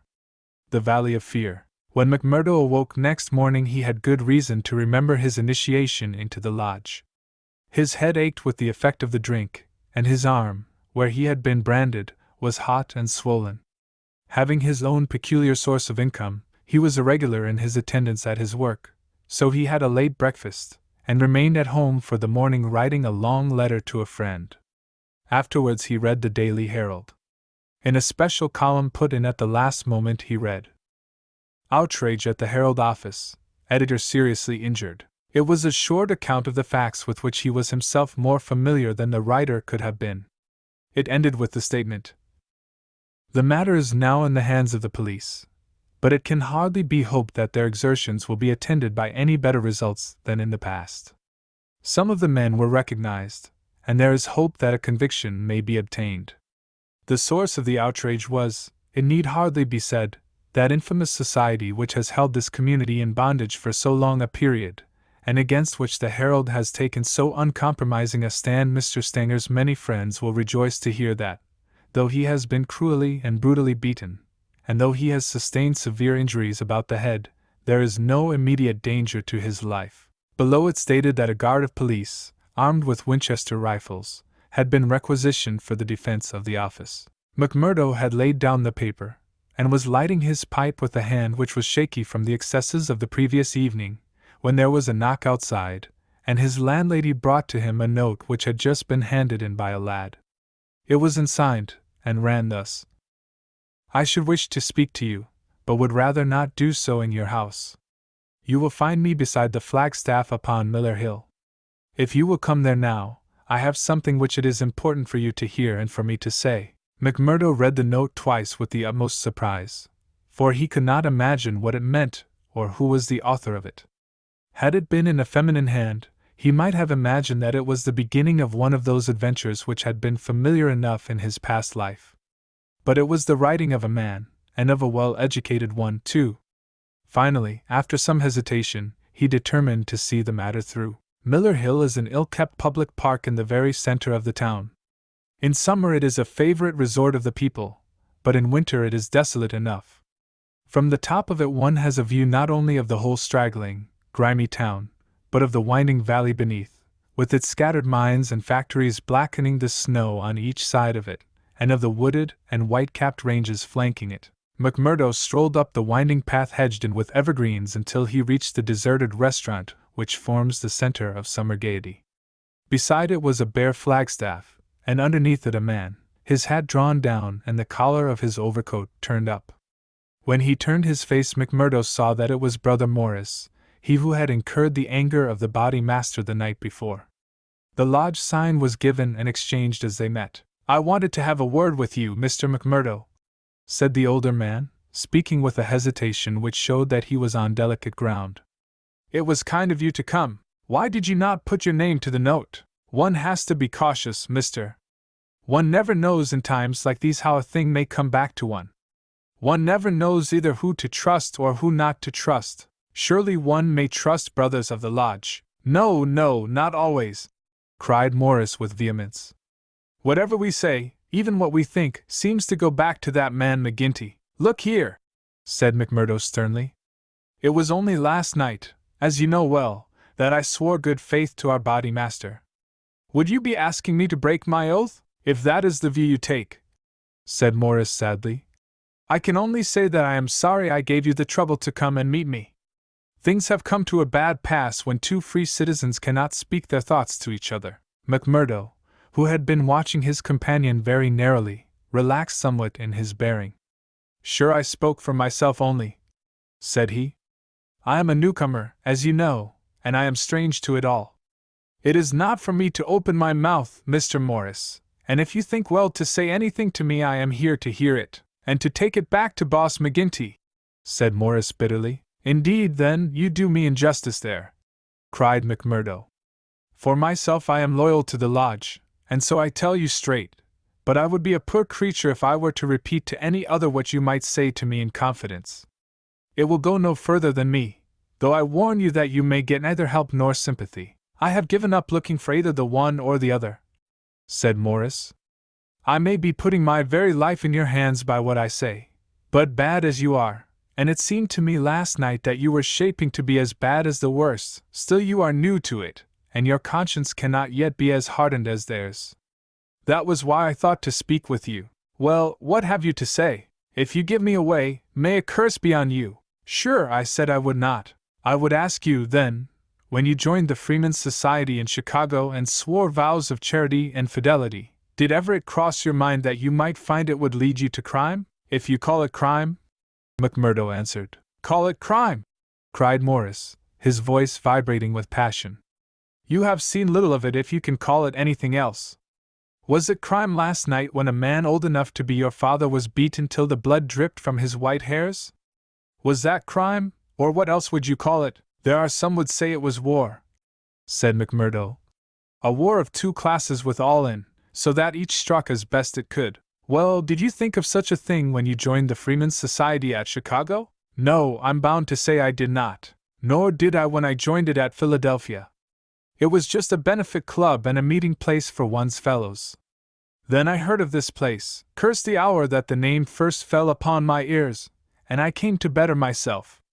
My God! To better myself. My wife and 3 children came with me. I started a dry goods store on Market Square, and I prospered well. The word had gone round that I was a freeman, and I was forced to join the local lodge, same as you did last night. I've the badge of shame on my forearm and something worse branded on my heart.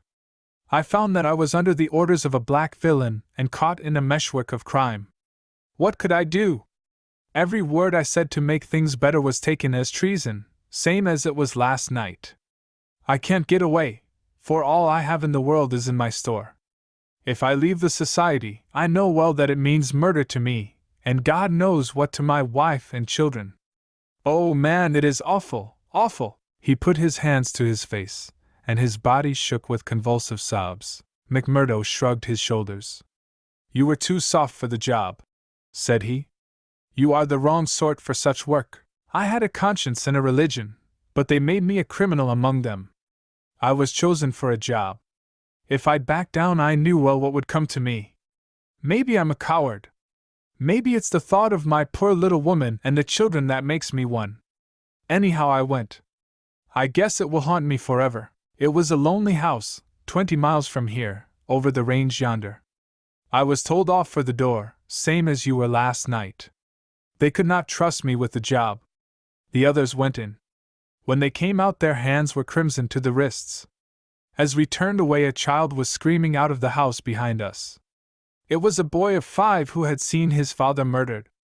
I nearly fainted with the horror of it, and yet I had to keep a bold and smiling face, for well I knew that if I did not, it would be out of my house that they would come next with their bloody hands, and it would be my little Fred that would be screaming for his father. But I was a criminal then, part sharer in a murder, lost forever in this world, and lost also in the next.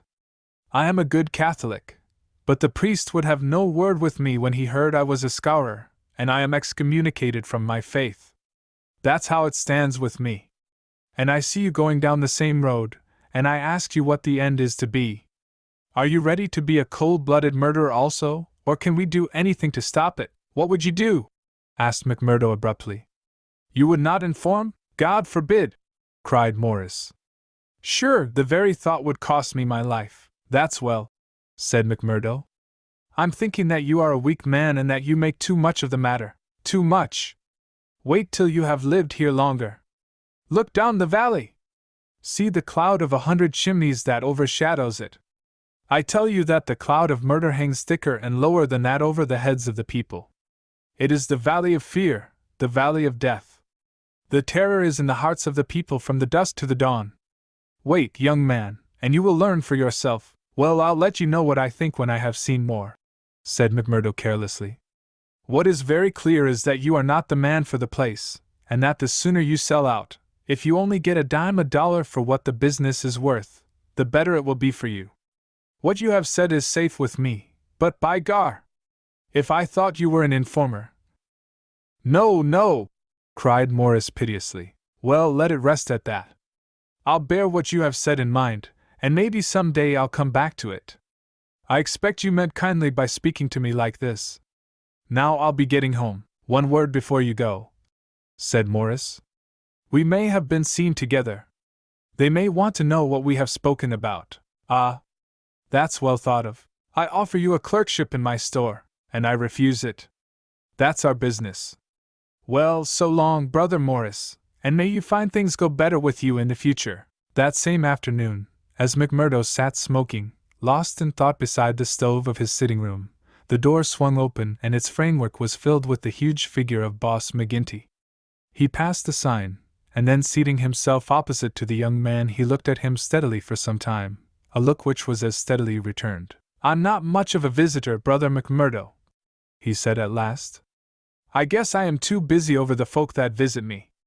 But I thought I'd stretch a point and drop down to see you in your own house. I'm proud to see you here, Counselor, McMurdo answered heartily, bringing his whiskey bottle out of the cupboard. It's an honor that I had not expected. How's the arm? Asked the boss. McMurdo made a wry face. Well, I'm not forgetting it, he said. But it's worth it. Yes, it's worth it, the other answered. To those that are loyal and go through with it, and are a help to the lodge. What were you speaking to Brother Morris about on Miller Hill this morning? The question came so suddenly that it was well that he had his answer prepared. He burst into a hearty laugh. Morris didn't know I could earn a living here at home. He shan't know either, for he has got too much conscience for the likes of me. But he's a good-hearted old chap. It was his idea that I was at a loose end, and that he would do me a good turn by offering me a clerkship in a dry goods store. Oh, that was it? Yes, that was it. And you refused it? Sure. Couldn't I earn 10 times as much in my own bedroom with 4 hours' work? That's so. But I wouldn't get about too much with Morris. Why not? Well, I guess because I tell you not. That's enough for most folk in these parts. It may be enough for most folk, but it ain't enough for me, Counselor, said McMurdo boldly. If you are a judge of men, you'll know that. The swarthy giant glared at him, and his hairy paw closed for an instant round the glass as though he would hurl it at the head of his companion. Then he laughed in his loud, boisterous, insincere fashion. You're a queer card, for sure, said he. Well, if you want reasons, I'll give them. Did Morris say nothing to you against the lodge? No. Nor against me? No. Well, that's because he daren't trust you. But in his heart he is not a loyal brother. We know that well. So we watch him and we wait for the time to admonish him. I'm thinking that the time is drawing near. There's no room for scabby sheep in our pen. But if you keep company with a disloyal man, we might think that you were disloyal, too. See, there's no chance of my keeping company with him, for I dislike the man, McMurdo answered. As to being disloyal, if it was any man but you, he would not use the word to me twice. Well, that's enough, said McGinty, draining off his glass. I came down to give you a word in season, and you've had it. I'd like to know, said McMurdo, how you ever came to learn that I had spoken with Morris at all. McGinty laughed. It's my business to know what goes on in this township, said he. I guess you'd best reckon on my hearing all that passes. Well, time's up, and I'll just say.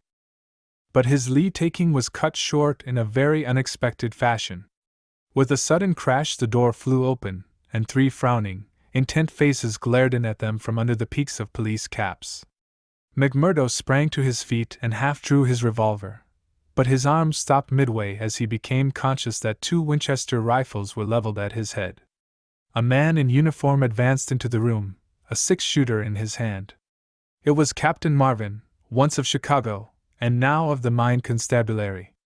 He shook his head with a half-smile at McMurdo. I thought you'd be getting into trouble, Mr. Crooked McMurdo of Chicago, said he. Can't keep out of it, can you? Take your hat and come along with us. I guess you'll pay for this, Captain Marvin, said McGinty.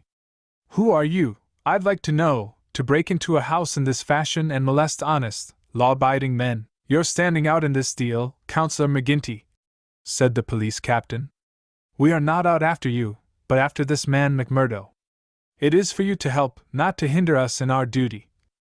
He is a friend of mine, and I'll answer for his conduct, said the boss. By all accounts, Mr. McGinty, you may have to answer for your own conduct some of these days, the captain answered. This man McMurdo was a crook before ever he came here, and he's a crook still. Cover him, patrolman, while I disarm him. There's my pistol, said McMurdo coolly. Maybe, Captain Marvin, if you and I were alone and face to face, you would not take me so easily. Where's your warrant? Asked McGinty. By gar! A man might as well live in Russia as in Venice while folk like you are running the police. It's a capitalist outrage, and you'll hear more of it, I reckon. You do what you think is your duty the best way you can, counselor. We'll look after ours. What am I accused of? Asked McMurdo. Of being concerned in the beating of old editor Stanger at the Herald office. It wasn't your fault that it isn't a murder charge. Well, if that's all you have against him, cried McGinty with a laugh, you can save yourself a deal of trouble by dropping it right now. This man was with me in my saloon playing poker up to midnight, and I can bring a dozen to prove it. That's your affair, and I guess you can settle it in court tomorrow. Meanwhile, come on, McMurdo, and come quietly if you don't want a gun across your head. You stand wide, Mr. McGinty, for I warn you I will stand no resistance when I am on duty. So determined was the appearance of the captain that both McMurdo and his boss were forced to accept the situation. The latter managed to have a few whispered words with the prisoner before they parted. What about? He jerked his thumb upward to signify the coining plant. All right, whispered McMurdo, who had devised a safe hiding place under the floor. I'll bid you goodbye, said the boss, shaking hands. I'll see Riley the lawyer and take the defense upon myself. Take my word for it that they won't be able to hold you. I wouldn't bet on that. Guard the prisoner, you too, and shoot him if he tries any games. I'll search the house before I leave. He did so, but apparently found no trace of the concealed plant. When he had descended, he and his men escorted McMurdo to headquarters. Darkness had fallen, and a keen blizzard was blowing so that the streets were nearly deserted. But a few loiterers followed the group, and emboldened by invisibility shouted imprecations at the prisoner. Lynch the cursed scourer! They cried. Lynch him! They laughed and jeered as he was pushed into the police station. After a short, formal examination from the inspector in charge, he was put into the common cell. Here he found Baldwin and 3 other criminals of the night before, all arrested that afternoon and waiting their trial next morning. But even within this inner fortress of the law, the long arm of the freeman was able to extend. Late at night there came a jailer with a straw bundle for their bedding, out of which he extracted 2 bottles of whiskey, some glasses, and a pack of cards. They spent a hilarious night, without an anxious thought as to the ordeal of the morning, nor had they cause, as the result was to show. The magistrate could not possibly, on the evidence, have held them for a higher court. On the one hand, the compositors and pressmen were forced to admit that the light was uncertain, that they were themselves much perturbed, and that it was difficult for them to swear to the identity of the assailants, although they believed that the accused were among them. Cross-examined by the clever attorney who had been engaged by McGinty, they were even more nebulous in their evidence. The injured man had already deposed that he was so taken by surprise by the suddenness of the attack that he could state nothing beyond the fact that the first man who struck him wore a mustache. He added that he knew them to be scourers, since no one else in the community could possibly have any enmity to him, and he had long been threatened on account of his outspoken editorials. On the other hand, it was clearly shown by the united and unfaltering evidence of 6 citizens, including that high municipal official, Councillor McGinty, that the men had been at a card party at the Union House until an hour very much later than the commission of the outrage. Needless to say that they were discharged with something very near to an apology from the bench for the inconvenience to which they had been put, together with an implied censure of Captain Marvin and the police for their officious zeal. The verdict was greeted with loud applause by a court in which McMurdo saw many familiar faces. Brothers of the lodge smiled and waved. But there were others who sat with compressed lips and brooding eyes as the men filed out of the dock. One of them, a little, dark-bearded, resolute fellow, put the thoughts of himself and comrades into words as the ex-prisoners passed him. "You damned murderers!" he said.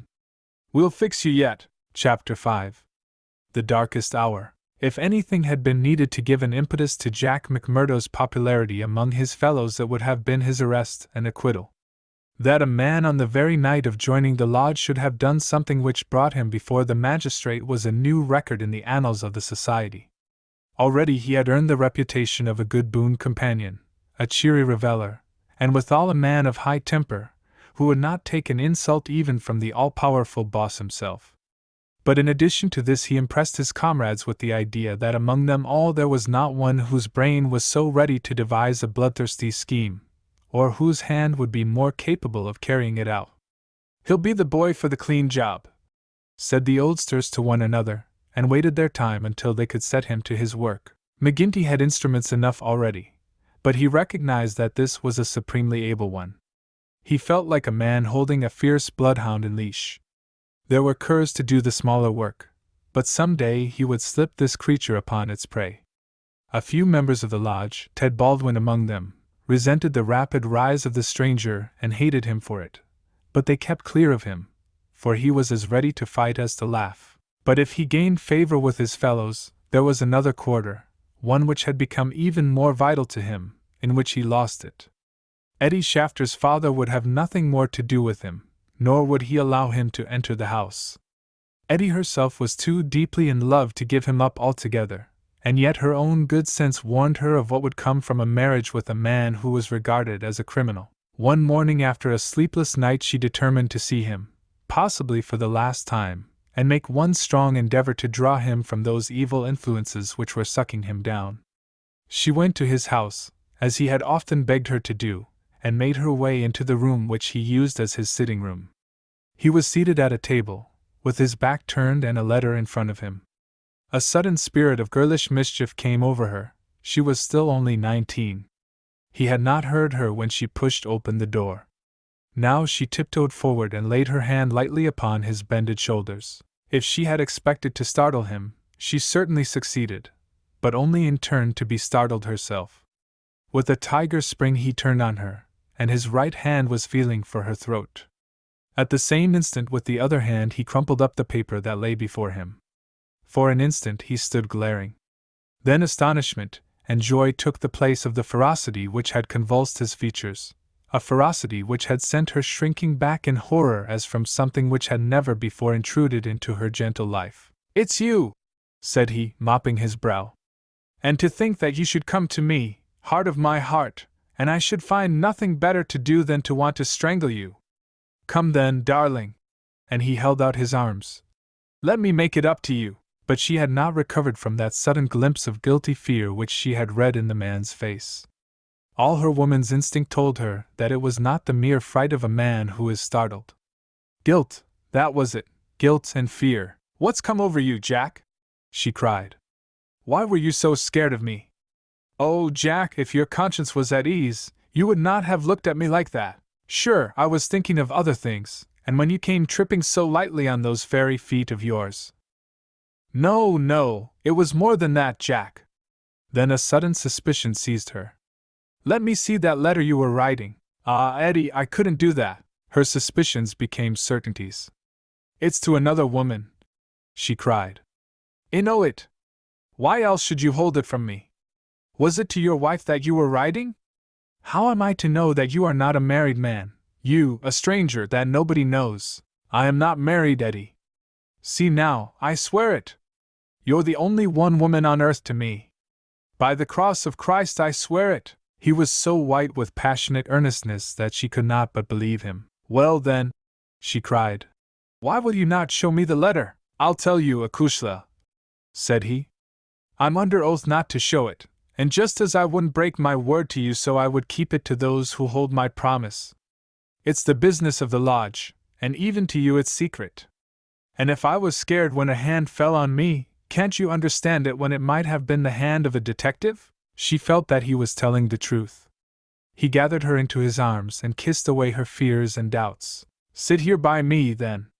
It's a queer throne for such a queen, but it's the best your poor lover can find.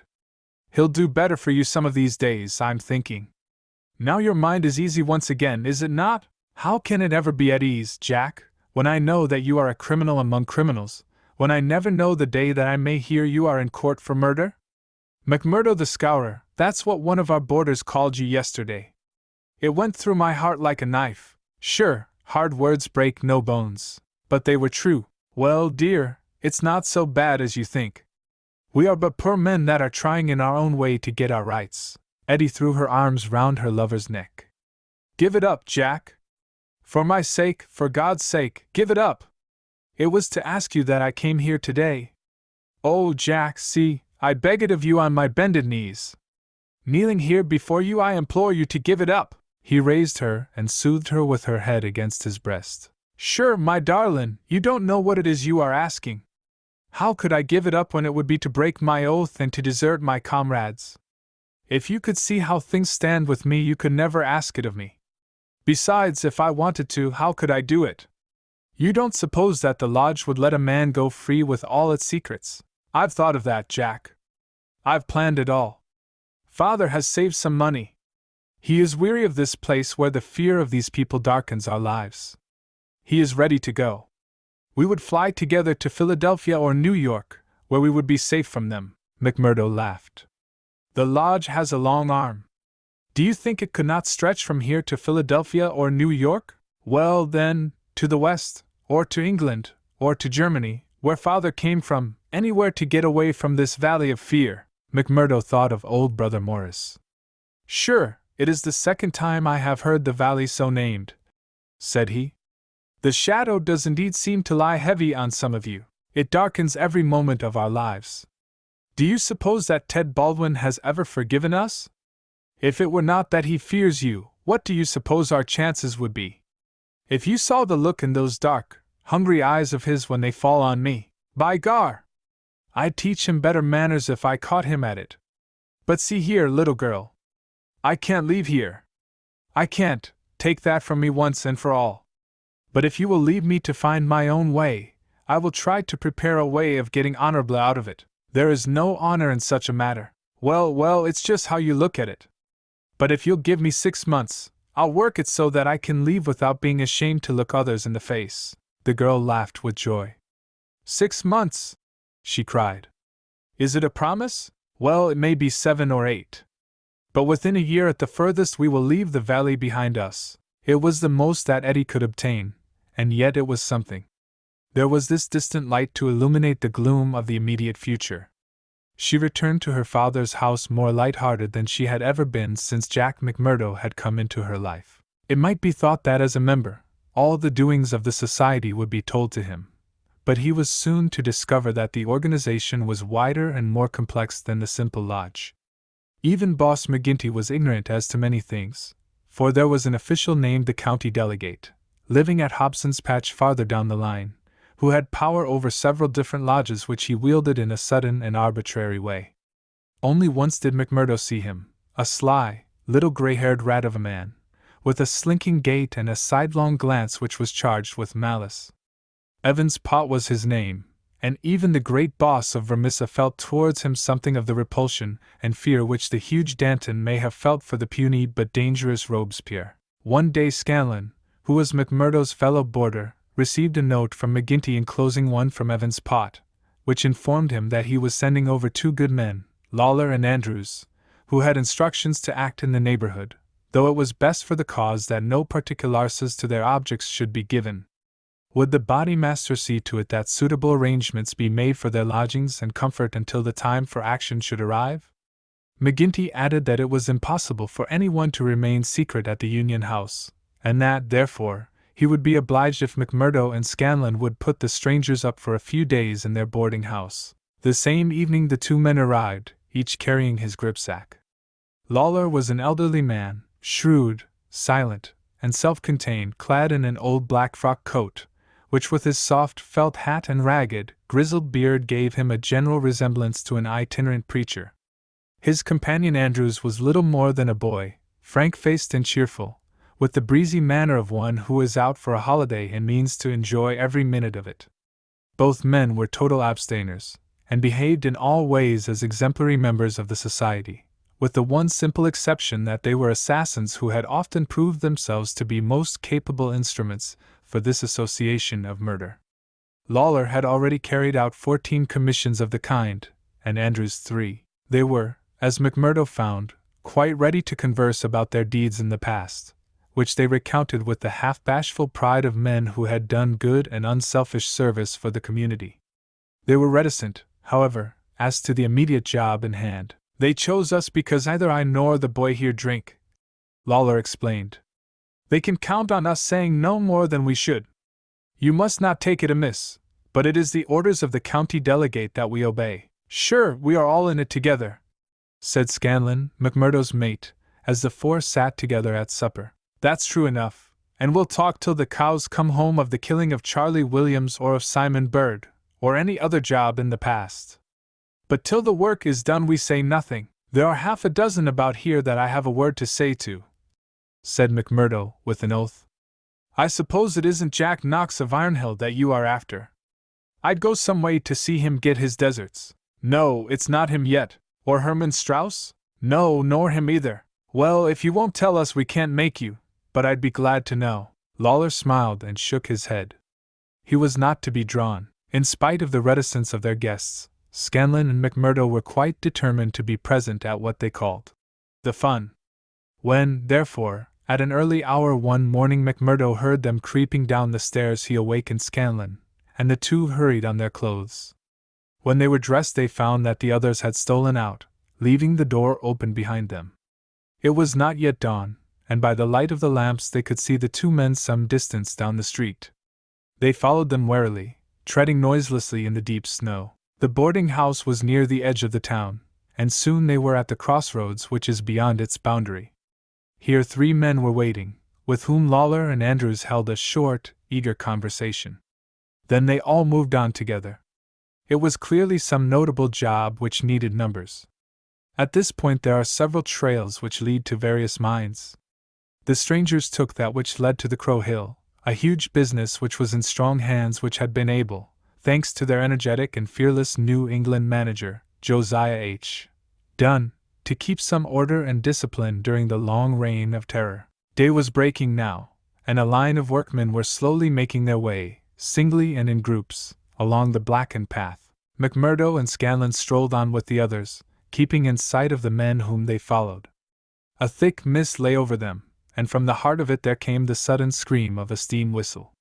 It was the 10-minute signal before the cages descended and the day's labor began. When they reached the open space round the mine shaft there were 100 miners waiting, stamping their feet and blowing on their fingers, for it was bitterly cold. The strangers stood in a little group under the shadow of the engine house. Scanlon and McMurdo climbed a heap of slag from which the whole scene lay before them. They saw the mine engineer, a great bearded Scotchman named Menzies, come out of the engine house and blow his whistle for the cages to be lowered. At the same instant a tall, loose-framed young man with a clean-shaved, earnest face advanced eagerly towards the pit head.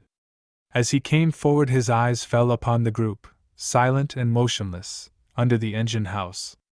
The men had drawn down their hats and turned up their collars to screen their faces.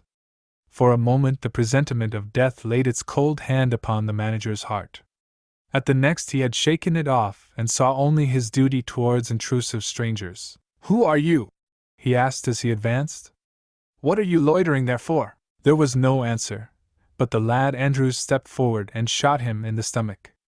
The 100 waiting miners stood as motionless and helpless as if they were paralyzed. The manager clapped his 2 hands to the wound and doubled himself up. Then he staggered away, but another of the assassins fired, and he went down sidewise, kicking and clawing among a heap of clinkers. Menzies, the Scotchman, gave a roar of rage at the sight and rushed with an iron spanner at the murderers, but was met by 2 balls in the face which dropped him dead at their very feet. There was a surge forward of some of the miners, and an articulate cry of pity and of anger, but a couple of the strangers emptied their 6-shooters over the heads of the crowd, and they broke and scattered, some of them rushing wildly back to their homes in Vermissa. When a few of the bravest had rallied, and there was a return to the mine, the murderous gang had vanished in the mists of morning, without a single witness being able to swear to the identity of these men who in front of 100 spectators had wrought this double crime. Scanlon and McMurdo made their way back, Scanlon somewhat subdued, for it was the first murder job that he had seen with his own eyes, and it appeared less funny than he had been led to believe. The horrible screams of the dead manager's wife pursued them as they hurried to the town. McMurdo was absorbed and silent, but he showed no sympathy for the weakening of his companion. "Sure, it is like a war," he repeated. "What is it but a war between us and them, and we hit back where we best can." There was high revel in the lodge room at the Union House that night, not only over the killing of the manager and engineer of the Crow Hill mine, which would bring this organization into line with the other blackmailed and terror-stricken companies of the district, but also over a distant triumph which had been wrought by the hands of the lodge itself. It would appear that when the county delegate had sent over 5 good men to strike a blow in Vermissa, he had demanded that in return 3 Vermissa men should be secretly selected and sent across to kill William Hales of Stake Royal, one of the best known and most popular mine owners in the Gilmerton district, a man who was believed not to have an enemy in the world, for he was in all ways a model employer. He had insisted, however, upon efficiency in the work, and had, therefore, paid off certain drunken and idle employees who were members of the all-powerful society. Coffin notices hung outside his door had not weakened his resolution, and so in a free, civilized country he found himself condemned to death. The execution had now been duly carried out. Ted Baldwin, who sprawled now in the seat of honor beside the bodymaster, had been chief of the party. His flushed face and glazed, bloodshot eyes told of sleeplessness and drink. He and his 2 comrades had spent the night before among the mountains. They were unkempt and weather-stained. But no heroes, returning from a forlorn hope, could have had a warmer welcome from their comrades. The story was told and retold amid cries of delight and shouts of laughter. They had waited for their man as he drove home at nightfall, taking their station at the top of a steep hill, where his horse must be at a walk.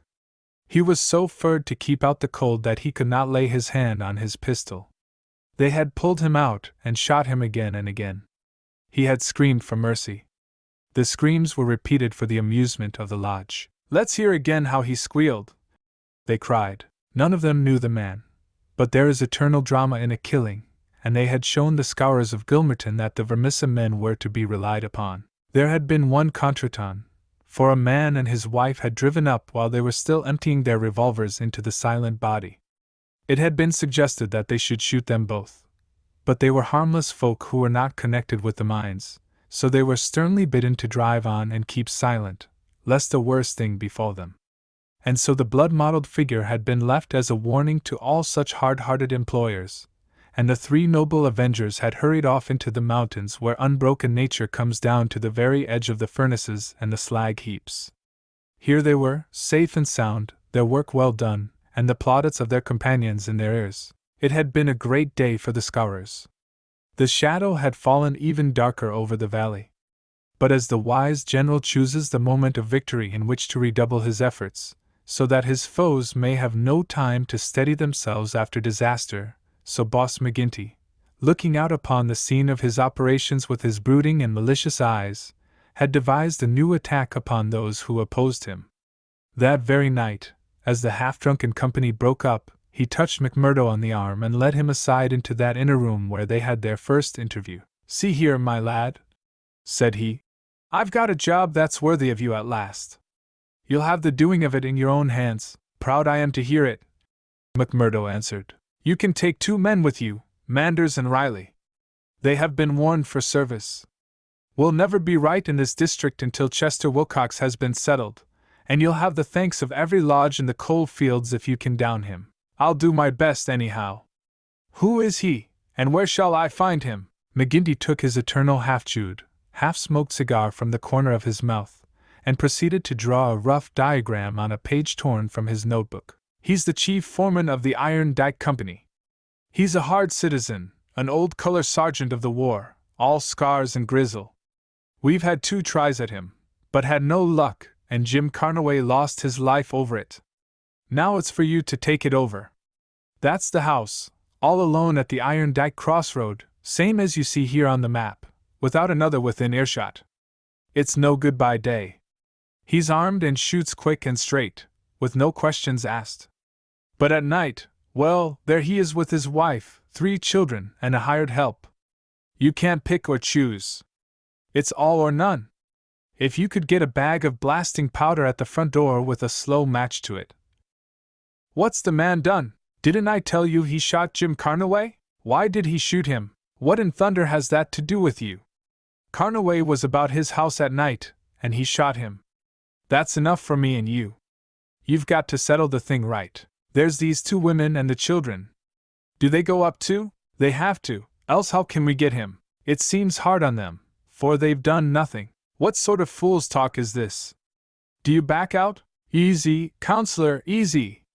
What have I ever said or done that you should think I would be after standing back from an order of the body master of my own lodge? If it's right or if it's wrong, it's for you to decide. You'll do it then? Of course I will do it. When? Well, you had best give me a night or two that I may see the house and make my plans. Then. Very good, said McGinty, shaking him by the hand. I leave it with you. It will be a great day when you bring us the news. It's just the last stroke that will bring them all to their knees. McMurdo thought long and deeply over the commission which had been so suddenly placed in his hands. The isolated house in which Chester Wilcox lived was about 5 miles off in an adjacent valley. That very night he started off all alone to prepare for the attempt. It was daylight before he returned from his reconnaissance. Next day he interviewed his 2 subordinates, Manders and Riley, reckless youngsters who were as elated as if it were a deer hunt. 2 nights later they met outside the town, all 3 armed, and one of them carrying a sack stuffed with the powder which was used in the quarries. It was 2 in the morning before they came to the lonely house. The night was a windy one, with broken clouds drifting swiftly across the face of a 3/4 moon. They had been warned to be on their guard against bloodhounds, so they moved forward cautiously, with their pistols cocked in their hands. But there was no sound save the howling of the wind, and no movement but the swaying branches above them. McMurdo listened at the door of the lonely house, but all was still within. Then he leaned the powder bag against it, ripped a hole in it with his knife, and attached the fuse. When it was well alight he and his 2 companions took to their heels, and were some distance off, safe and snug in a sheltering ditch, before the shattering roar of the explosion, with the low, deep rumble of the collapsing building, told them that their work was done. No cleaner job had ever been carried out in the blood-stained annals of the society. But alas, that work so well organized and boldly carried out should all have gone for nothing. Warned by the fate of the various victims, and knowing that he was marked down for destruction, Chester Wilcox had moved himself and his family only the day before to some safer and less known quarters, where a guard of police should watch over them. It was an empty house which had been torn down by the gunpowder, and the grim old color sergeant of the war was still teaching discipline to the miners of Iron Dike. "Leave him to me," said McMurdo. "He's my man, and I'll get him sure if I have to wait a year for him." A vote of thanks and confidence was passed in full lodge, and so for the time the matter ended. When a few weeks later it was reported in the papers that Wilcox had been shot at from an ambuscade, it was an open secret that McMurdo was still at work upon his unfinished job. Such were the methods of the Society of Freemen, and such were the deeds of the Scourers by which they spread their rule of fear over the great and rich district which was for so long a period haunted by their terrible presence. Why should these pages be stained by further crimes? Have I not said enough to show the men and their methods? These deeds are written in history, and there are records wherein one may read the details of them. There one may learn of the shooting of policemen Hunt and Evans because they had ventured to arrest 2 members of the society, a double outrage planned at the Vermissa Lodge and carried out in cold blood upon 2 helpless and disarmed men. There also one may read of the shooting of Mrs. Larbe when she was nursing her husband, who had been beaten almost to death by orders of Boss McGinty. The killing of the elder Jenkins, shortly followed by that of his brother, the mutilation of James Murdoch, the blowing up of the Staphouse family, and the murder of the Stendals all followed hard upon one another in the same terrible winter. Darkly the shadow lay upon the Valley of Fear. The spring had come with running brooks and blossoming trees. There was hope for all nature bound so long in an iron grip, but nowhere was there any hope for the men and women who lived under the yoke of the terror. Never had the cloud above them been so dark and hopeless as in the early summer of the year 1875. Chapter 6. Danger. It was the height of the reign of terror. McMurdo, who had already been appointed inner deacon, with every prospect of some day succeeding McGinty as body master, was now so necessary to the counsels of his comrades that nothing was done without his help and advice. The more popular he became, however, with the freemen, the blacker were the scowls which greeted him as he passed along the streets of Vermissa. In spite of their terror, the citizens were taking heart to band themselves together against their oppressors. Rumors had reached the lodge of secret gatherings in the Herald office and of distribution of firearms among the law-abiding people. But McGinty and his men were undisturbed by such reports. They were numerous, resolute, and well armed. Their opponents were scattered and powerless. It would all end, as it had done in the past, in aimless talk and possibly in impotent arrests.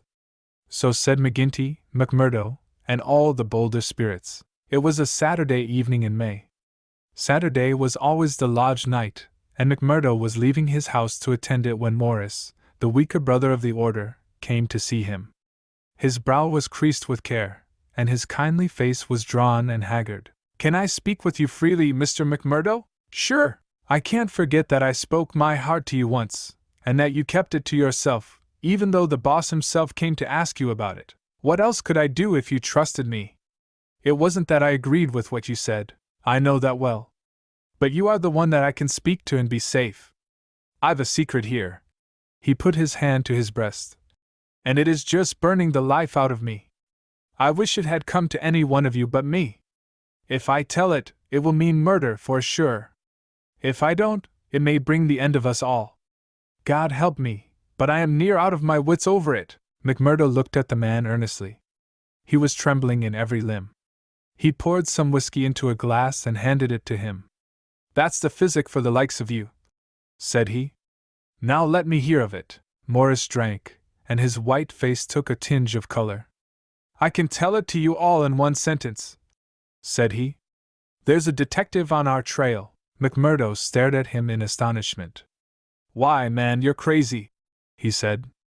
"Isn't the place full of police and detectives, and what harm did they ever do us? No, it's no man of the district. As you say, we know them, and it is little that they can do. But you've heard of Pinkertons? I've read of some folk of that name. Well, you can take it from me you've no show when they are on your trail. It's not a take-it-or-miss-it government concern. It's a dead-earnest business proposition that's out for results, and keeps out till by hook or crook it gets them. If a Pinkerton man is deep in this business, we are all destroyed. We must kill him. It's the first thought that came to you. So it will be up at the lodge. Didn't I say to you that it would end in murder? Sure, what is murder? Isn't it common enough in these parts? It is, indeed, but it's not for me to point out the man that is to be murdered. I'd never rest easy again. And yet it's our own necks that may be at stake. In God's name, what shall I do?" He rocked to and fro in his agony of indecision, but his words had moved McMurdo deeply. It was easy to see that he shared the other's opinion as to the danger, and the need for meeting it. He gripped Morris's shoulder, and shook him in his earnestness. "See here, man," he cried, and he almost screeched the words in his excitement. "You won't gain anything by sitting keening like an old wife at a wake. Let's have the facts. Who is the fellow? Where is he? How did you hear of him? Why did you come to me?" "I came to you, for you are the one man that would advise me. I told you that I had a store in the East before I came here. I left good friends behind me, and one of them is in the telegraph service. Here's a letter that I had from him yesterday. It's this part from the top of the page. You can read it yourself." This was what McMurdo read. "How are the Scourers getting on in your parts? We read plenty of them in the papers. Between you and me, I expect to hear news from you before long. 5 big corporations and the 2 railroads have taken the thing up in dead earnest. They mean it, and you can bet they'll get there. They are right deep down into it. Pinkerton has taken hold under their orders, and his best man, Bertie Edwards, is operating. The thing has got to be stopped right now. Now read the postscript. Of course, what I give you is what I learned in business, so it goes no further. It's a queer cipher that you handle by the yard every day and can get no meaning from." McMurdo sat in silence for some time, with the letter in his listless hands. The mist had lifted for a moment, and there was the abyss before him. "Does anyone else know of this?" he asked. "I have told no one else. But this man, your friend, has he any other person that he would be likely to write to?" "Well, I dare say he knows 1 or 2 more. Of the lodge? It's likely enough. I was asking because it is likely that he may have given some description of this fellow Bertie Edwards. Then we could get on his trail." "Well, it's possible. But I should not think he knew him. He is just telling me the news that came to him by way of business. How would he know this Pinkerton man?" McMurdo gave a violent start. By gar! He cried. I've got him. What a fool I was not to know it. Lord! But we're in luck. We will fix him before he can do any harm. See here, Morris, will you leave this thing in my hands? Sure, if you will only take it off mine, I'll do that. You can stand right back and let me run it. Even your name need not be mentioned. I'll take it all on myself, as if it were to me that this letter has come. Will that content you? It's just what I would ask. Then leave it at that and keep your head shut. Now I'll get down to the lodge, and we'll soon make old man Pinkerton sorry for himself. You wouldn't kill this man? The less you know, friend Morris, the easier your conscience will be, and the better you will sleep. Ask no questions, and let these things settle themselves. I have hold of it now. Morris shook his head sadly as he left. I feel that his blood is on my hands, he groaned. Self-protection is no murder, anyhow, said McMurdo, smiling grimly. It's him or us. I guess this man would destroy us all if we left him long in the valley. Why, Brother Morris, we'll have to elect you bodymaster yet, for you've surely saved the lodge. And yet it was clear from his actions that he thought more seriously of this new intrusion than his words would show. It may have been his guilty conscience, it may have been the reputation of the Pinkerton organization, it may have been the knowledge that great, rich corporations had set themselves the task of clearing out the scourers. But whatever his reason, his actions were those of a man who is preparing for the worst. Every paper which would incriminate him was destroyed before he left the house. After that he gave a long sigh of satisfaction, for it seemed to him that he was safe. And yet the danger must still have pressed somewhat upon him, for on his way to the lodge he stopped at old man Shafter's. The house was forbidden him, but when he tapped at the window Eddie came out to him.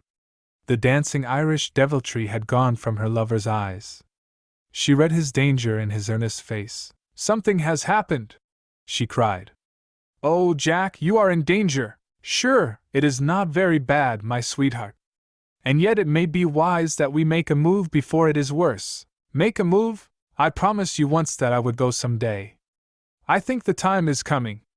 I had news tonight, bad news, and I see trouble coming. The police? Well, a Pinkerton. But sure, you wouldn't know what that is, a kushla, nor what it may mean to the likes of me. I'm too deep in this thing, and I may have to get out of it quick. You said you would come with me if I went. Oh, Jack, it would be the saving of you. I'm an honest man in some things, Eddie.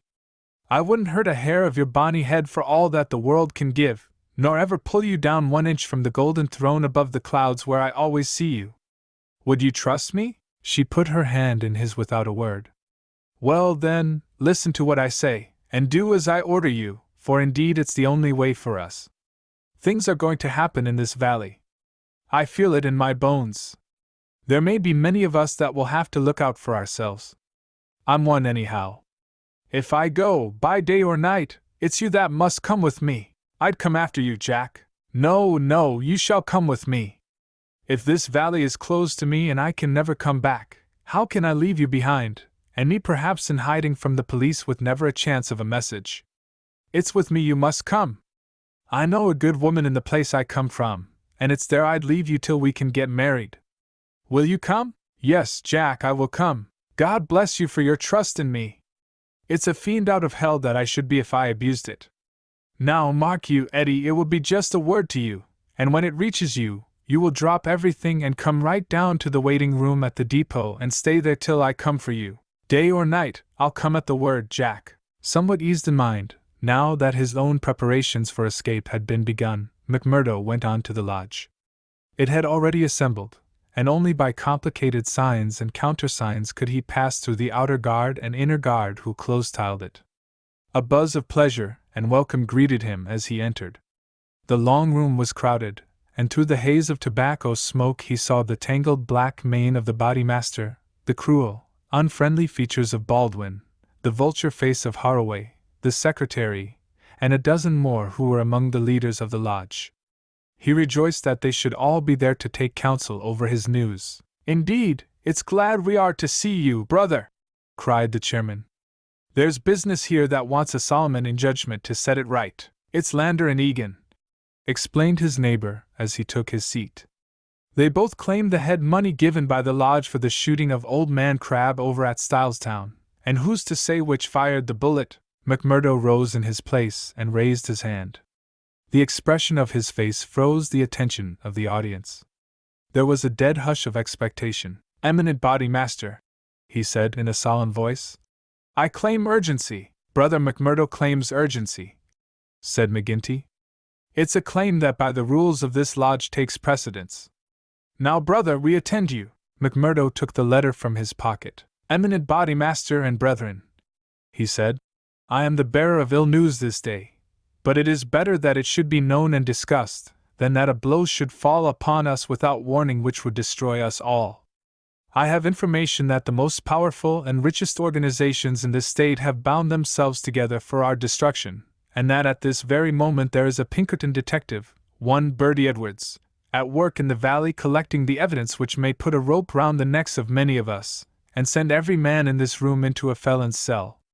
That is the situation for the discussion of which I have made a claim of urgency." There was a dead silence in the room. It was broken by the chairman. "What is your evidence for this, Brother McMurdo?" he asked. "It is in this letter which has come into my hands," said McMurdo. And he read the passage aloud. "It is a matter of honor with me that I can give no further particulars about the letter, nor put it into your hands, but I assure you that there is nothing else in it which can affect the interests of the lodge. I put the case before you as it has reached me. Let me say, Mr. Chairman," said one of the older brethren, "that I have heard of Bertie Edwards, and that he has the name of being the best man in the Pinkerton service." "Does anyone know him by sight?"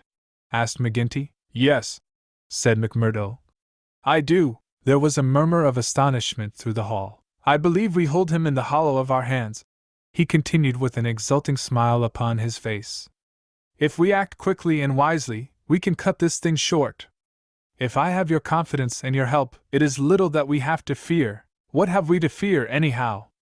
What can he know of our affairs? You might say so if all were as stanch as you, counselor. But this man has all the millions of the capitalists at his back. Do you think there is no weaker brother among all our lodges that could not be bought? He will get at our secrets, maybe has got them already. There's only one sure cure, that he never leaves the valley," said Baldwin. McMurdo nodded. "Good for you, Brother Baldwin," he said. "You and I have had our differences, but you have said the true word tonight. Where is he, then? Where shall we know him?" "Eminent Body Master," said McMurdo, earnestly, "I would put it to you that this is too vital a thing for us to discuss in open lodge. God forbid that I should throw a doubt on anyone here, but if so much as a word of gossip got to the ears of this man, there would be an end of any chance of our getting him. I would ask the lodge to choose a trustee committee, Mr. Chairman, yourself, if I might suggest it, and Brother Baldwin here, and 5 more. Then I can talk freely of what I know and of what I advise should be done." The proposition was at once adopted, and the committee chosen. Besides the chairman and Baldwin there were the vulture-faced secretary, Haraway, Tiger Cormac, the brutal young assassin, Carter, the treasurer, and the brothers Willoughby, fearless and desperate men who would stick at nothing. The usual revelry of the lodge was short and subdued, for there was a cloud upon the men's spirits, and many there for the first time began to see the cloud of avenging law drifting up in that serene sky under which they had dwelt so long. The horrors they had dealt out to others had been so much a part of their settled lives that the thought of retribution had become a remote one, and so seemed the more startling now that it came so closely upon them. They broke up early and left their leaders to their counsel. "Now, McMurdo," said McGinty when they were alone. The 7 men sat frozen in their seats. "I said just now that I knew Bertie Edwards," McMurdo explained. "I need not tell you that he is not here under that name. He's a brave man, but not a crazy one. He passes under the name of Steve Wilson, and he is lodging at Hobson's Patch. How do you know this? Because I fell into talk with him. I thought little of it at the time, nor would have given it a second thought but for this letter, but now I'm sure it's the man. I met him on the cars when I went down the line on Wednesday, a hard case if ever there was one. He said he was a reporter. I believed it for the moment. Wanted to know all he could about the Scourers and what he called the outrages for a New York paper. Asked me every kind of question so as to get something. You bet I was giving nothing away. I'd pay for it and pay well, said he, if I could get some stuff that would suit my editor. I said what I thought would please him best, and he handed me a $20 bill for my information. There's 10 times that for you, said he, if you can find me all that I want. What did you tell him, then? Any stuff I could make up. How do you know he wasn't a newspaper man? I'll tell you. He got out at Hobson's Patch, and so did I. I chanced into the telegraph bureau, and he was leaving it. See here, said the operator after he'd gone out, I guess we should charge double rates for this. I guess you should, said I. He had filled the form with stuff that might have been Chinese, for all we could make of it. He fires a sheet of this off every day, said the clerk. Yes, said I, it's special news for his paper, and he's scared that the others should tap it. That was what the operator thought, and what I thought at the time, but I think differently now. By gar! I believe you are right, said McGinty. But what do you allow that we should do about it? Why not go right down now and fix him? Someone suggested. Aye, the sooner the better. I'd start this next minute if I knew where we could find him, said McMurdo. He's in Hobson's Patch, but I don't know the house. I've got a plan, though, if you'll only take my advice. Well, what is it? I'll go to the patch tomorrow morning. I'll find him through the operator. He can locate him, I guess. Well, then I'll tell him that I'm a freeman myself. I'll offer him all the secrets of the lodge for a price. You bet he'll tumble to it. I'll tell him the papers are at my house, and that it's as much as my life would be worth to let him come while folk were about. He'll see that that's horse sense. Let him come at 10 o'clock at night, and he shall see everything.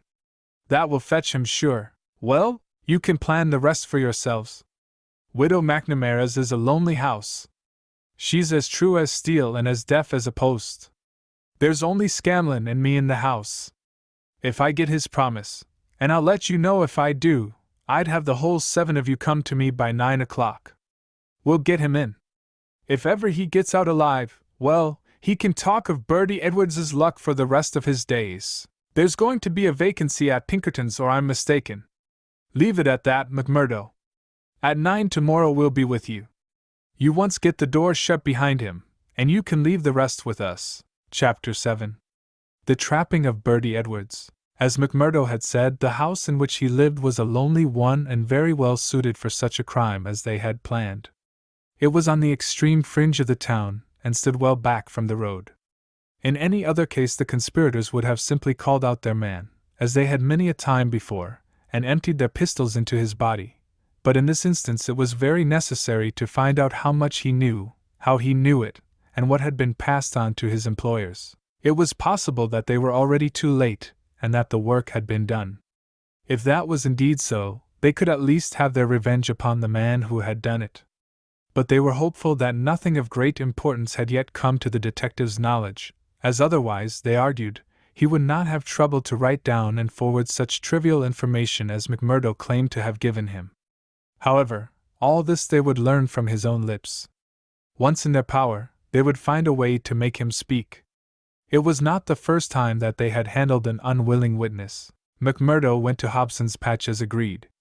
The police seemed to take particular interest in him that morning, and Captain Marvin, he who had claimed the old acquaintance with him at Chicago, actually addressed him as he waited at the station. McMurdo turned away and refused to speak with him. He was back from his mission in the afternoon, and saw McGinty at the Union House. He is coming, he said. Good, said McGinty. The giant was in his shirt sleeves, with chains and seals gleaming athwart his ample waistcoat and a diamond twinkling through the fringe of his bristling beard. Drink and politics had made the boss a very rich as well as powerful man. The more terrible, therefore, seemed that glimpse of the prison or the gallows which had risen before him the night before. Do you reckon he knows much? He asked anxiously. McMurdo shook his head gloomily. He's been here some time, 6 weeks at the least. I guess he didn't come into these parts to look at the prospect. If he has been working among us all that time with the railroad money at his back, I should expect that he has got results, and that he has passed them on. There's not a weak man in the lodge, cried McGinty. True as steel, every man of them. And yet, by the Lord, there is that skunk Morris. What about him? If any man gives us away, it would be he. I've a mind to send a couple of the boys round before evening to give him a beating up and see what they can get from him. Well, there would be no harm in that, McMurdo answered. I won't deny that I have a liking for Morris, and would be sorry to see him come to harm. He has spoken to me once or twice over lodge matters, and though he may not see them the same as you or I, he never seemed the sort that squeals. But still it is not for me to stand between him and you. I'll fix the old devil, said McGinty with an oath. I've had my eye on him this year past. Well, you know best about that, McMurdo answered. But whatever you do must be tomorrow, for we must lie low until the Pinkerton affair is settled up. We can't afford to set the police buzzing, today of all days. True for you, said McGinty. And we'll learn from Bertie Edwards himself where he got his news if we have to cut his heart out first. Did he seem to scent a trap? McMurdo laughed. I guess I took him on his weak point, he said. If he could get on a good trail of the scourers, he's ready to follow it into hell. I took his money. McMurdo grinned as he produced a wad of dollar notes. And as much more when he has seen all my papers. What papers? Well, there are no papers. But I filled him up about constitutions and books of rules and forms of membership. He expects to get right down to the end of everything before he leaves. Faith, he's right there, said McGinty grimly. Didn't he ask you why you didn't bring him the papers? As if I would carry such things, and me a suspected man, and Captain Marvin after speaking to me this very day at the depot. I heard of that, said McGinty. I guess the heavy end of this business is coming on to you. We could put him down an old shaft when we've done with him, but however we work it we can't get past the man living at Hobson's Patch and you being there today. McMurdo shrugged his shoulders. If we handle it right, they can never prove the killing, said he. No one can see him come to the house after dark, and I'll lay to it that no one will see him go. Now see here, counselor, I'll show you my plan and I'll ask you to fit the others into it. You will all come in good time. Very well. He comes at 10. He is to tap 3 times, and me to open the door for him. Then I'll get behind him and shut it. He's our man then. That's all easy and plain. Yes, but the next step wants considering. He's a hard proposition. He's heavily armed. I've fooled him proper, and yet he is likely to be on his guard. Suppose I show him right into a room with 7 men in it where he expected to find me alone. There is going to be shooting, and somebody is going to be hurt. That's so, and the noise is going to bring every damned copper in the township on top of it. I guess you are right. This is how I should work it. You will all be in the big room, same as you saw when you had a chat with me. I'll open the door for him, show him into the parlor beside the door, and leave him there while I get the papers. That will give me the chance of telling you how things are shaping. Then I will go back to him with some fake papers. As he is reading them I will jump for him and get my grip on his pistol arm. You'll hear me call and in you will rush. The quicker the better, for he is as strong a man as I, and I may have more than I can manage. But I allow that I can hold him till you come. It's a good plan, said McGinty. The lodge will owe you a debt for this. I guess when I move out of the chair I can put a name to the man that's coming after me. Sure, counselor, I am little more than a recruit, said McMurdo, but his face showed what he thought of the great man's compliment. When he had returned home he made his own preparations for the grim evening in front of him. First he cleaned, oiled, and loaded his Smith & Wesson revolver. Then he surveyed the room in which the detective was to be trapped. It was a large apartment, with a long deal table in the center, and the big stove at one side. At each of the other sides were windows. There were no shutters on these, only light curtains which drew across. McMurdo examined these attentively. No doubt it must have struck him that the apartment was very exposed for so secret a meeting. Yet its distance from the road made it of less consequence. Finally he discussed the matter with his fellow lodger. Scanlon, though a scourer, was an inoffensive little man who was too weak to stand against the opinion of his comrades, but was secretly horrified by the deeds of blood at which he had sometimes been forced to assist. McMurdo told him shortly what was intended, and if I were you, Mike Scanlon, I would take a night off and keep clear of it. There will be bloody work here before morning, Well, indeed then, Mac, Scanlon answered. It's not the will but the nerve that is wanting in me. When I saw Manager Dunn go down at the colliery yonder, it was just more than I could stand. I'm not made for it, same as you or McGinty. If the lodge will think none the worse of me, I'll just do as you advise and leave you to yourselves for the evening. The men came in good time as arranged. They were outwardly respectable citizens, well clad and cleanly, but a judge of faces would have read little hope for Bertie Edwards in those hard mouths and remorseless eyes. There was not a man in the room whose hands had not been reddened a dozen times before. They were as hardened to human murder as a butcher to sheep. Foremost, of course, both in appearance and in guilt, was the formidable boss. Haraway, the secretary, was a lean, bitter man with a long, scraggy neck and nervous, jerky limbs, a man of incorruptible fidelity where the finances of the order were concerned, and with no notion of justice or honesty to anyone beyond. The treasurer, Carter, was a middle-aged man, with an impassive, rather sulky expression, and a yellow parchment skin. He was a capable organizer, and the actual details of nearly every outrage had sprung from his plodding brain. The two Willoughbys were men of action, tall, lithe young fellows with determined faces, while their companion, Tiger Cormac, a heavy, dark youth, was feared even by his own comrades for the ferocity of his disposition. These were the men who assembled that night under the roof of McMurdo for the killing of the Pinkerton detective. Their host had placed whiskey upon the table, and they had hastened to prime themselves for the work before them. Baldwin and Cormac were already half-drunk, and the liquor had brought out all their ferocity.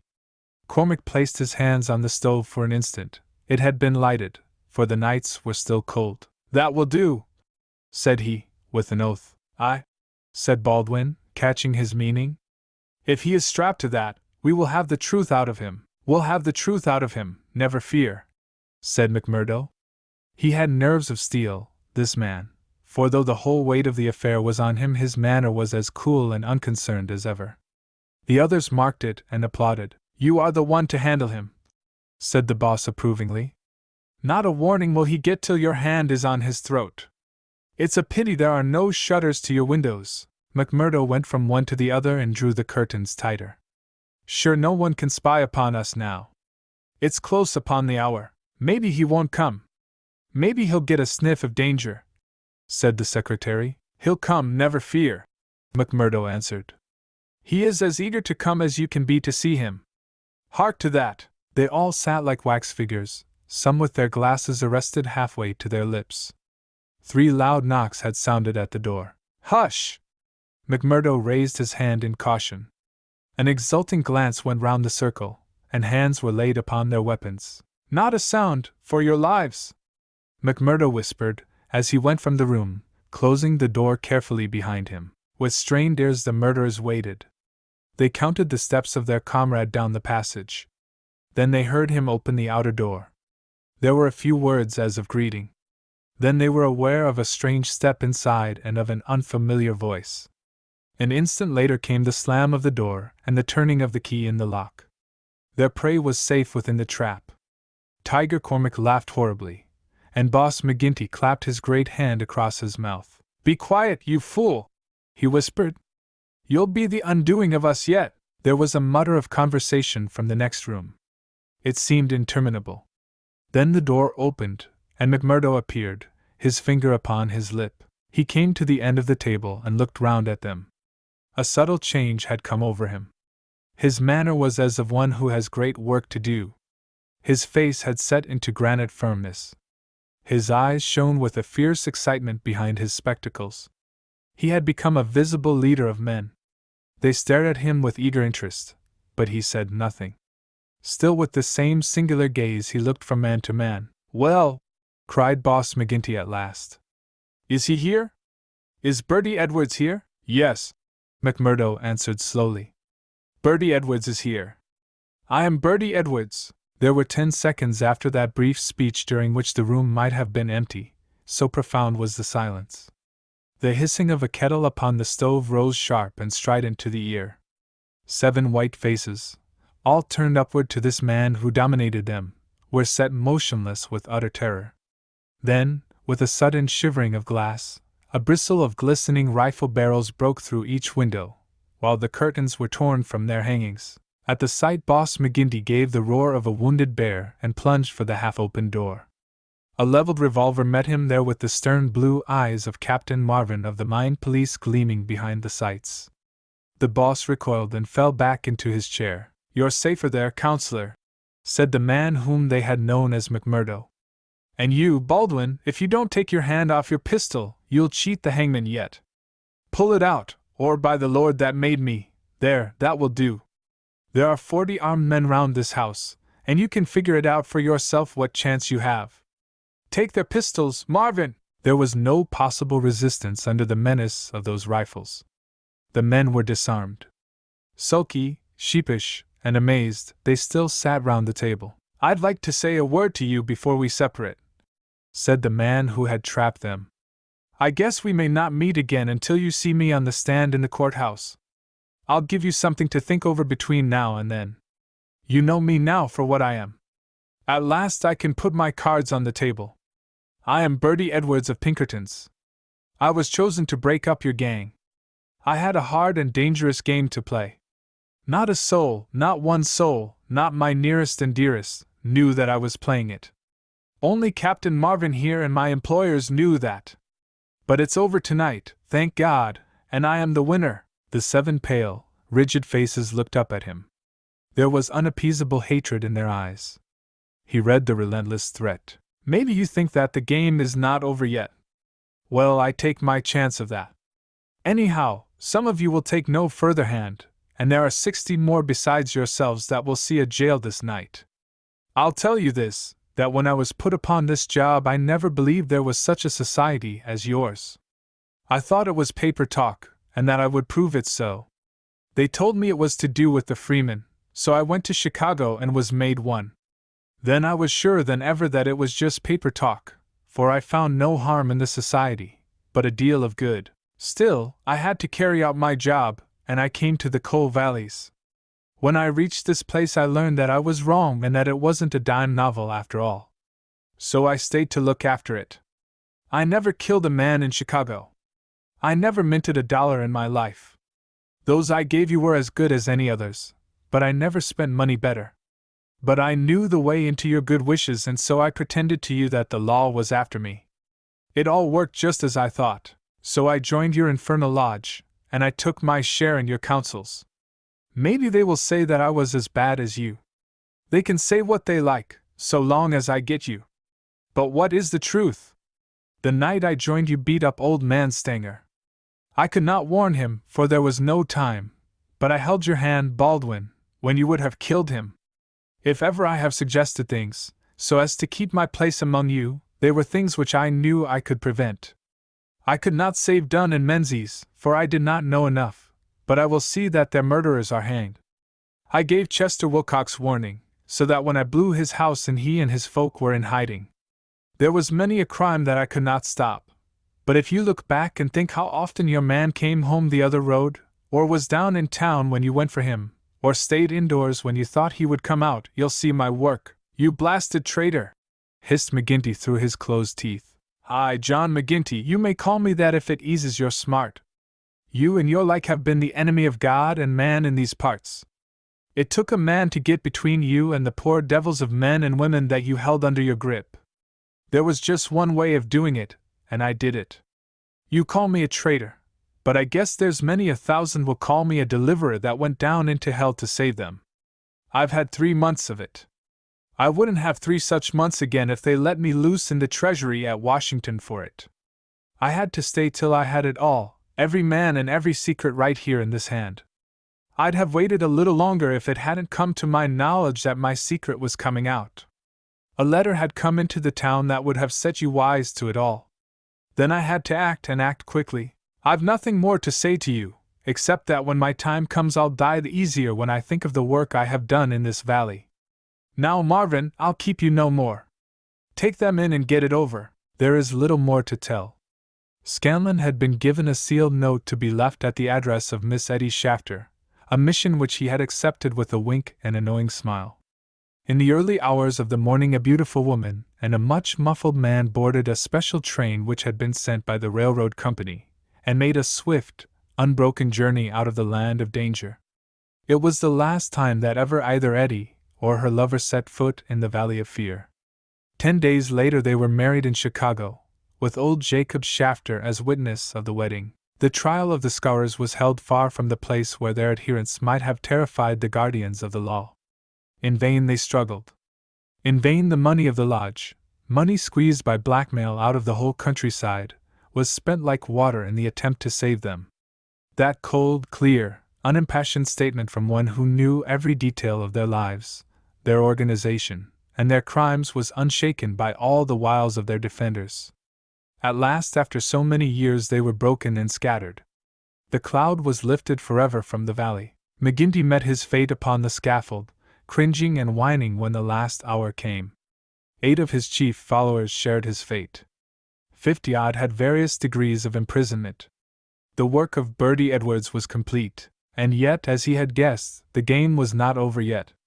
There was another hand to be played, and yet another and another.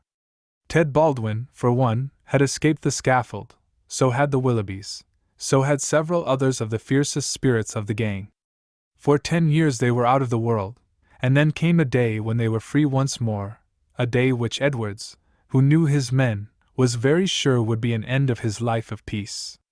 They had sworn an oath on all that they thought holy to have his blood as a vengeance for their comrades. And while they strove to keep their vow, from Chicago he was chased, after 2 attempts so near success that it was sure that the third would get him. From Chicago he went under a changed name to California, and it was there that the light went for a time out of his life when Eddie Edwards died. Once again he was nearly killed, and once again under the name of Douglas he worked in a lonely cannon, where with an English partner named Barker he amassed a fortune. At last there came a warning to him that the bloodhounds were on his track once more, and he cleared, only just in time, for England. And thence came the John Douglas who for a second time married a worthy mate, and lived for 5 years as a Sussex county gentleman, a life which ended with the strange happenings of which we have heard. Chapter 8. Epilogue. The police trial had passed, in which the case of John Douglas was referred to a higher court. So had the Quarter Sessions, at which he was acquitted as having acted in self-defense. "Get him out of England at any cost," wrote Holmes to the wife. "There are forces here which may be more dangerous than those he has escaped. There is no safety for your husband in England." 2 months had gone by, and the case had to some extent passed from our minds. Then one morning there came an enigmatic note slipped into our letter box. "Dear me, Mr. Holmes." "Dear me," said this singular epistle. There was neither superscription nor signature. I laughed at the quaint message, but Holmes showed unwonted seriousness. "Deviltry, Watson," he remarked, and sat long with a clouded brow. "Late last night Mrs. Hudson, our landlady, brought up a message that a gentleman wished to see Mr. Holmes, and that the matter was of the utmost importance." Close at the heels of his messenger came Cecil Barker, our friend of the moated manor house. His face was drawn and haggard. "I've had bad news, terrible news, Mr. Holmes," said he. "I feared as much," said Holmes. "You have not had a cable, have you?" "I have had a note from someone who has. It's poor Douglas. They tell me his name is Edwards, but he will always be Jack Douglas of Benito Cannon to me. I told you that they started together for South Africa in the Palmyra 3 weeks ago." "Exactly. The ship reached Cape Town last night. I received this cable from Mrs. Douglas this morning. Jack has been lost overboard in gale off St. Helena. No one knows how accident occurred. Ivy Douglas." "Ha! It came like that, did it?" said Holmes thoughtfully. "Well, I've no doubt it was well stage managed." "You mean that you think there was no accident?" "None in the world. He was murdered." "Surely, so I think also. These infernal Scourers, this cursed vindictive nest of criminals." "No, no, my good sir," said Holmes. "There is a master hand here. It is no case of sawed-off shotguns and clumsy six-shooters. You can tell an old master by the sweep of his brush. I can tell a Moriarty when I see one. This crime is from London, not from America. But for what motive? Because it is done by a man who cannot afford to fail, one whose whole unique position depends upon the fact that all he does must succeed. A great brain and a huge organization have been turned to the extinction of one man. It is crushing the nut with the trip hammer, an absurd extravagance of energy. But the nut is very effectually crushed all the same. How came this man to have anything to do with it? I can only say that the first word that ever came to us of the business was from one of his lieutenants. These Americans were well advised. Having an English job to do, they took into partnership, as any foreign criminal could do, this great consultant in crime. From that moment their man was doomed. At first he would content himself by using his machinery in order to find their victim. Then he would indicate how the matter might be treated. Finally, when he read in the reports of the failure of this agent, he would step in himself with a master touch.